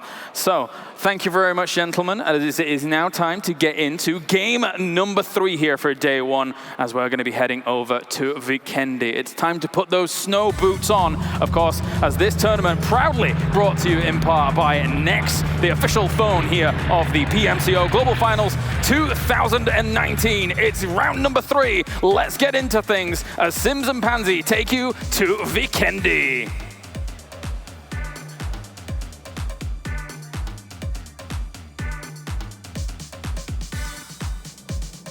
Plays out. There's so much to be seen. So many of these teams could easily step up, get into that top 3, but we've already had some very big performances. I don't think anyone's surprised by RRQ. Athena really coming in, but those 13 kills, those points, that's insanity.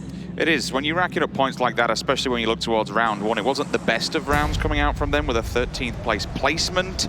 Certainly a night and day scenario. They turned it around instantly in round number 2 with a win, but again, it is a best of 16. Yes, you can say, oh, well, we can shake things off and get things done moving forward. The problem is for the teams at the bottom, day 1 is where it starts to become more difficult. If you don't get the placements that you want, if you don't get the points at the top of the board, even midway through the pack, it becomes more and more difficult as we go further through this competition. And down at the bottom, I'm looking towards ARG, Seoul, TQ, the points below 10, not even double digits. It's looking a bit rough at the bottom of the charts. It is, and I really want to see more from the likes of Seoul. I know a lot of people coming into this, we're looking at them from a region we don't get to see too much of in these international stages, and I really want to see what they can bring to the forefront. Mortal's name is a little bit of an immortalized sort of situation there, so I want to see how much he can do coming in towards this one. I'm super excited to look at Space Station as well. They could certainly push that board. I remember watching those guys way back when, so under this new sort of look, they seem quite deadly, so we'll see. But again, there's some giants in their way that will not be moved easily.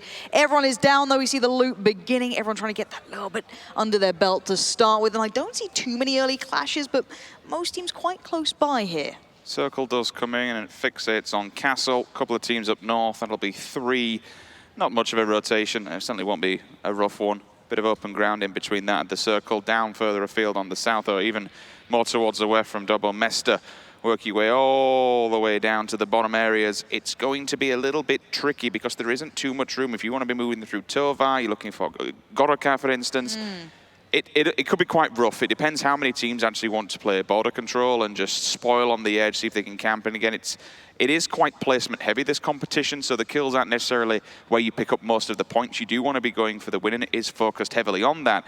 But certainly points make prizes. If you want to extend that lead, if you want to get further afield, or if you're having a bit of a rough time, pick up as many points as you can on the way. If you get that knock, go for the instant kill. Go for the thirst and stick the points in the bag. Yeah. Keeping on board with SSG, you can see them still looting up. Not too surprising. No real skirmishes yet. It will be that first kind of crunch. We're looking out towards the west here. There's a lot of teams around that area that could potentially get caught on the way into that first circle even.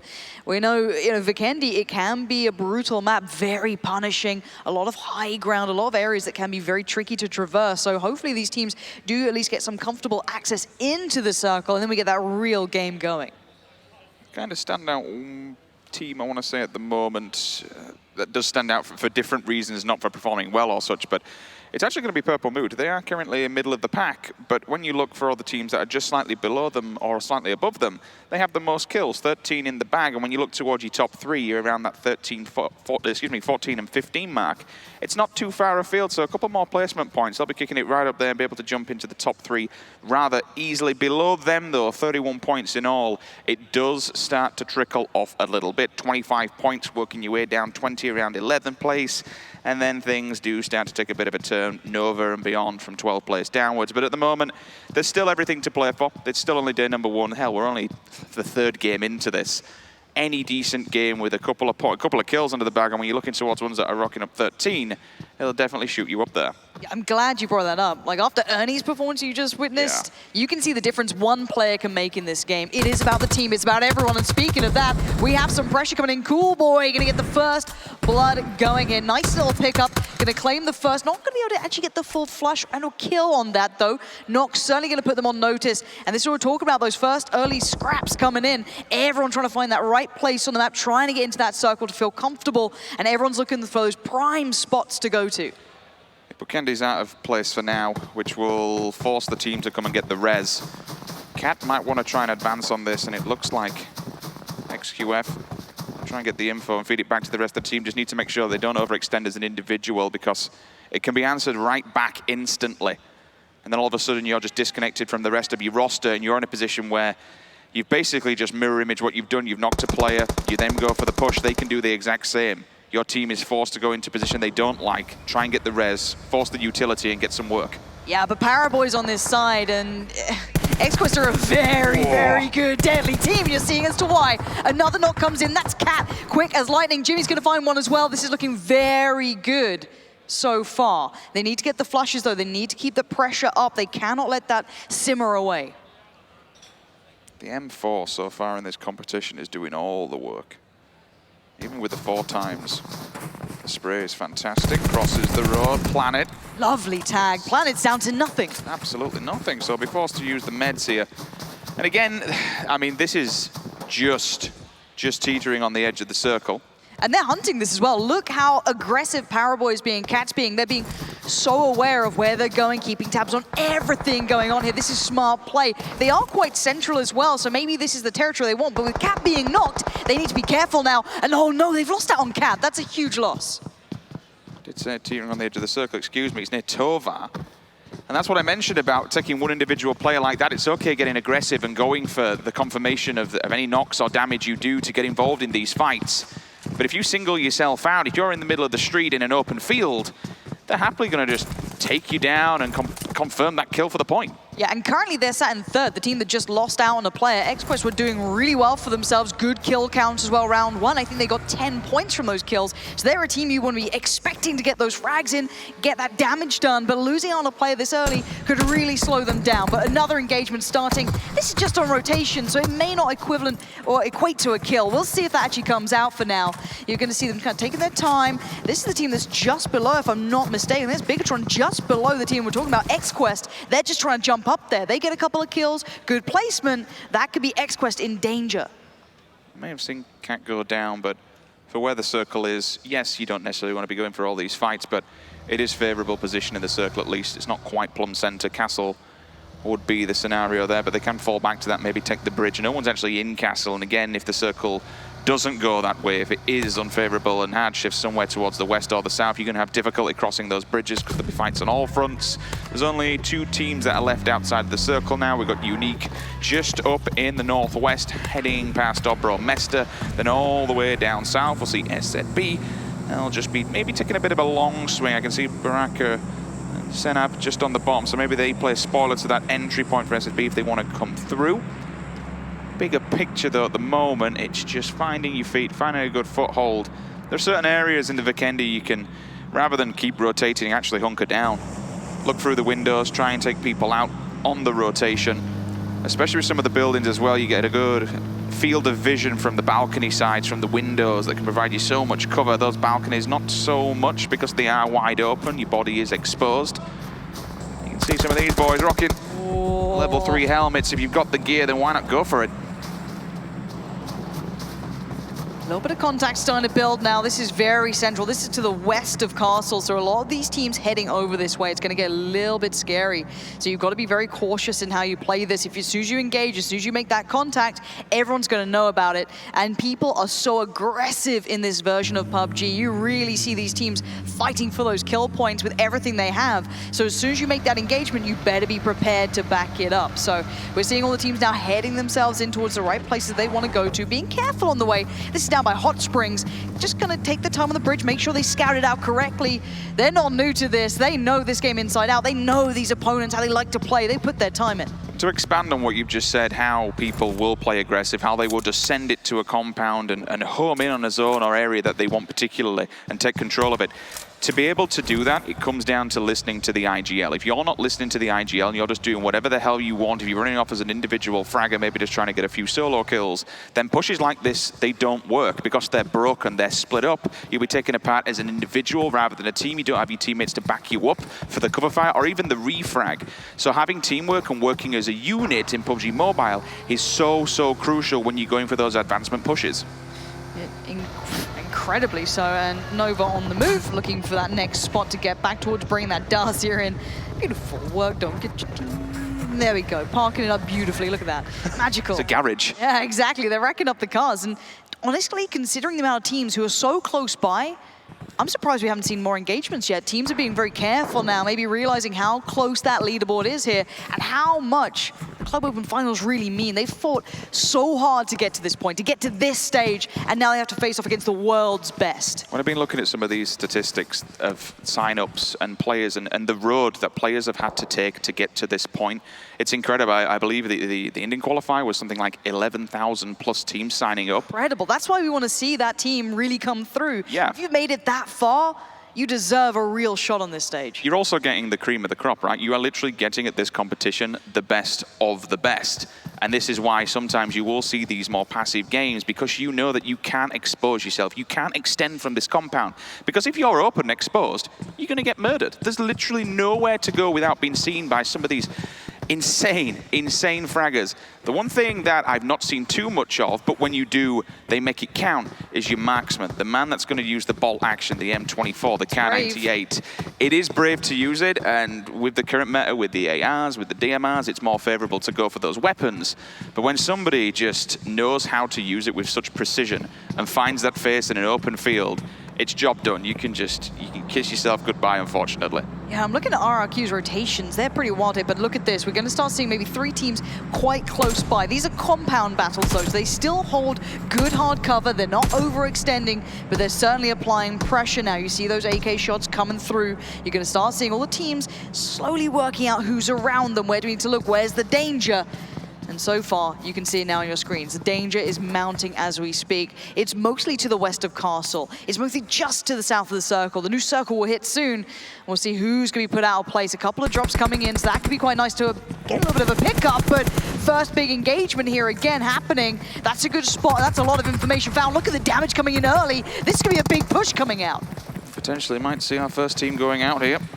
The damage was real. You saw the numbers on screen. Shimon just trying to grab the information, but that's the third party from a distance. And again, because this map, there are so many teams alive in this circle, it's becoming very condensed. Everyone, because of the water, is homing towards the central point. Yeah, I think that was RRQ Athena coming with, yeah, there it is. There's Ernie again. Absolutely bloodthirsty. This guy's so good as well. We saw just a moment ago. Roll your mind back to Miramar. You won't forget that. And again, not just one team they've spotted out here, but 2. They've seen the team in the compound just behind this as well. Senior there just keeping tabs on everything going on, making sure they're not getting third party, making sure no one's encroaching towards them. And they've had a long rotation. They were up in the north of the circle, and they've headed all the way around south. So big moves from these guys, filling out the game, not passive at all. I like they're both going for the M16 setup as well. It's a double AR comp from both of them, side by side, 4 times. To try and get the range on there, so you won't see the DMR. Oh, look at that You do angle. see the sniper rifle on Senior, though. K9, if he finds one of these. I mean, it's going to be a knock. It's not going to be a confirmation of a kill. It's just going to go damage and maybe pin them back in this, and hopefully other teams wipe them out. If you can just force so much damage, take the utility away from them, force them to use all their meds, maybe even just remove their helmets and their gear on their chest. It adds up. It causes all problems adds up. long game, right? It's a gauntlet. You go for one team, but then you've got another fight to find as soon as you leave that building. Absolutely, and this pushes away another team who's within the top 4. If they get the pressure towards Big Strong, that's massive for them. That keeps their spot looking safer and safer, way up at the top so far for the side that I think a lot of people are expecting big results from. So good to see them keeping up to that sort of stature they've been gifted. ELG at the moment have to play this one cautiously, and they have to have an evacuation plan. They're on the castle, so once they move away from this, it's just landlocked, surrounded by water. They either walk the bridges, they either swim, or they take vehicles across the bridges. But either way, you need your IGL to now to be thinking of a plan ahead of the circle, because once it shifts, if it doesn't go their way, it's going to be an extremely hard move out of that area. But the thing is with Elite Gaming, their results so far have been exemplary. They've had really good placement positions in both games. So I'm looking at them as very, very calculated, smart players if they're able to replicate that time and time again. But it looks like we might have a bit of close quarters combat coming up. Teams crashing in now, trying to get to those perfect compounds. And this isn't far away from where we just saw that RRQ Athena fight. This is in these fields. This is all very close by.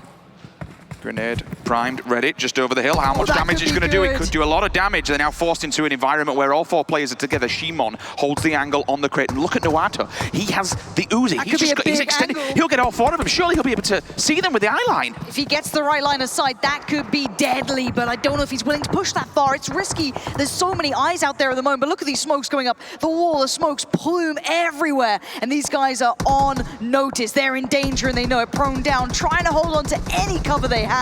Getting rid of the car to make sure they don't get damaged by anything around them. Using it for cover, smart play. Oh, no. But now everyone's looking right at them. Look at this, another party coming in. Another team looking for a way to get maybe some of these points. Every single vehicle has now gone up in smoke.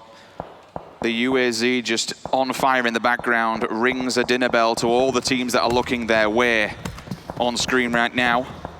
Purple Mood. They'll have the line of sight just on the back wall. That potentially could have been a run over there.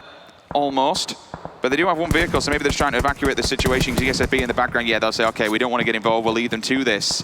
In the meantime, though, TES, Fireboy's doing work onto MyTech. Down he goes. That's a different fight completely altogether. Yeah, that's Top Esports coming into this one. Again, deadly team. All of these teams are looking for new ways to try and maybe get around this compound. And Zuxi's actually pushed up towards our wall, so maybe looking to disengage from that small garage and find a fight where maybe they can take better territory, and Zuxi's going to go right into the Lion's Den. This is scary. Look at that, 2 players so close by. Can he get the kill? That's the big question. Yes, he's good for 1, but where's the follow-up? Can they clear this out cleanly? Zuxi's still alive, going to pop off the heel as quick as he can. And look at the Molotovs burning in the background. They're trying to dominate this space. The support is there, and they need to make the push. Zuxi goes in. He gets the tag. He's got to be careful. His teammates are falling around him. He has to get the pickup, and it looks like they've done just enough to take that compound. Zuxi and Luxi back to back. They do confirm this, and they take the compound for themselves. Suzy, you can see damage, but not out in the background. The team will try and get themselves back on the feet, but this is what it's going to be like for the remainder of this game. Teams sharing space. There's very little to move on this one without being spotted out on Vikendi. As soon as you leave the safety of your compound, every single team has an eye line. That grenade. Oh no, Soul are in so much danger here.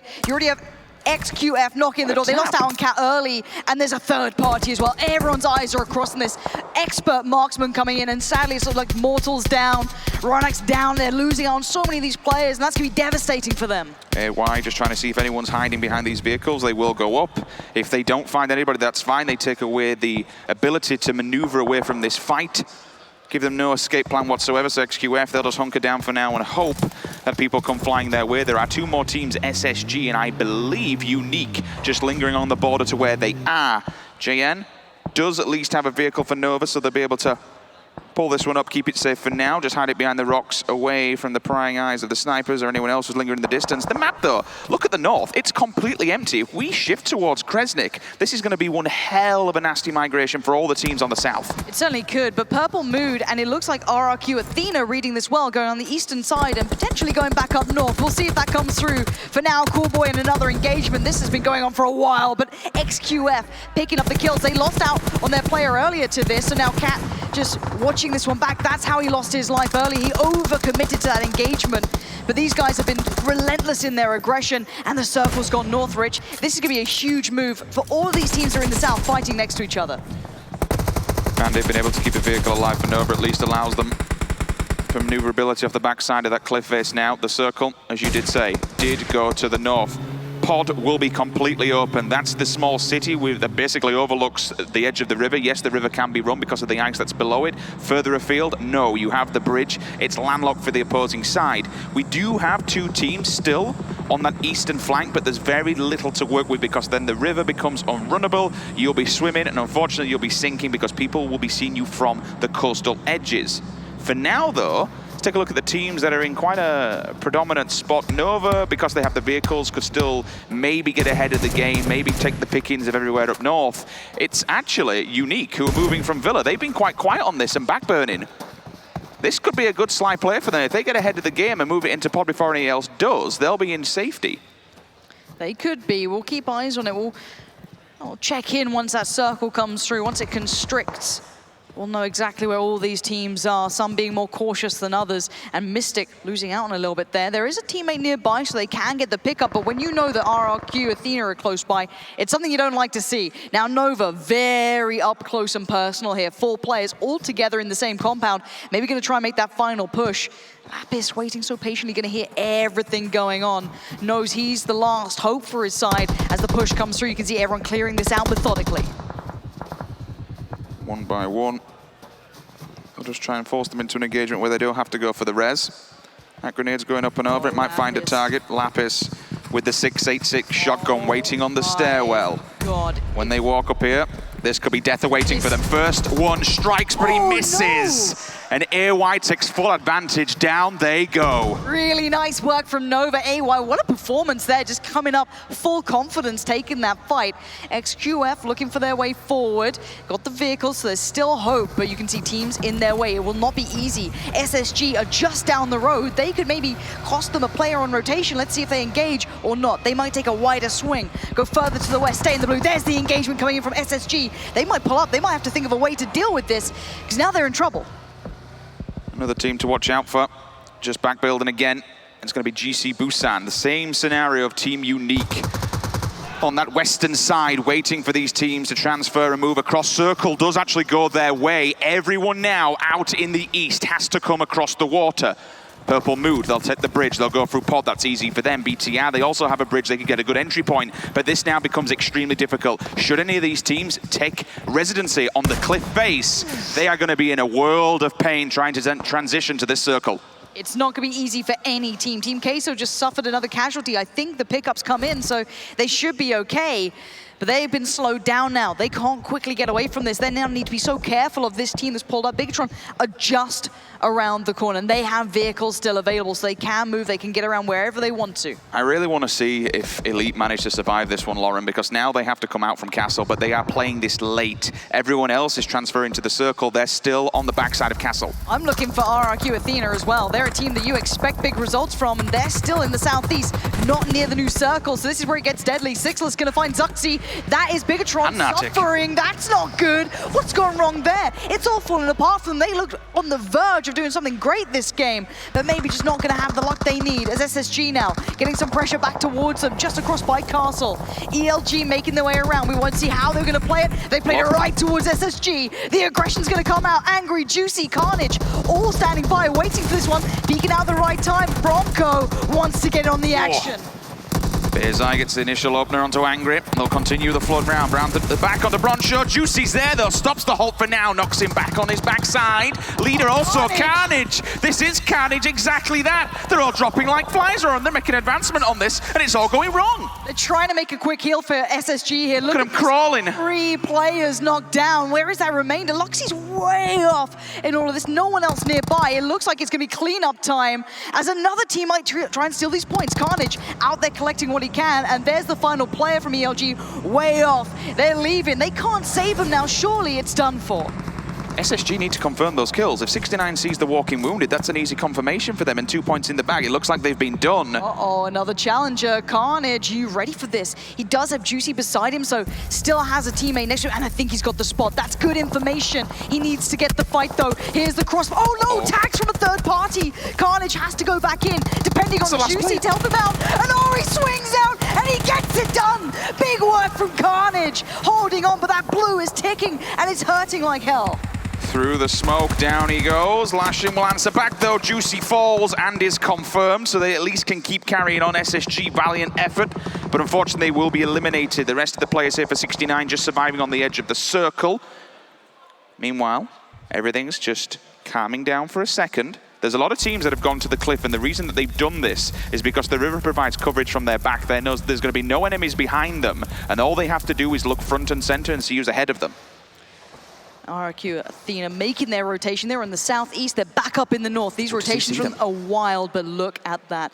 Did he see them? Has he noticed what's up? I think he's got an idea because he's got teammates beside them, but a bit of a compound crash. We'll come back to that in a second. The push is coming in. They're clearing out, but they've actually been tagged up so badly. Zooms needs to be so careful. That could be a one-shot. He's going for it still. What a play from him. Brave and bold, taking down the enemy. Teammate does fall for the backup, jumps in, 1 HP in a mere dream. He's actually swinging with his fists, but unfortunately can't make it work. Instantly drop TES, they do survive, and if they get the revives as well, that should be 3. I don't think it was the 4th, but at least a minimum of 3 players that will continue this one forward. Yep, all 4. I'm seeing White Cat up in the distance, disconnected from the rest of them. That's the backup plan in case they had all gone down. Justice, though, still on the floor. I think he has information onto where TQ are, and he's feeding this back to the rest of the roster. There's no reason why he'll be standing out here. Either that, or he's just basically being a bouncer to stop any advancement to the circle and cover the backside. Oh, and Rose has real line of sight here. Look at this. Careful as well, not over-peaking. Gonna hold the angle, tapping away on that 4-1-6, looking for the damage with Lashin, but not gonna be getting it. But now they're in the blue. They have to make the move soon, and he knows it. Jimmy's gonna find a couple of players in the meantime. Tags on the cross, but Lashin's still staying alive. But, oh, and the overextension. Luxy punishing that. That's some distance with a K9. We said we don't see too many sniper rifles, but he's making it work. Instantly to the face, down he goes, and all of a sudden, this is what happens. Justice goes down because they're forced to re-grab themselves, get up and go for the res. But now he's extended. Everything they had going for them is falling to bits. Yeah, but that was RRQ coming in. That was not the team you were looking at. So these guys starting to build up. They had good rotations early, but now you've seen those kills coming in late games. And how is Lashin still alive on the run? Tries to make it. But can't get past Nova in the end. A good attempt, but not good enough. AY, second time we've seen him with the AKM, making it work and doing the job. TQ, between a rock and a hard place, quite literally. BTR's there and Nova's making an advancement on all of this. They've heard these fights going down. They know who's lingering in the distance. Luxy with the follow-up smokes. Look at all the players knocking on the door. He has to be ready to receive them. This is a big cross. Oh, what a turn there from RRQ Athena. This is a big team that you want to be looking at, and be able to take a player out the window like that is pretty impressive, but it's not over yet. White Cat is trying to cover up his teammates, trying to keep them alive, buy some time, and Nova have finally fallen. Nova in trouble. They had so many kills as well. Finally he's put to rest. He's done so much damage. White Cat could be a spot. Remember, he was playing distant away from the rest of his teammates, and he's still doing this. He can overwatch all of this and feed the information back to the rest of the roster where they are. Are they damaged? Are they done? Grenades. Ernie gets a bit of a tickle and he's warned, stay away from me, but that follow-up nade could be real, and it is! Ernie's down! I don't think they'll make a push on this because they will expose themselves too much. It's RRQ that have to do all the work to make the advancement and push them out of that compound. Yeah, but these teams are aggressive. They love to get in there when they feel the timing is right. And that Molotov, again, this could all be so deadly to slow down the push. And it slowed them down for a second. Buying time, buying a couple more seconds. RRQ Athena wants to get the revive when they've got it. They need to get themselves back to full strength to be able to take this fight. Pause for just a second. The advancement is real. RRQ are in the building. They're at the door. They're on the doorstep, so TES hasn't done enough damage to hold them back. They're at a man disadvantage as well because of the disconnect in the distance, the grenades. All this is going down, but the pull-ups here. Nova, got to do some damage. They jump out the vehicles, and they are welcomed with the mini. Nova looked so good, but this is such a scary situation to come into, pretty blind, and Justice coming around, and the jump-in shot doesn't need to depend on it too heavily, but it looks like Nova have been quelled and dealt with. We see the engagement in the distance kicking off. That's RRQ Athena getting into things. They finally got down a knock. That's a big pickup. That could allow them time now to make the push. The micro Uzi, he might be a little minigun, but it gets the job done. A little bit of a tab there from Ernie, which will give the audible warning. The flood is real. You better be ready for what's coming your way. Look at this team. He sprays in. Oh no, he doesn't get it. What a mistake. And oh no, that's a big loss for RRQ there. If they do manage to get through this cleanly, they're great. But Fireboy could have done so much damage. There's still one player up here though. There's still one man alive for this team upstairs. In the smoke, shrouded. The revive comes in for RRQ Athena. They stay alive. 4 players will be standing soon. And we're down to the final 3 teams. This shouldn't be a 4 versus 1. With the numbers that you have and the advantage, you should be able to go for the refrag and insta him. Last player surviving here. You can hear the stairwell push. They're upstairs. They're at the door. They're at the wall. There is damage. Oh, what? What? He's got 2! What is he doing? 3! Is this real? Could this be the 4 versus 1? The push comes in. Oh my God! He's only gone and done it. What a play! That That should not have happened. What did he just do? You can't do that on a main stage like this. At a grand finals. This isn't a public match. What? That was incredible. But now he might have to face the music. 3 players stand against him. He's already done the unthinkable. And this might be that one step too far. But what a performance from that man. Top Esports can be proud of their player in that moment. You do not often see anyone challenging RRQ Athena like that. And he's going to try and heal out this blue. He knows it's just not on his side, but he can just rest easy with a smile on his face after that performance. GC Busan, they'll wait this one out and they'll claim the victory here in game number 3. I mean, we said that, Lauren. I mean, he could go ahead and pull another miracle maneuver. I feel like the real winner is this gentleman on screen. What a sterling performance to just corner hang on those players that came through and murder them one by one individually. I mean, players on the opposing team are shooting one another. Hey, look, he's got 14 meds. He's still going. He's trying to put on a show for the fans. He's not going to be going down anytime soon. The blue is going to start really hurting. They know they've got this one. They're happy. And we get a little bit of call in return. We'll wait this one out to see it through till the very end. I don't want to be jinxing it or anything. I mean, I jinxed it in the last one where I said the 4 versus 1 shouldn't happen, and then, you know, I can hear that the crowd are actually applauding this man's work. Come on, give him a round of applause.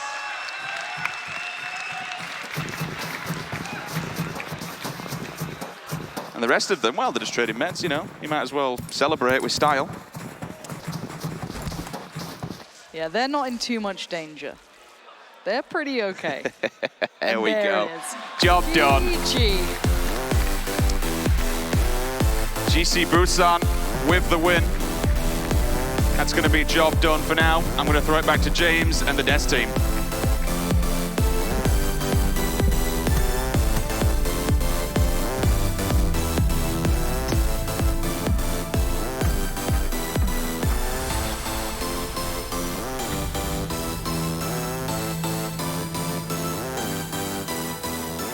What a performance here on Vikendi, our first Vikendi here of the tournament as a whole for the PMCO Global Finals 2019. And as much as GC Busan are able to get themselves the victory, there was one name that was able to truly steal the show, with Top Esports getting themselves a monumental recovery against RRQ Athena there. But you really can't take anything away from GC Busan. They were able to take the victory, getting themselves the big point, Scoom. They performed pretty well there at the end. I mean, it was gonna be the RQ show. I was talking to Simon. Yeah. I was like looking at him. I was like, okay, they've probably run away with the tournament now. And then suddenly that one before out of nowhere, I was like, okay, never mind. We still have other teams here with the chance.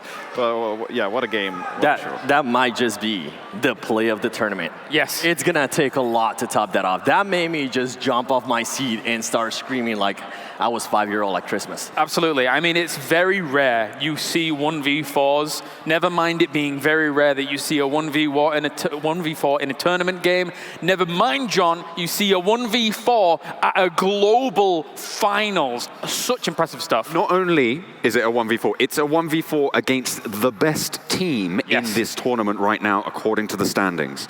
Before that game, certainly. That's absolutely insane. I was popping off in the crowd there. I wouldn't be surprised if you heard me through the commentators' mics. I think a lot of us were shouting. I'm going to be honest. I think a lot of us were like, wow, this is crazy. It was insane.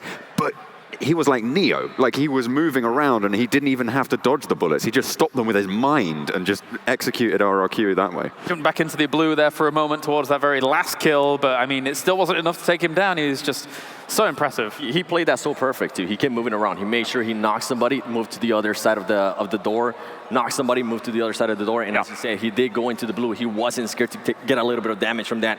He knew what he was doing, and it worked out perfect. RQ, Athena, I think they went in there thinking, oh, this is going to be easy. We're going to be able to get them.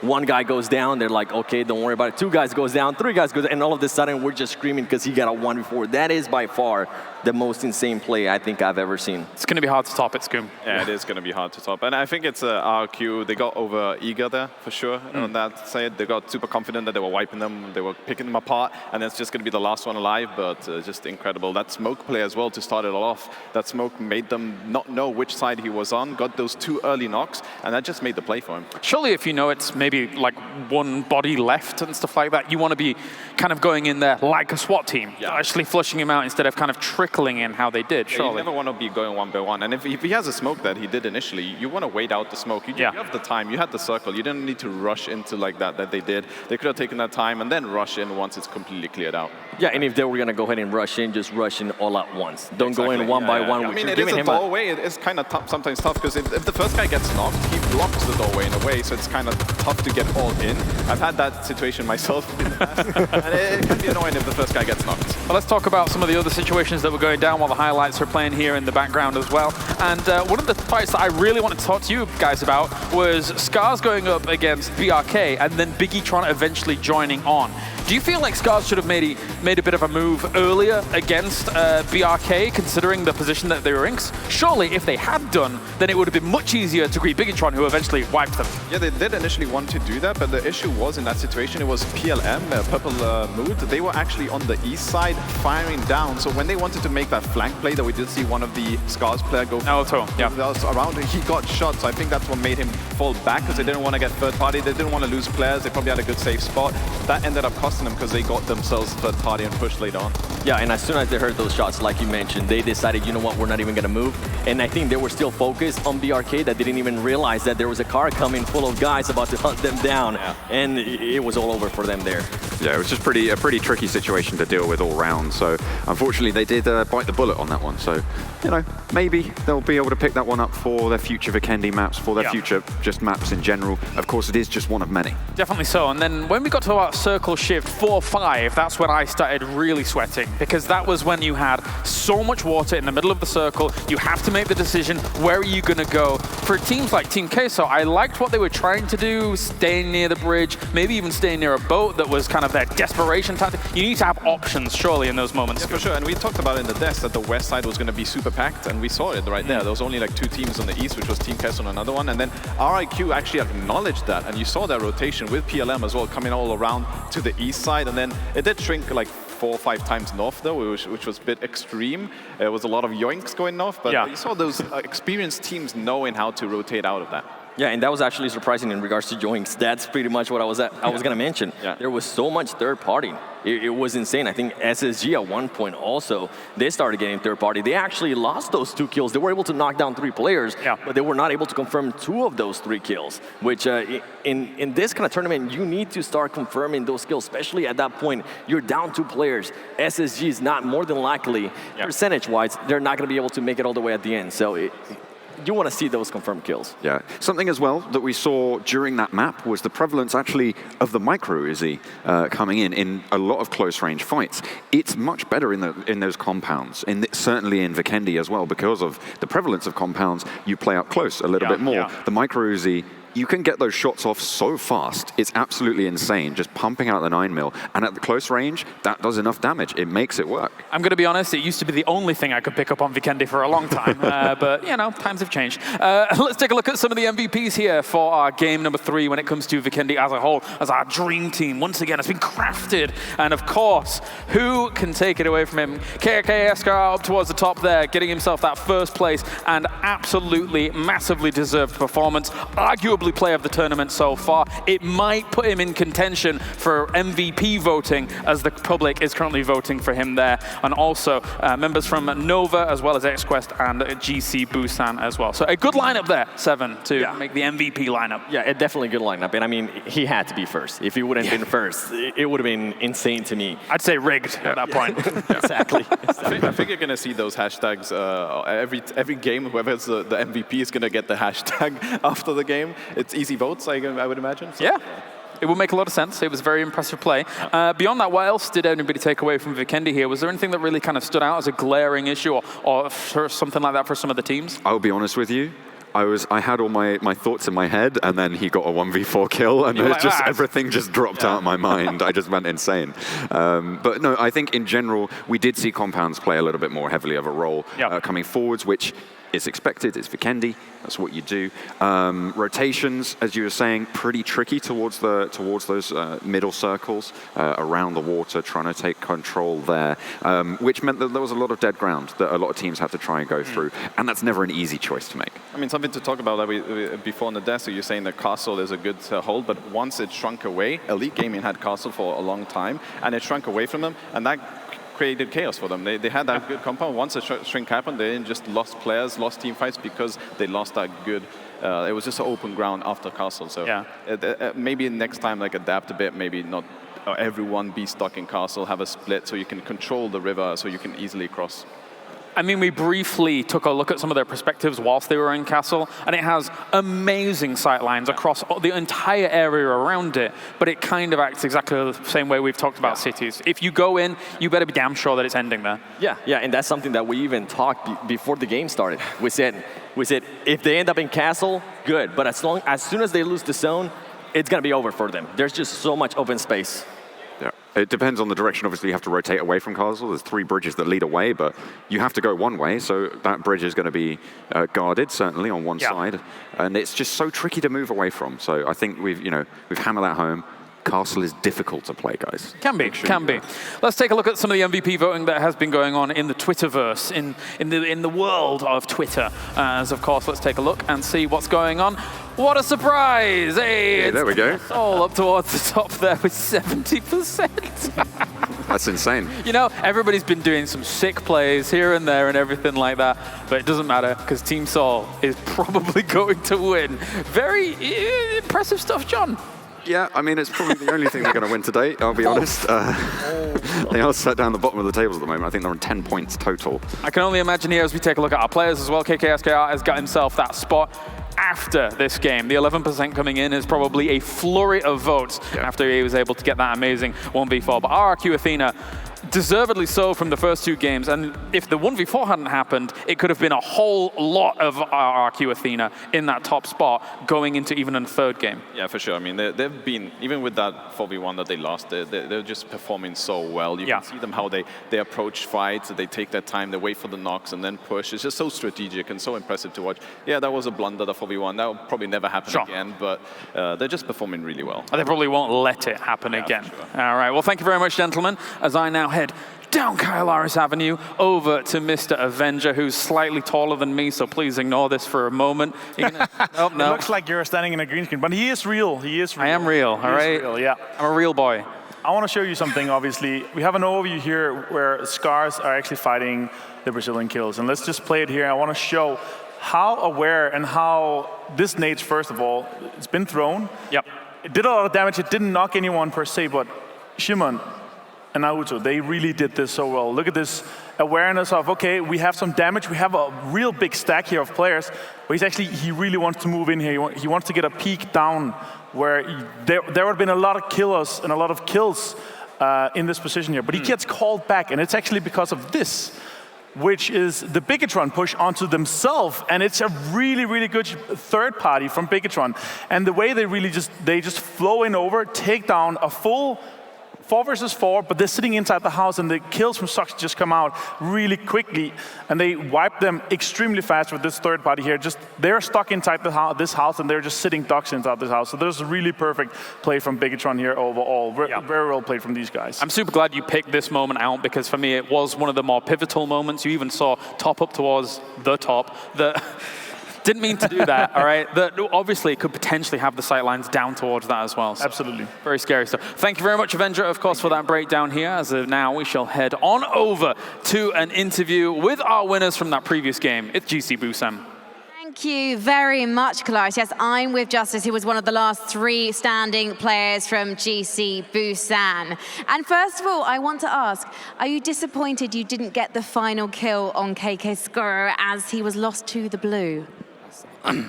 어차피 자기장이 저희 쪽 자기장이 자기장이 어차피 저희 쪽이고 상대편은 자기장 밖에 있었기 때문에 저희는 뭐 딱히 그쪽 팀을 킬을 못 한다고 해서 약간 실망한 건 없고 저희가 어차피 1등을 하는 게 목표이기 때문에 1등 한다는 게 더 커서 실망한 건 없었어요. 네. I didn't feel disappointed about that because even though I couldn't do the final kill, like I know that my team is going to win, and winning the match was a bigger thing for me than just getting the last kill. And you still got 11 kills overall as a team, which is very, very impressive indeed, and it's going to do such a good job at getting you to the top of that leaderboard. Now, I want to ask you about the communication in the team. How is the communication? Because at one point, we saw you lying prone while your teammate, Rose, took shots at one of the other players very successfully. So how does team comms work? 저희가 자기장이 저희가 있던 집 주변에 잡혀가지고 저희는 그냥 가만히 있어도 되는 상황이었기 때문에 저는 일단 자기장 밖에서 들어오는 2 팀을 일단 왼쪽에서 막아주고 우리 편 팀원들은 자기장 안에 있는 적들을 막아주면서 일단 저는 킬할 수 있는 기회가 더 많아져가지고 제가 더 많은 킬을 할 수 있었던 것 같고 확실히 동진이 형이 얘기하기를 저는 킬하고 그 팀원들은 거기 있어서 1등만 만들어 보자 이렇게 얘기했던 것 같아요. So our strategy was that I was guarding the house and I was looking out for the 2 teams coming at us, while the other members were looking for the teams in front of us to fight with them. And actually, I had more chances to get more kills from my spot. So just our strategy was to divide, and I was taking care of these ones coming at the house, and they were fighting with those coming in front of us.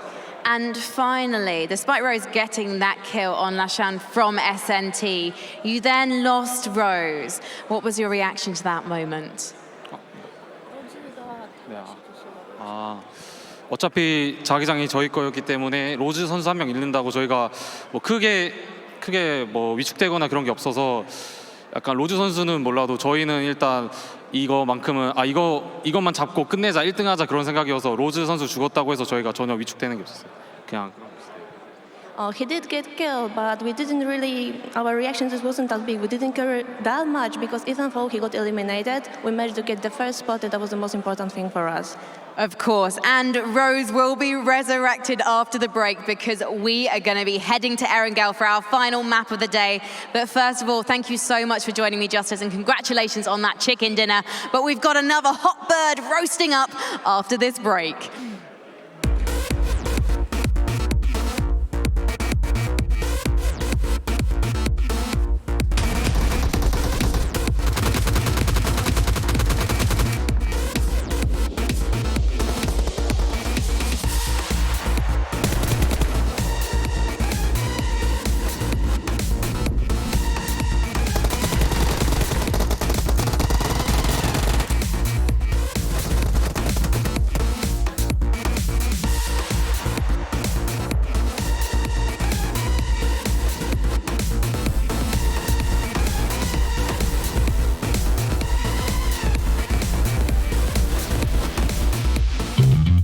Lag and poor connections slowing you down?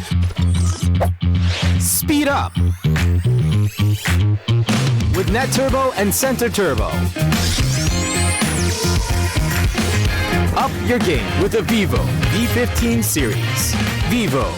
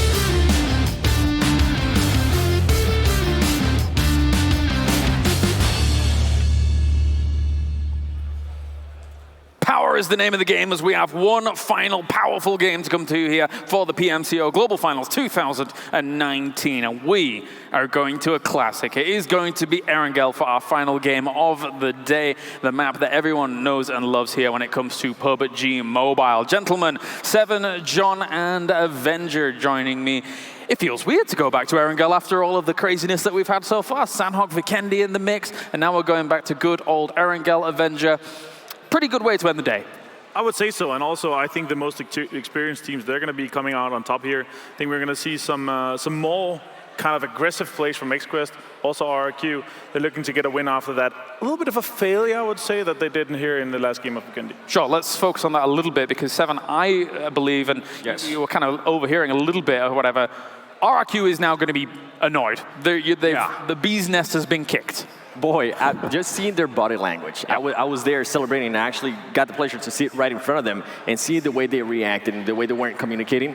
I want to see if they're going to be able to put this past them. Obviously, it's going to maybe mess with them mentally, and that's something that we're talking about at the beginning of the cast. How are these players and this team is going to be able to do if something doesn't go their way? And that was a huge blow. Being in first place and not being able to just finish that one guy, can they overcome this? Can they come back from it? And that's where mental fortitude really kicks in. You need to be able to shake that off. Every game, go, reset. Even though you had a tilt, this could be very tilting for these guys. Shake it off, go out, reset. You have 5 minutes off between the games, go back, and then next game, focus on that one. It might be a huge defeat. They did get a decent placement. They did get some kills to it as well. So this is just a decent game. But yes, they definitely wanted to win that one. And not only that, that's going to be a little bit of a blow to their points tally, because if they'd have been able to win that duel, they more than likely would have been able to face down GC Busan. They're missing out on 11 points by finishing third instead of first there. Yeah. And that's going to put them within striking distance of the teams below them, specifically XQuest F. And with the win, GC Busan, who are sat about 11 points behind, I think it's about 13 points behind at the moment. So that's going to be able to close the gap a little bit that way. Whereas where they wanted to be was safe and sound with a 20-point buffer at the end of the day. That's where you want to be sat, right? See how that's going to pan out for them. Is that going to tilt them? Yep. And in a different way, how are the other teams going to be able to take advantage of that, right? Yeah. They're not able to, as you said, they're not able to get those extra 11 points. How are the other teams going to react that are currently in second place, third place? Are they going to go ahead and take advantage? Maybe go ahead and try to go after them early in the game? What's going to happen here? I'm actually just super excited to see what's going to happen in match 4. Does Erangel present those opportunities? I mean, again, it is the most well-versed of the maps when it comes to the battlegrounds, even, I should say, here, Avenger, when we take a look at things. Here are the total points, though. We can talk about that in a few moments' time. RRQ Athena, of course, still up at the top. XQuest with that second place at the moment with the 62 points that they have currently accrued. So in our top 5, anything that really surprises you? Is the GC Busan jump something that's kind of sticking out to you, or what do you think? I see that as just sort of a win, catapulting them up temporarily. Of course, we are only 4 maps in, so 30 points has a massive impact on the standings. That's almost half of their current score. Yeah. Yeah, so, and I mean, I know at the beginning of the day we said take it slightly, but now it's time to actually just pump it up a little bit more. And now we're seeing Space Station Gaming there in 7th place. Great placement, but I want it to kind of be a little bit higher. A little bit of bias. I want it to be closer to the top going into day 2. I want them to go ahead and start high. They're doing their best. Yeah. I also think 7's not bad. Vikitron was in 6th place, and I feel a little bit sorry for them in the sense that it feels like almost every single game they're eventually running up against RRQ Athena from their same region, going up against them. RRQ Athena is always getting kind of the upper end of the big brother in those fights usually, sure. Right? And also, imagine, guys, if obviously RRQ Athena, they have a 12-point lead right now. If they have a good game here to end with, RRQ Athena ending their first day on top, that would be extreme. That would be so scary going into day 2. They will have so much momentum. So if they shake this kind of the last defeat off them and go into the last game and really get a good game going, they can have a 20-point, 30-point buffer to second place. They're going to be so scary looking into second day. And if history repeats itself, we know that RRQ Athena, if they actually take a nice lead, they will take full advantage of that. Yeah. Oh, yes. We'll make sure it's even a bigger lead after day 2. So that's why I was saying earlier, it was such a big thing for them to go ahead and just lose that game for other teams. If they would have won that, they would have more than likely won that game, to be honest. Well, Dubai was a big example of that, right? Yeah, and pretty much basing it off of that, they had a good lead after day one,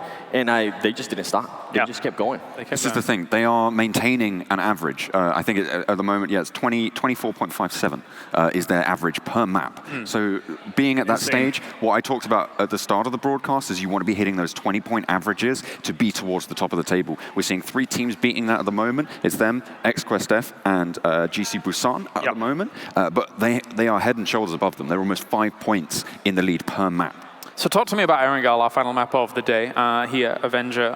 What have you kind of extrapolated from what you've been watching from the prelims and regionals as to who you think might be able to do well here? What's your thoughts? Absolutely. I mean, on top of this, there's the map knowledge of these players. They know Erangel the best. So I expect a lot more kind of careful rotations. I see a lot more third party coming in. I'm also curious, what are the loot spots going to be? Are we going to see any contests? Because I think there's going to be some teams that really want to make sure they have some of these loot spots. Yes, first circle will have a longer time. We're going to see maybe some teams drop on the edge, take a car, even go even further away, depending on the plane as well. And for teams that actually land right next to each other, for example, just Naya, are they going to go ahead and try to battle it out? Or are they going to maybe just get one knock and back off? Which we have seen that before in prelims and also in regions. We've seen people just getting one knock and saying, you know what, let's not go ahead and continue with that fight. It's too early in the game. We don't want to risk it, maybe lose one player. Erangel is maybe the map that you do not want to go ahead and lose anybody. We're talking about Sanhok. It might benefit you if you lose somebody at the beginning, but Erangel, you want to have your whole squad at the end. Yeah, you need it. Every position pretty much in Erangel is designed for 4 people to hold, right? Sure. It's so important to have that structure.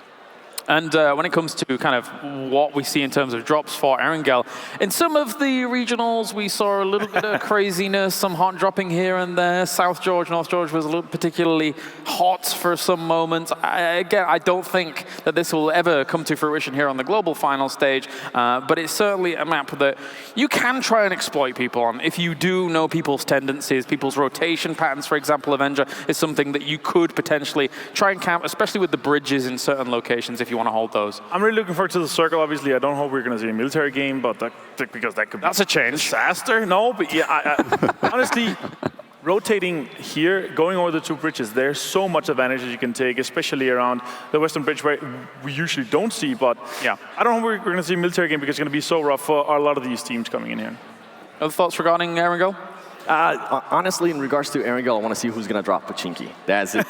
That's my favorite place ever. And I also want to see what Team Seoul's going to be able to do with them gacho. Are they going to be able to go ahead and get the win? I'm looking out for the Zarkis. I'm looking out for the Primorsks. Zarki. Safe drops. Lipovka, why not? Just have a little bit of fun with it. Try and play that edge. Safe drops and impossible to rotate. I'm thinking about Team Seoul. I'm trying to give them advice sort of telepathically right now. Just play it safe, guys. Play for placement. Play for placement. Play for placement.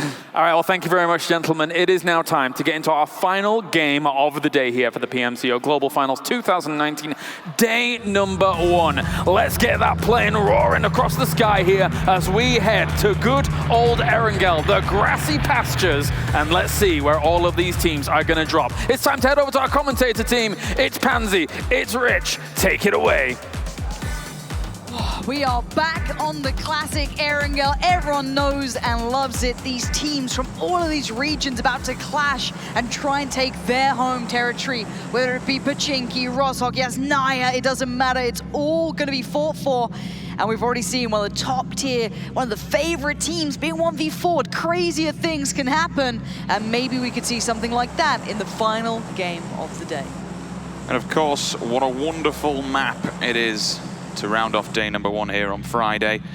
Martin touched on it on the desk. This is the map that everybody knows. This is the one where it's the OG. You started off here, you know it like the back of your hand. Will we see some more disciplined play? Will we see some more potentially even just careful and passive approach? No compound rushing. Or, for all we know, it could just be madness. Everyone could just dump on into Pachinki and we could have hell on earth once again. Yeah, I'm waiting to see which team is brave enough to go in towards Pachinki, take that central point to set you up perfectly for those rotations and that circle hit coming in. It looks like RRQ, Athena might be looking towards it, but is anyone else going to join them? Anyone dare to take the challenge if they do go for this? I'm looking around, and at the moment, it looks like it might just be theirs. I'm looking towards Yasnaya. I see potentially 2 teams and a southeast circle, almost centralizing on Milta. This is over by Shelter, though. This is in the kind of underground bunker. There could be early battles, but it's above. Who will initially fall? Unique finds Synab, he's gone. That's an instant confirmation underneath Shelter, so there is a response at least. Fortunately for BRK, the Brazilian killers, they're going to be downwind of this. They will potentially lose a second one. Fusey just bleeding out here. Baraka awaits on the angle and holds the corner. See if he can get a quick and easy kill onto somebody on the way down. Well, I would say when you're in this position, especially for the player on Unique side who's above, you can't go in there blindly. You picked up that first, that's really good work. But then to go for more gets a bit risque. It's very hard to find that clean entry point. Now, if he does have a teammate beside him, Kitsu's not far away, maybe there's a chance. But this is bold, very risky maneuvers coming in, maybe feeling confident about this. No helmet makes the whole scenario 10 times worse. Me personally, I don't really think you need to press this advantage. You've already got 2 points out of it. You know, you don't have to go for the okay. That's the confirmation of the earlier knock. Very nice. You could disengage from this one, grab the vehicles, regroup with your team, and continue the fight. But it's hard now. Where do you take yourselves for that additional loot? I think the rest of their team for Unique is over by Prison, so maybe they can consolidate as that position got questioned. Now, Yasnaya has 2 teams in it as well. You're seeing the team on your screen. I think it's SSG over here towards the eastern side, whereas this team are over towards the west. So a bit of a divide when it comes to it. Now, beyond that, though, actually, vast majority of the teams are within the circle we're seeing. Gitson's got a car. Can he hit it? That's the question. 3 times will do the job. Sees Mytek in the distance as well, and these are just warning shots for the remnants of BRK. The last 2 players alive, just running for not only deer cover, but some kind of gear, because they'll be extremely underlooted, extremely under gear. They're going to lack meds, bullets, bandages, everything else that goes along, even weaponry and utility, to be fair. Just want to roll it back for a very quick second, Lauren. I mean, this 1 versus 4 that we saw, it was wild, it was wonderful. But it was on RRQ Athena. It was on the reigning world champions. It shouldn't have happened, in my opinion. You should be going for the refrag at least. Even if you allow 2 players to get knocked, the 3rd one should be there for the follow-up. What will that do to the mindset of a team? Yes, they are still in the lead by a good 12 points, but it could have been, as John said, so much more. It could have, but you can't dwell on that as a player. You have to move on. It's game by game, but we need to get back to what's on the screen, because these guys are hunting. They're not just sitting back, they're chasing down BRK. That's kind of insanity. That's almost rude. It's almost cruel at this point. BRK disengaged, they backed away. And look at Old Boy pushing further forward, maybe catching a glimpse of Mytek. They're not too sure if they got a full bit of vision, but they certainly have a good idea where they've gone towards. So they're going to be swarming this one already over by the tower. 2 players set up for this. I think Mytek knows what's happening. Clearly heard that buggy pulling up, understanding there could be danger ahead. But are they going to compound crash this one? They might be. Kitsu's trying to get in towards position as well, further back, but here comes the crash. There is at least 1 player in this building on the stairwell. And oh no, Old Boy might be in danger here. Has to go past the teammate, gets the confirmation on Barak. And where's the trade? Where's the other player coming in? No, Mytek isn't there. Still on the opposing side. Old Boy still with no helmets. It was always going to be danger, and that's why he sent the player with the level 3 in first. Let him take the main hit, let him take the bullets. Goes for the fall, instant refrags there. The res will come through, and now it'll be Mytek in a 1 versus 4 scenario. I would usually state that these are almost impossible, but you know what? After the last game, I'm open to anything. Show me what you got. Here come the nades. A little too far on that one, but already Yash is in the building, gonna go on the aggressive push. UMP as well, nice. And up close and personal, perfect. Mytek is pretty sweating bullets here. Gonna go for the pickup on 1, but is this gonna be time to strike? As Suzy peeks that doorway, he knows he's in trouble. Surrounded on all fronts, he's in danger. He can't make a mad escape. They're already spotting him, but wait, there's a grenade in hand. Mytek's made it out the window, and he's got the kill to follow up off the back. But can Old Boy put him down before it's too late? The good tag, but the frag is there. And Old Boy makes up for the mess that almost happened. Finally, the entire squad wipe is real, but it's not without damage. You could see what happened just on the observer mode. The one player, the grenade in hand, was cooking it for the window. And as soon as you get the audible cue, he jumped, went for the knock, goes for the confirmation, picks up the point, removes one player from it. But unfortunately for the Brazilian killers, they are all dead. 16th place here in game number 4. Circle, we haven't really touched on it. It did fixate more towards Milton Power. Maybe if you could see a central point around that lumber mill kind of area. There is still a little bit of Sosnovka in. It could swing over to Novo. There is potential. It would be a very wild transition. You'd more than likely expect this to be heading towards the south. But with how much water is in play and with only one team being over, as BTR Rise and the rest of the boys over in Novo, this is going to be one massively, massively condensed circle in the north. It is, and the team we were just discussing, RRQ Athena, I think everyone who watches the mobile scene already had eyes towards this team as being arguably one of the favorites, flat out. Now, after that last game, it is going to be a matter of trying to not tilt, get back on that, good performance, just going to wipe it from the back of your mind. Yes, you may be frustrated. Yes, it's not the result you're looking for. But this could be a time to make up for it. Ooh, that car.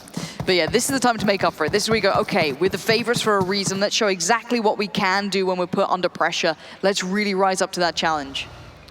You'd expect them to have a good head on the shoulders, especially, you look towards the resolve and such. They are world champions for a reason. And they are suited to going into this as one of the favorites to win this all.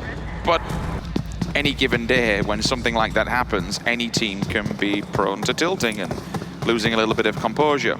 You'd have to expect them to be able to deal with it, brush it off. The only real problem comes if somebody starts blaming another person, if the IGL wasn't there or listened to, and it was a broken push at the end of the day. They went individually rather than as a unit. It wasn't a clear and sweep. I mean, hell, they would have guaranteed second, maybe even bagged another first. Could have been a lot of coulda, woulda, shoulda, and all that lot, but you have to move on, you have to crack on, and we have. Roncho, Mini, 6 times, just scouting uphill. This will be in kind of the ditch area. It's very open and sparse all around. There's no real way to push up against it. There is a little dip up towards the right-hand side. You can make something happen. Maybe you get a marksman who just knocks someone through the window. But still, you can't really push and advance on this compound where they are. There's total safety. You're just going to ask to die if you pull up on vehicles. So for them, it's try and find people on transition for now, pick up individual points. I love that. Getting able to see it from the player's perspective really is cool. I love this setup here. Been a big fan of it now. We've already seen that Unique do happily challenge anyone nearby. Now, SSG, very good player in Juicy, looking at what they can achieve here. Maybe just scouting out that compound. This is very much prime territory. And that's the replay from earlier. That's Unique starting off the aggression up against the Brazilian side. And that aggression never really stopped. They kept pushing. They kept being aggressive the whole time, hunting them down. So again, if SSG want this fight, they better be prepared for what could come their way. Yeah, from Mytek's POV, been able to just hear the grenade in hand and then push at the right time. Not the best gun in the world to be going up close and personal with. Yes, the M16 is nice. Circle, Rich. Have a look at that. You're better off using it at range. That is, yeah, that's a lot of water still in play. My word. Okay, so this is, we're looking towards Milta Power. Somewhere around the town city, maybe even Milta relay station or minute. Oh wait, hold on, Unique. Unique are in danger. They're going past Lapis, but there's already another player on the other side. So the spray trying to get that through the 4, but doesn't quite land it so well, but might have line of sight here once they crest over, and they do. It's Planet. That's a big pickup. Can they get any more on towards Unique? Trying to make it away. And actually, yes, you cannot overextend here. So many eyes already around Milta. Having a look through, you can see everybody. As soon as you make noise, they'll turn around and they'll spot you out. That's another team completely. I thought it was going to be returned. What? That was an instant tag to just warn him in the window. So Novo from the DP get damaged at distance. XQF again getting involved with the third party there, did some damage. ARG just feeding this information, needs to be careful and remember in the back of his mind that there is an open avenue of sight up towards Unique should they sit on the cliff faces, and this is the whole point of being a pro player. You need to know where these line of sights are, where you're open, where you're exposed, where teams can sneak in a bullet or two and do damage to you. Having a head on a swivel in PUBG Mobile is absolutely pivotal. It certainly is, and as the circle closes in, we are seeing just pretty much maybe 2 teams not within the new one. Looking at RRQ Athena, they're still kind of just leaving Pachinki out towards the east of it at the moment, and there's still a team in the water coming past Novo.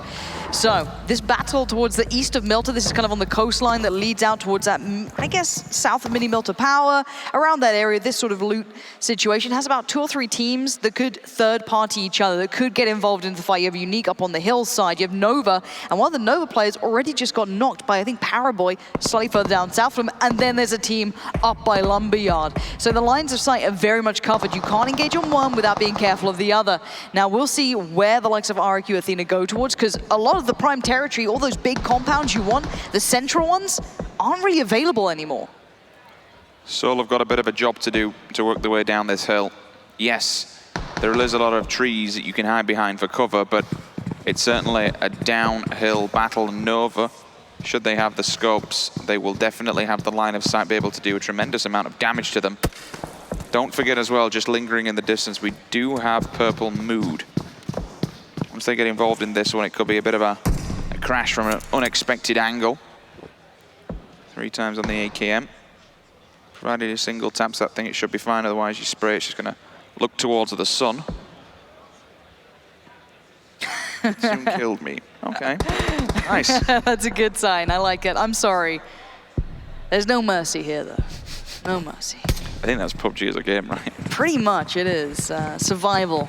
Even in the advert with the dude in the bunny costume is a solo, but they still put him down. Yep, cute little bunny. Anyway, the circle has come in and is going just north of Milta is the central point. That's the new one. So all the teams who went towards the outskirts, towards Milta, towards the far, southeast, they've all got to move in here. So the teams who went for these compounds early are pretty happy, if I'm honest. They'll be pretty, I guess, impressed it's going to come towards this point. And now Seoul, we want more from these guys. We really want to see them do well, and they are engaging towards Nova.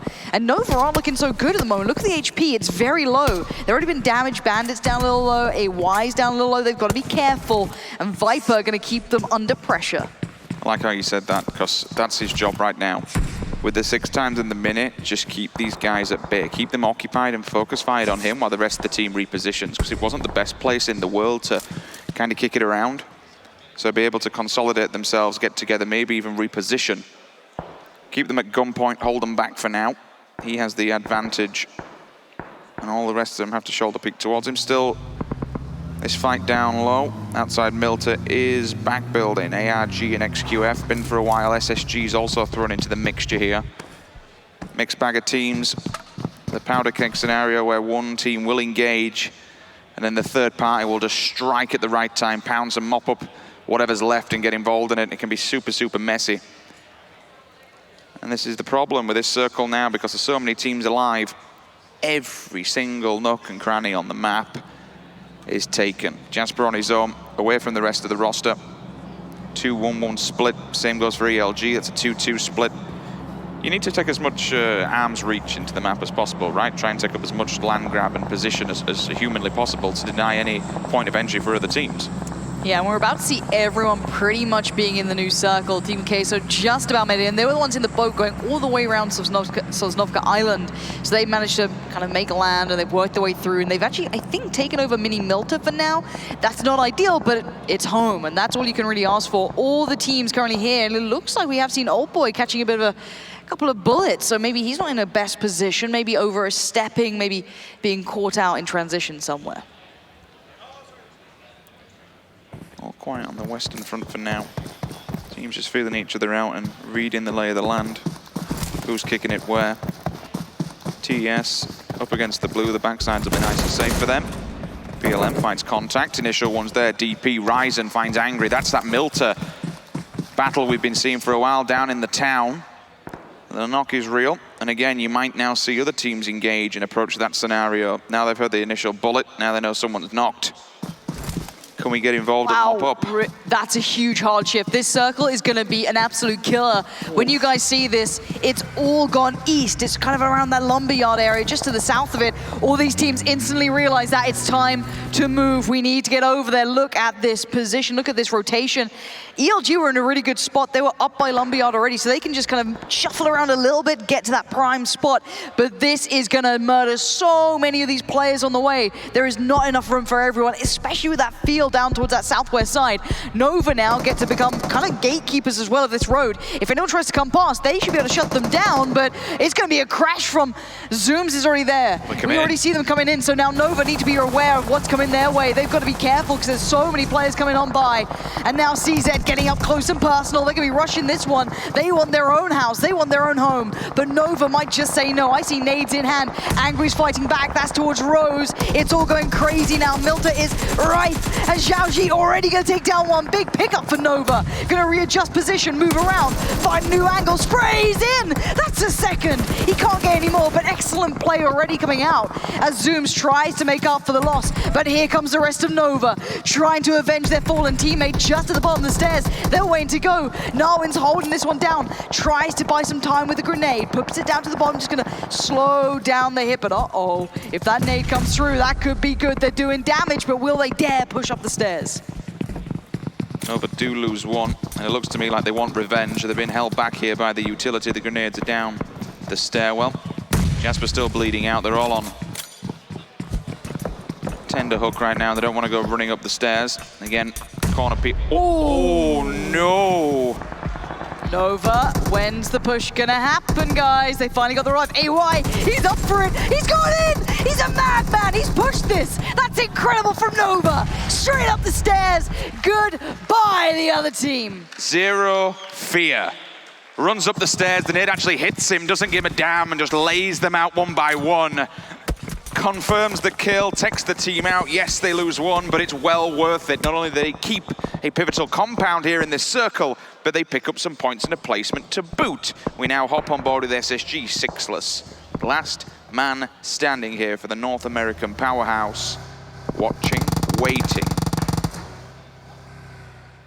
Kill feed, keeping an eye there. 6-9 themselves. That's a grenade pickup. They've only readjusted up to the top of the lumber mill there. RRQ Athena only at the front point. I just saw one of the RRQ players get knocked. Where is that? That could be a bit of an issue. I don't see that player on the screen, so where were they? Were they split from the rest of the team, maybe? Yeah, it looks like they were, and now you can see the push coming in. This could be a bit dangerous for them. There's a lot of players on this hillside. They need to be careful. You don't want to lose out on players here, especially after that last game. They want to come out with a really strong performance, and this could slow them down. You'd have to assume that that was potentially from down low then. I mean, they're all here at least so they can consolidate themselves and get themselves back on the feet. Quite a sparse amount of teams all playing edge. Again, that central point is quite open, the lumber mill area. C3 teams maybe could say Nova as well. Circle once again. Wow, there is so little cover here. There is... Yeah, it's basically you have the little yellows on the roadside on the west and then everything else just fulfill with some trees. That's it.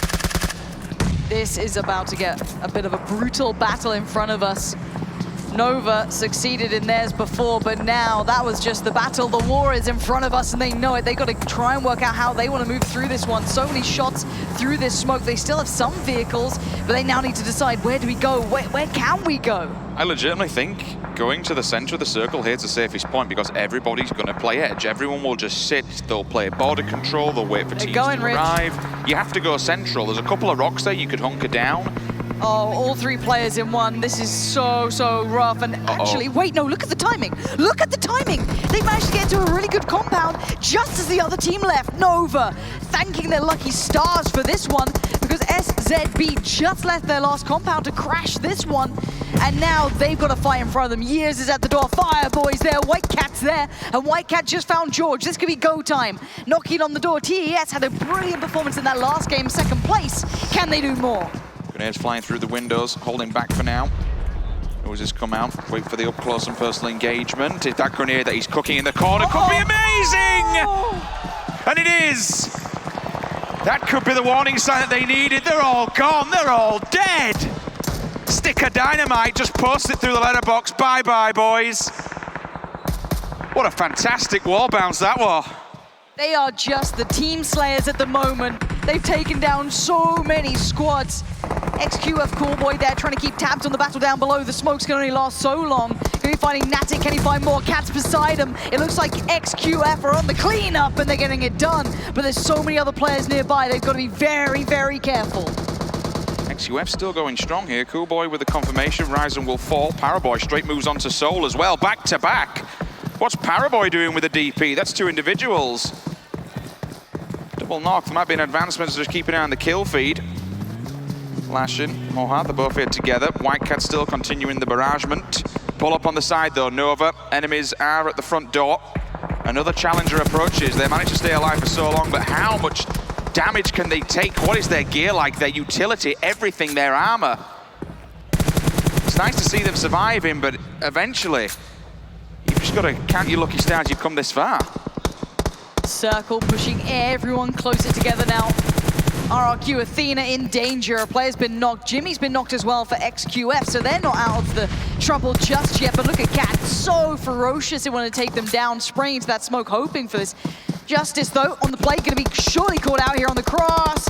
1 HP is not enough here. The play zone will take him, but Cat was certainly the challenger here. Through the smoke, it might give you some sort of level of defense, but it also proves a point where enemies need to be aiming for. They know you're going to be hiding in there. Yes, it's okay for now to hide in, but one grenade, and it's an easy couple of points for any team that want to lob it your way. Bandit, you can see heals going down in the back, stims going up. Got to be prepared because it's time to move. Circle has shifted. Everyone's still playing on the edge. We've only got one player center circle. This is about to go off. This is madness. Yeah, then the ridgeline stops here. RRQ Athena know they have to put those smokes down, but they're in trouble. They've got so many teams looking their way. XQF is the main point of danger for them. Fireboy towards Mystic, and you can see Senior here trying to eye up that team in front of him, using the car for cover. Time to move ahead. They're getting tagged up though. Ernie's in danger, and uh-oh, this could be problematic. Coolboy's finding them, and there's Fireboy coming in as well. This could be the downfall of RRQ Athena. That would be a huge upset. All the DPs in the kill feed. The 762 is ringing loud and proud here. XQF, they've got a nice bit of a foothold, especially when RRQ want to make a move. Senior with the UAS. Put it in a position up against a tree to give them defense. Even if it goes up in smoke, it at least gives them something to hide behind still. G9 hiding in the back foot. Spots one, nails him through the grass. Where's the rest of them? Sixless in the back, leader fall simultaneously. And as we say that, during all that fight, 6-9, they go down, they're dead. Looking at this one, Jimmy's there. That's Senior going down. Senior confirmed out of it. Cat claims that, and it looks all but over. Unless maybe Ernie can do the unthinkable, we'll see. That man has shown some real prowess in those last couple of games, but there's still 8 teams standing, 20 players in this tiny area. Sixless still doing damage for SSG out of nowhere. Lost one alive as well, but you're seeing the play zone picking up a lot of these players. There's simply nowhere to go. I mean, who has the strongest point here? If you go central, ELG has to. There's no one really near them, I suppose. They do have to come downhill, so they'll be exposed to any people on the south, but the south's so condensed. This is what happens. He's one-on-one. Ernie! Whoa! Dangerous player, finally put down by Coolboy. It looks like XQF have won that battle unless G9 can do something. No, it will be RRQ Athena down. Oh, he's loving life, I say that. There's a response, and finally he's put down, not laid to rest just yet. Fireboy, you can see the grenade, he cycled it, it's in hand. Smoke, it's up, it's over. Does it do any damage? Ronak, he falls. Hits the deck as Ming answers back onto Paraboy. The grenades are being thrown across, and XQF, they're just at the mercy of every single team looking onwards towards them. Yeah, and we are down to 4 teams now. Sixless still doing damage. Where is Sixless in all of this? How is he still alive? He's up towards the northwest, kind of more west than anything. He's been such a nuisance to so many of these teams. And his team fell so early on. Leader again, he's still going.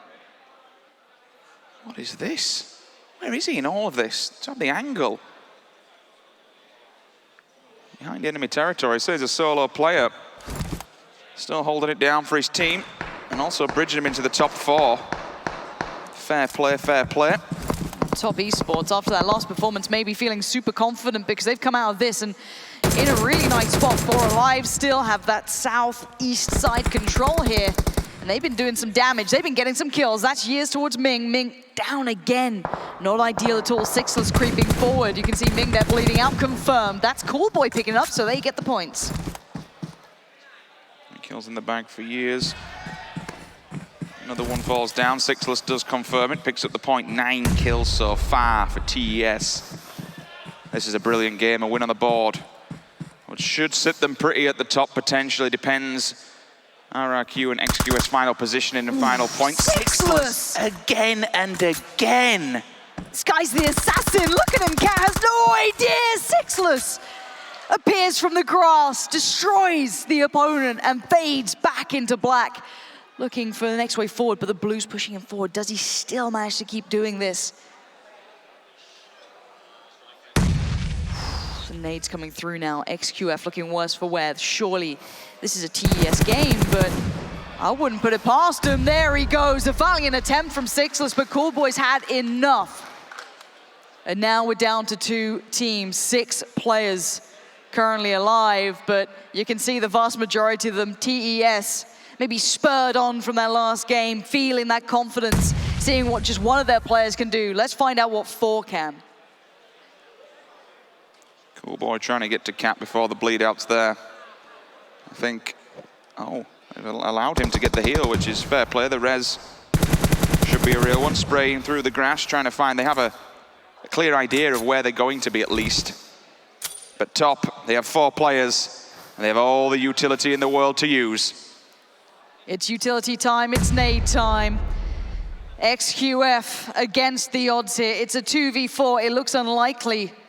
Top Esports has every angle covered. This would have to be a heroic performance from Coolboy or Cat, and I just don't see it happening. Quiet before the storm. We're out of time. Yep. It's time to go. TES, they know they can just wait this one out. They have the players. They have the position. Can they finally get that win? Coolboy and Cat working their way forward, slowly but surely. Their backs are to the blue, so they have to creep slightly further in. They're going towards the southern side. But did they spot White Cat? Yes, they did. Cat beside Coolboy, gonna try and help out there. You can hear the shots ringing through. White Cat's found a bit of cover. Not gonna be spotted out this time, but now they know their positions. This is where it gets deadly for XQF. Cat and Coolboy. Nades start coming in. White Cat's on the move as well. Every time they fire, they give away the position even further. That's why the nades are starting to ring now. White Cat's still damaged. Touching from that blue. We will be going down. There's one, Lauren. Cat's got one. No vest, but still has a helmet. So damaged, so broken. Not able to get the confirmation on that knock, but that's beyond the point here. Cat and Coolboy just trying to stay alive, trying to do everything they can. There's the confirmation. And now it begins. A 3-on-2. It suddenly becomes so much more possible. This becomes truly doable if they can get that first pick, but here comes the blue. It's time to move forward again, slowly but surely. Oh! Can you believe it? It's a 2-on-2 out of nowhere. Fireboy is just watching his team get slaughtered. What's happening? The blue's now moving in. XQF, suddenly, you could argue they have the upper hand here, but their gear is so broken, so damaged. Can they do anything with this? Where's that next spot? Cat looks for the peak, spots out Years, takes him down. Here comes the counterplay though. Top Esports on the push, spotting out one. Cat goes down. It's Coolboy, still alive. He's doing everything he can for his side. And a 1v1. Oh, can you believe it? What a play. They do it. All the odds stacked against them. 4 versus 2 scenario, and they come out on top. What is this madness we're having on day number 1? Welcome to PUBG Mobile. This is the caliber of play you can expect to see.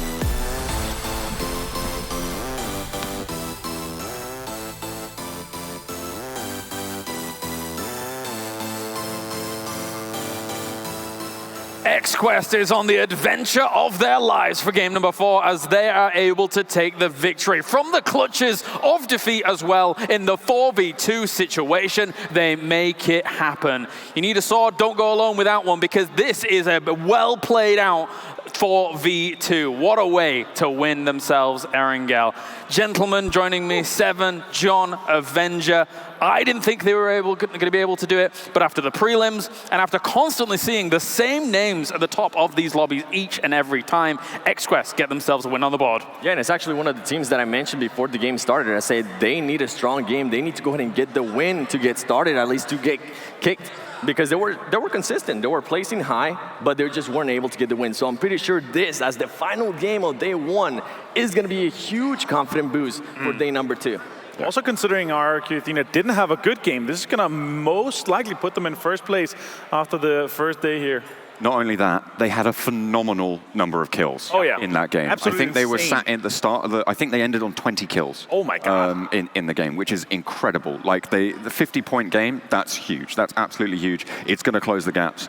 XQuestF, they are a force to be reckoned with. We saw it in the prelims and we saw it just now. It's not only a case of, though, that obviously when we came in, we were saying, Powerboy, he's our guy. He's the guy that's going to be able to do well for XQuestF and push them onto further heights.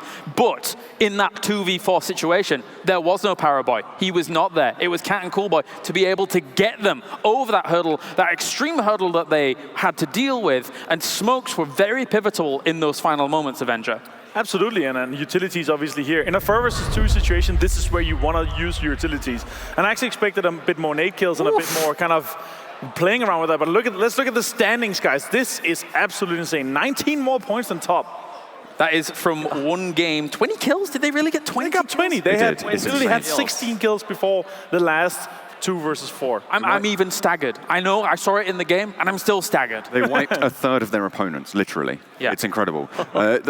20 kills is great. You've got Top Esports and Space Station Gaming, though, who also had pretty strong games there. They were able to finish well. We saw 9 kills coming through on Top Esports, so they've done a pretty good job there. And one of the MVPs of the game has to be Sixless. It has to be. Yeah, for sure. He was able to take Space Station Gaming all the way from what could have possibly been a 13th place to the number 3 spot. And on top of that, he wasn't just pretty much laying on the ground and not doing anything.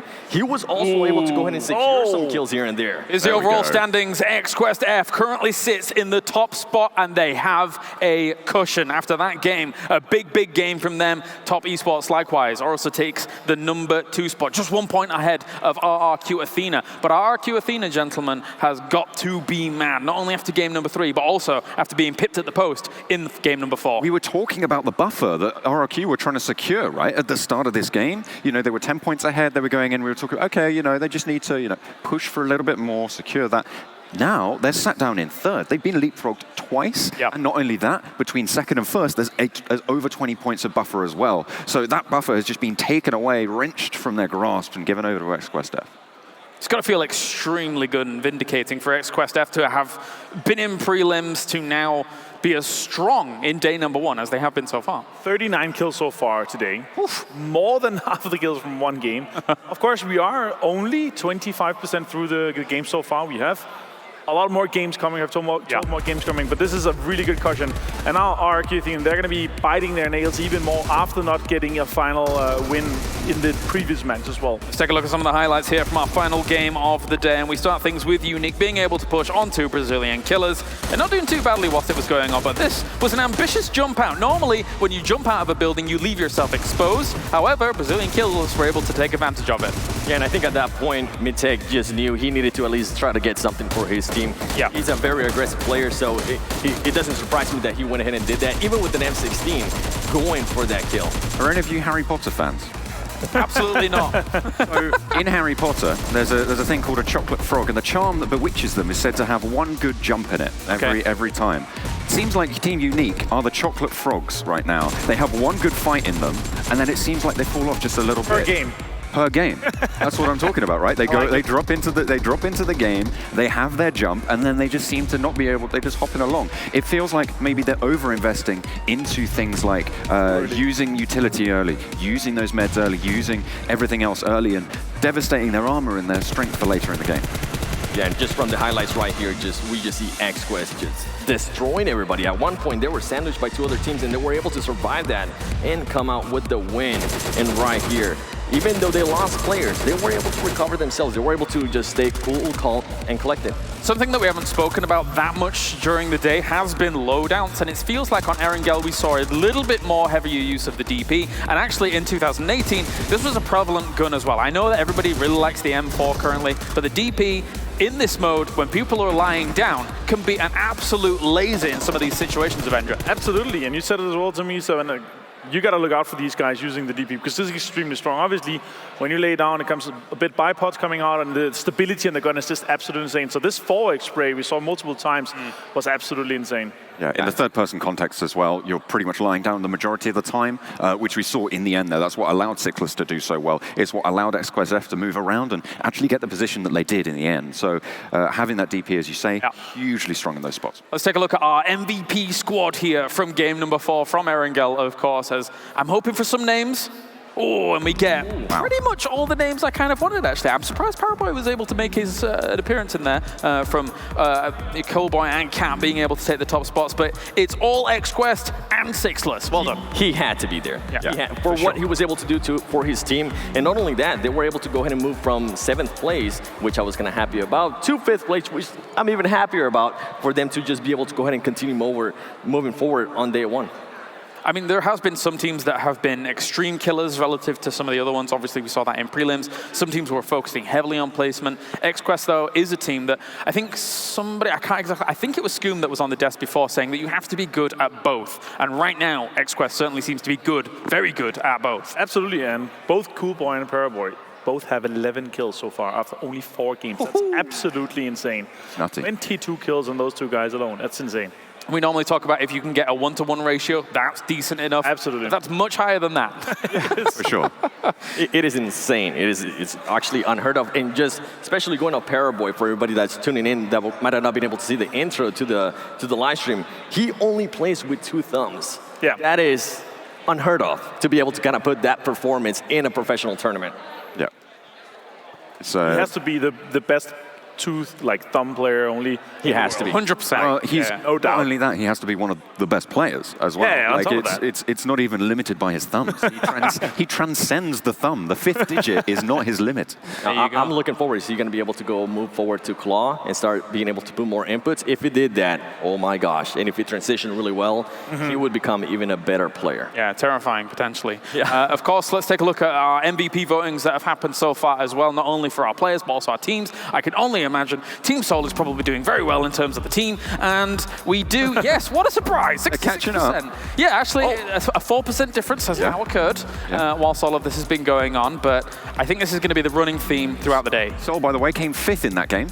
So they actually did pretty well. They did. I was pretty happy about that one. Yeah. Ronaka was able to out-heal the zone, just trying to chill on out. Eventually did get found out, but no, that's fair enough. I told them to play safe. They did that. They were able to get very late into the game. 5th place, nothing to sniff at. I think what's actually very important from that MVP voting for the team so far is that if you look at 1 through 4, you see 66%, and then number 4 was in 2%.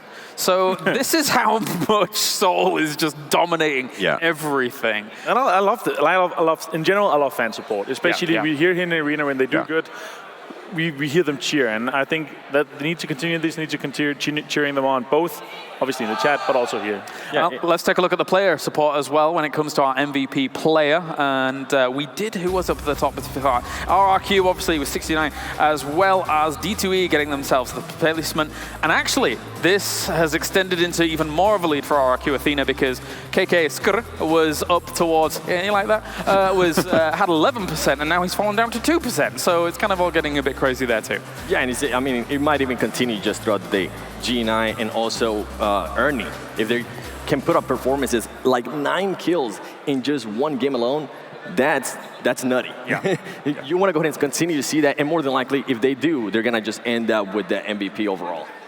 Very much so. Well, gentlemen, thank you very much, as I'm going to now make my little walk down Kylaris Avenue. Once again, it's right that way. So if you follow me, I can head over to Scoom. My friend, Erangel, we had an interesting end south of Lumbermill to get things going. Yeah, it was very interesting. And one thing I want to point out is just a rotation, something that was not talked about. I mean, there was a lot of nice team fights, a lot of clutches from Sixes and stuff like that. But something I want to touch on is PLM right here. They were at the very almost center of the circle, north of Shelter. And instead of some teams here would probably be like, oh, the circle's shrunk far east, I'm going to stay edge, I'm going to play safe. But something that I'm really happy that they did, it was that they completely just sent it down to the compound where Nova was. And a lot of teams kind of don't want to do this because it's high risk and sometimes little reward. But having this compound right here is very crucial because it's so open around and you can have easy access to the middle of the hill. So they decided not to go stay on the edge and just crash this compound. And you can see how that ended up happening. They ended ended up taking the compound.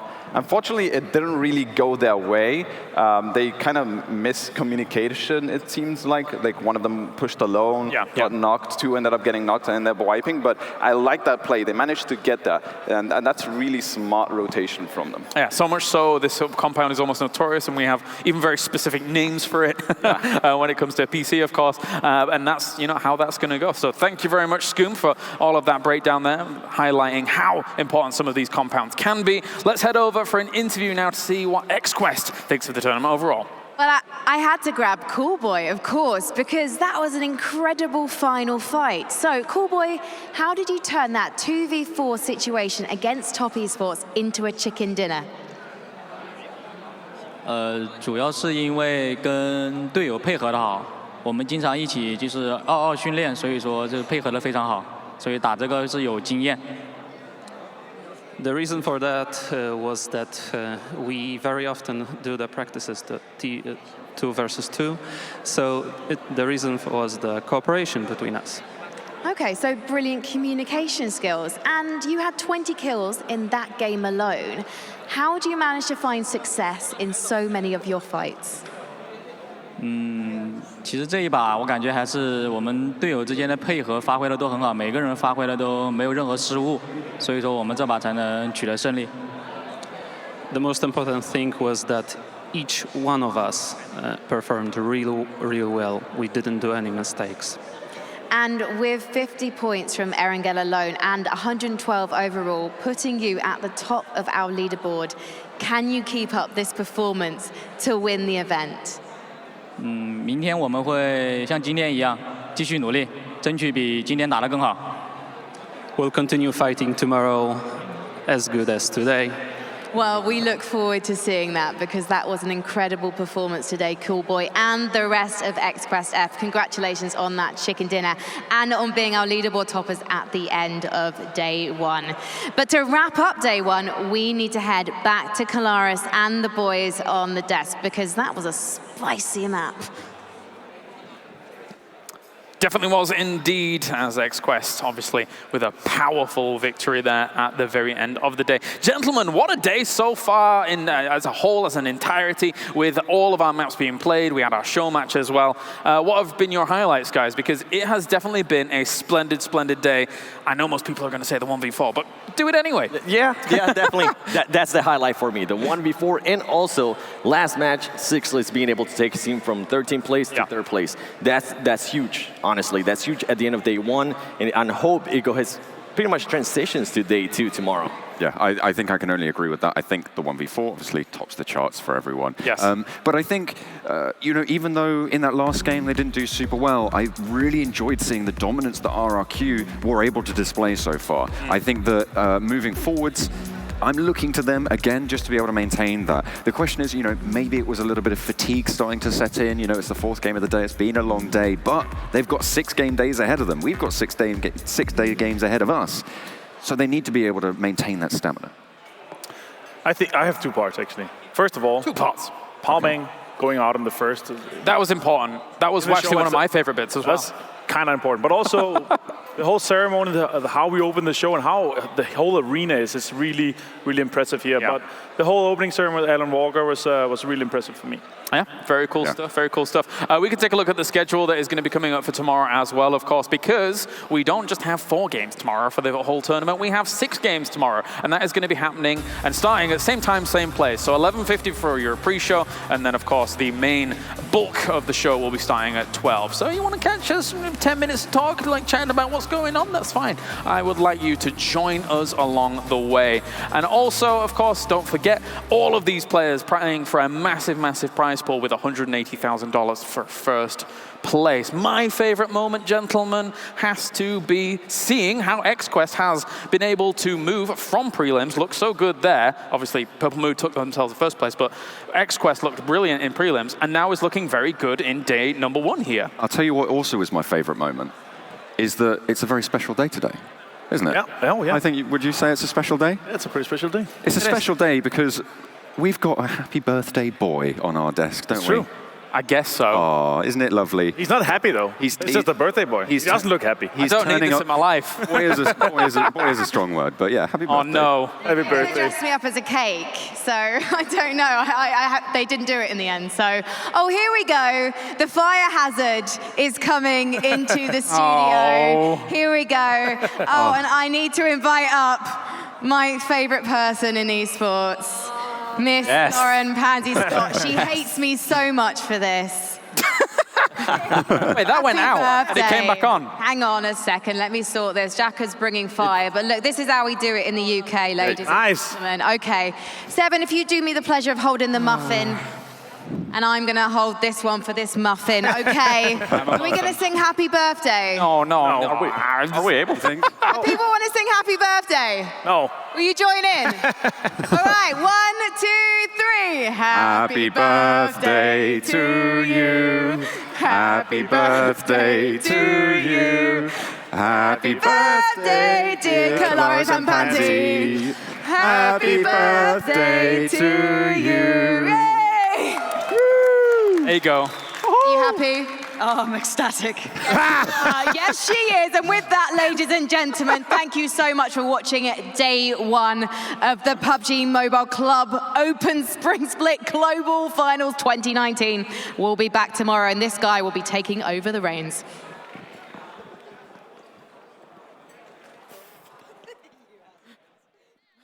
I was like, oh, I guess you're closing now.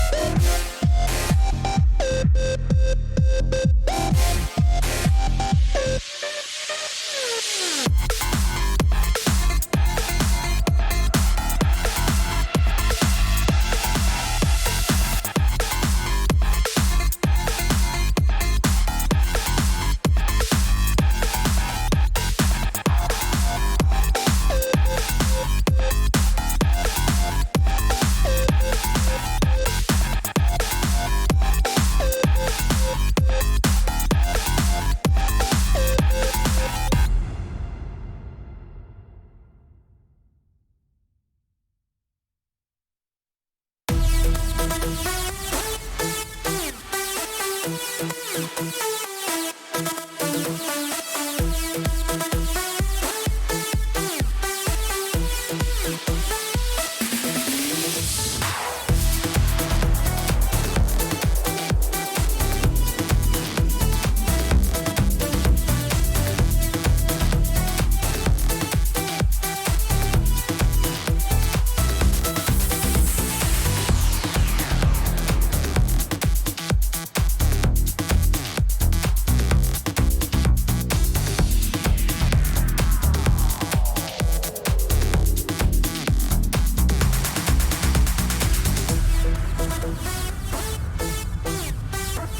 right back.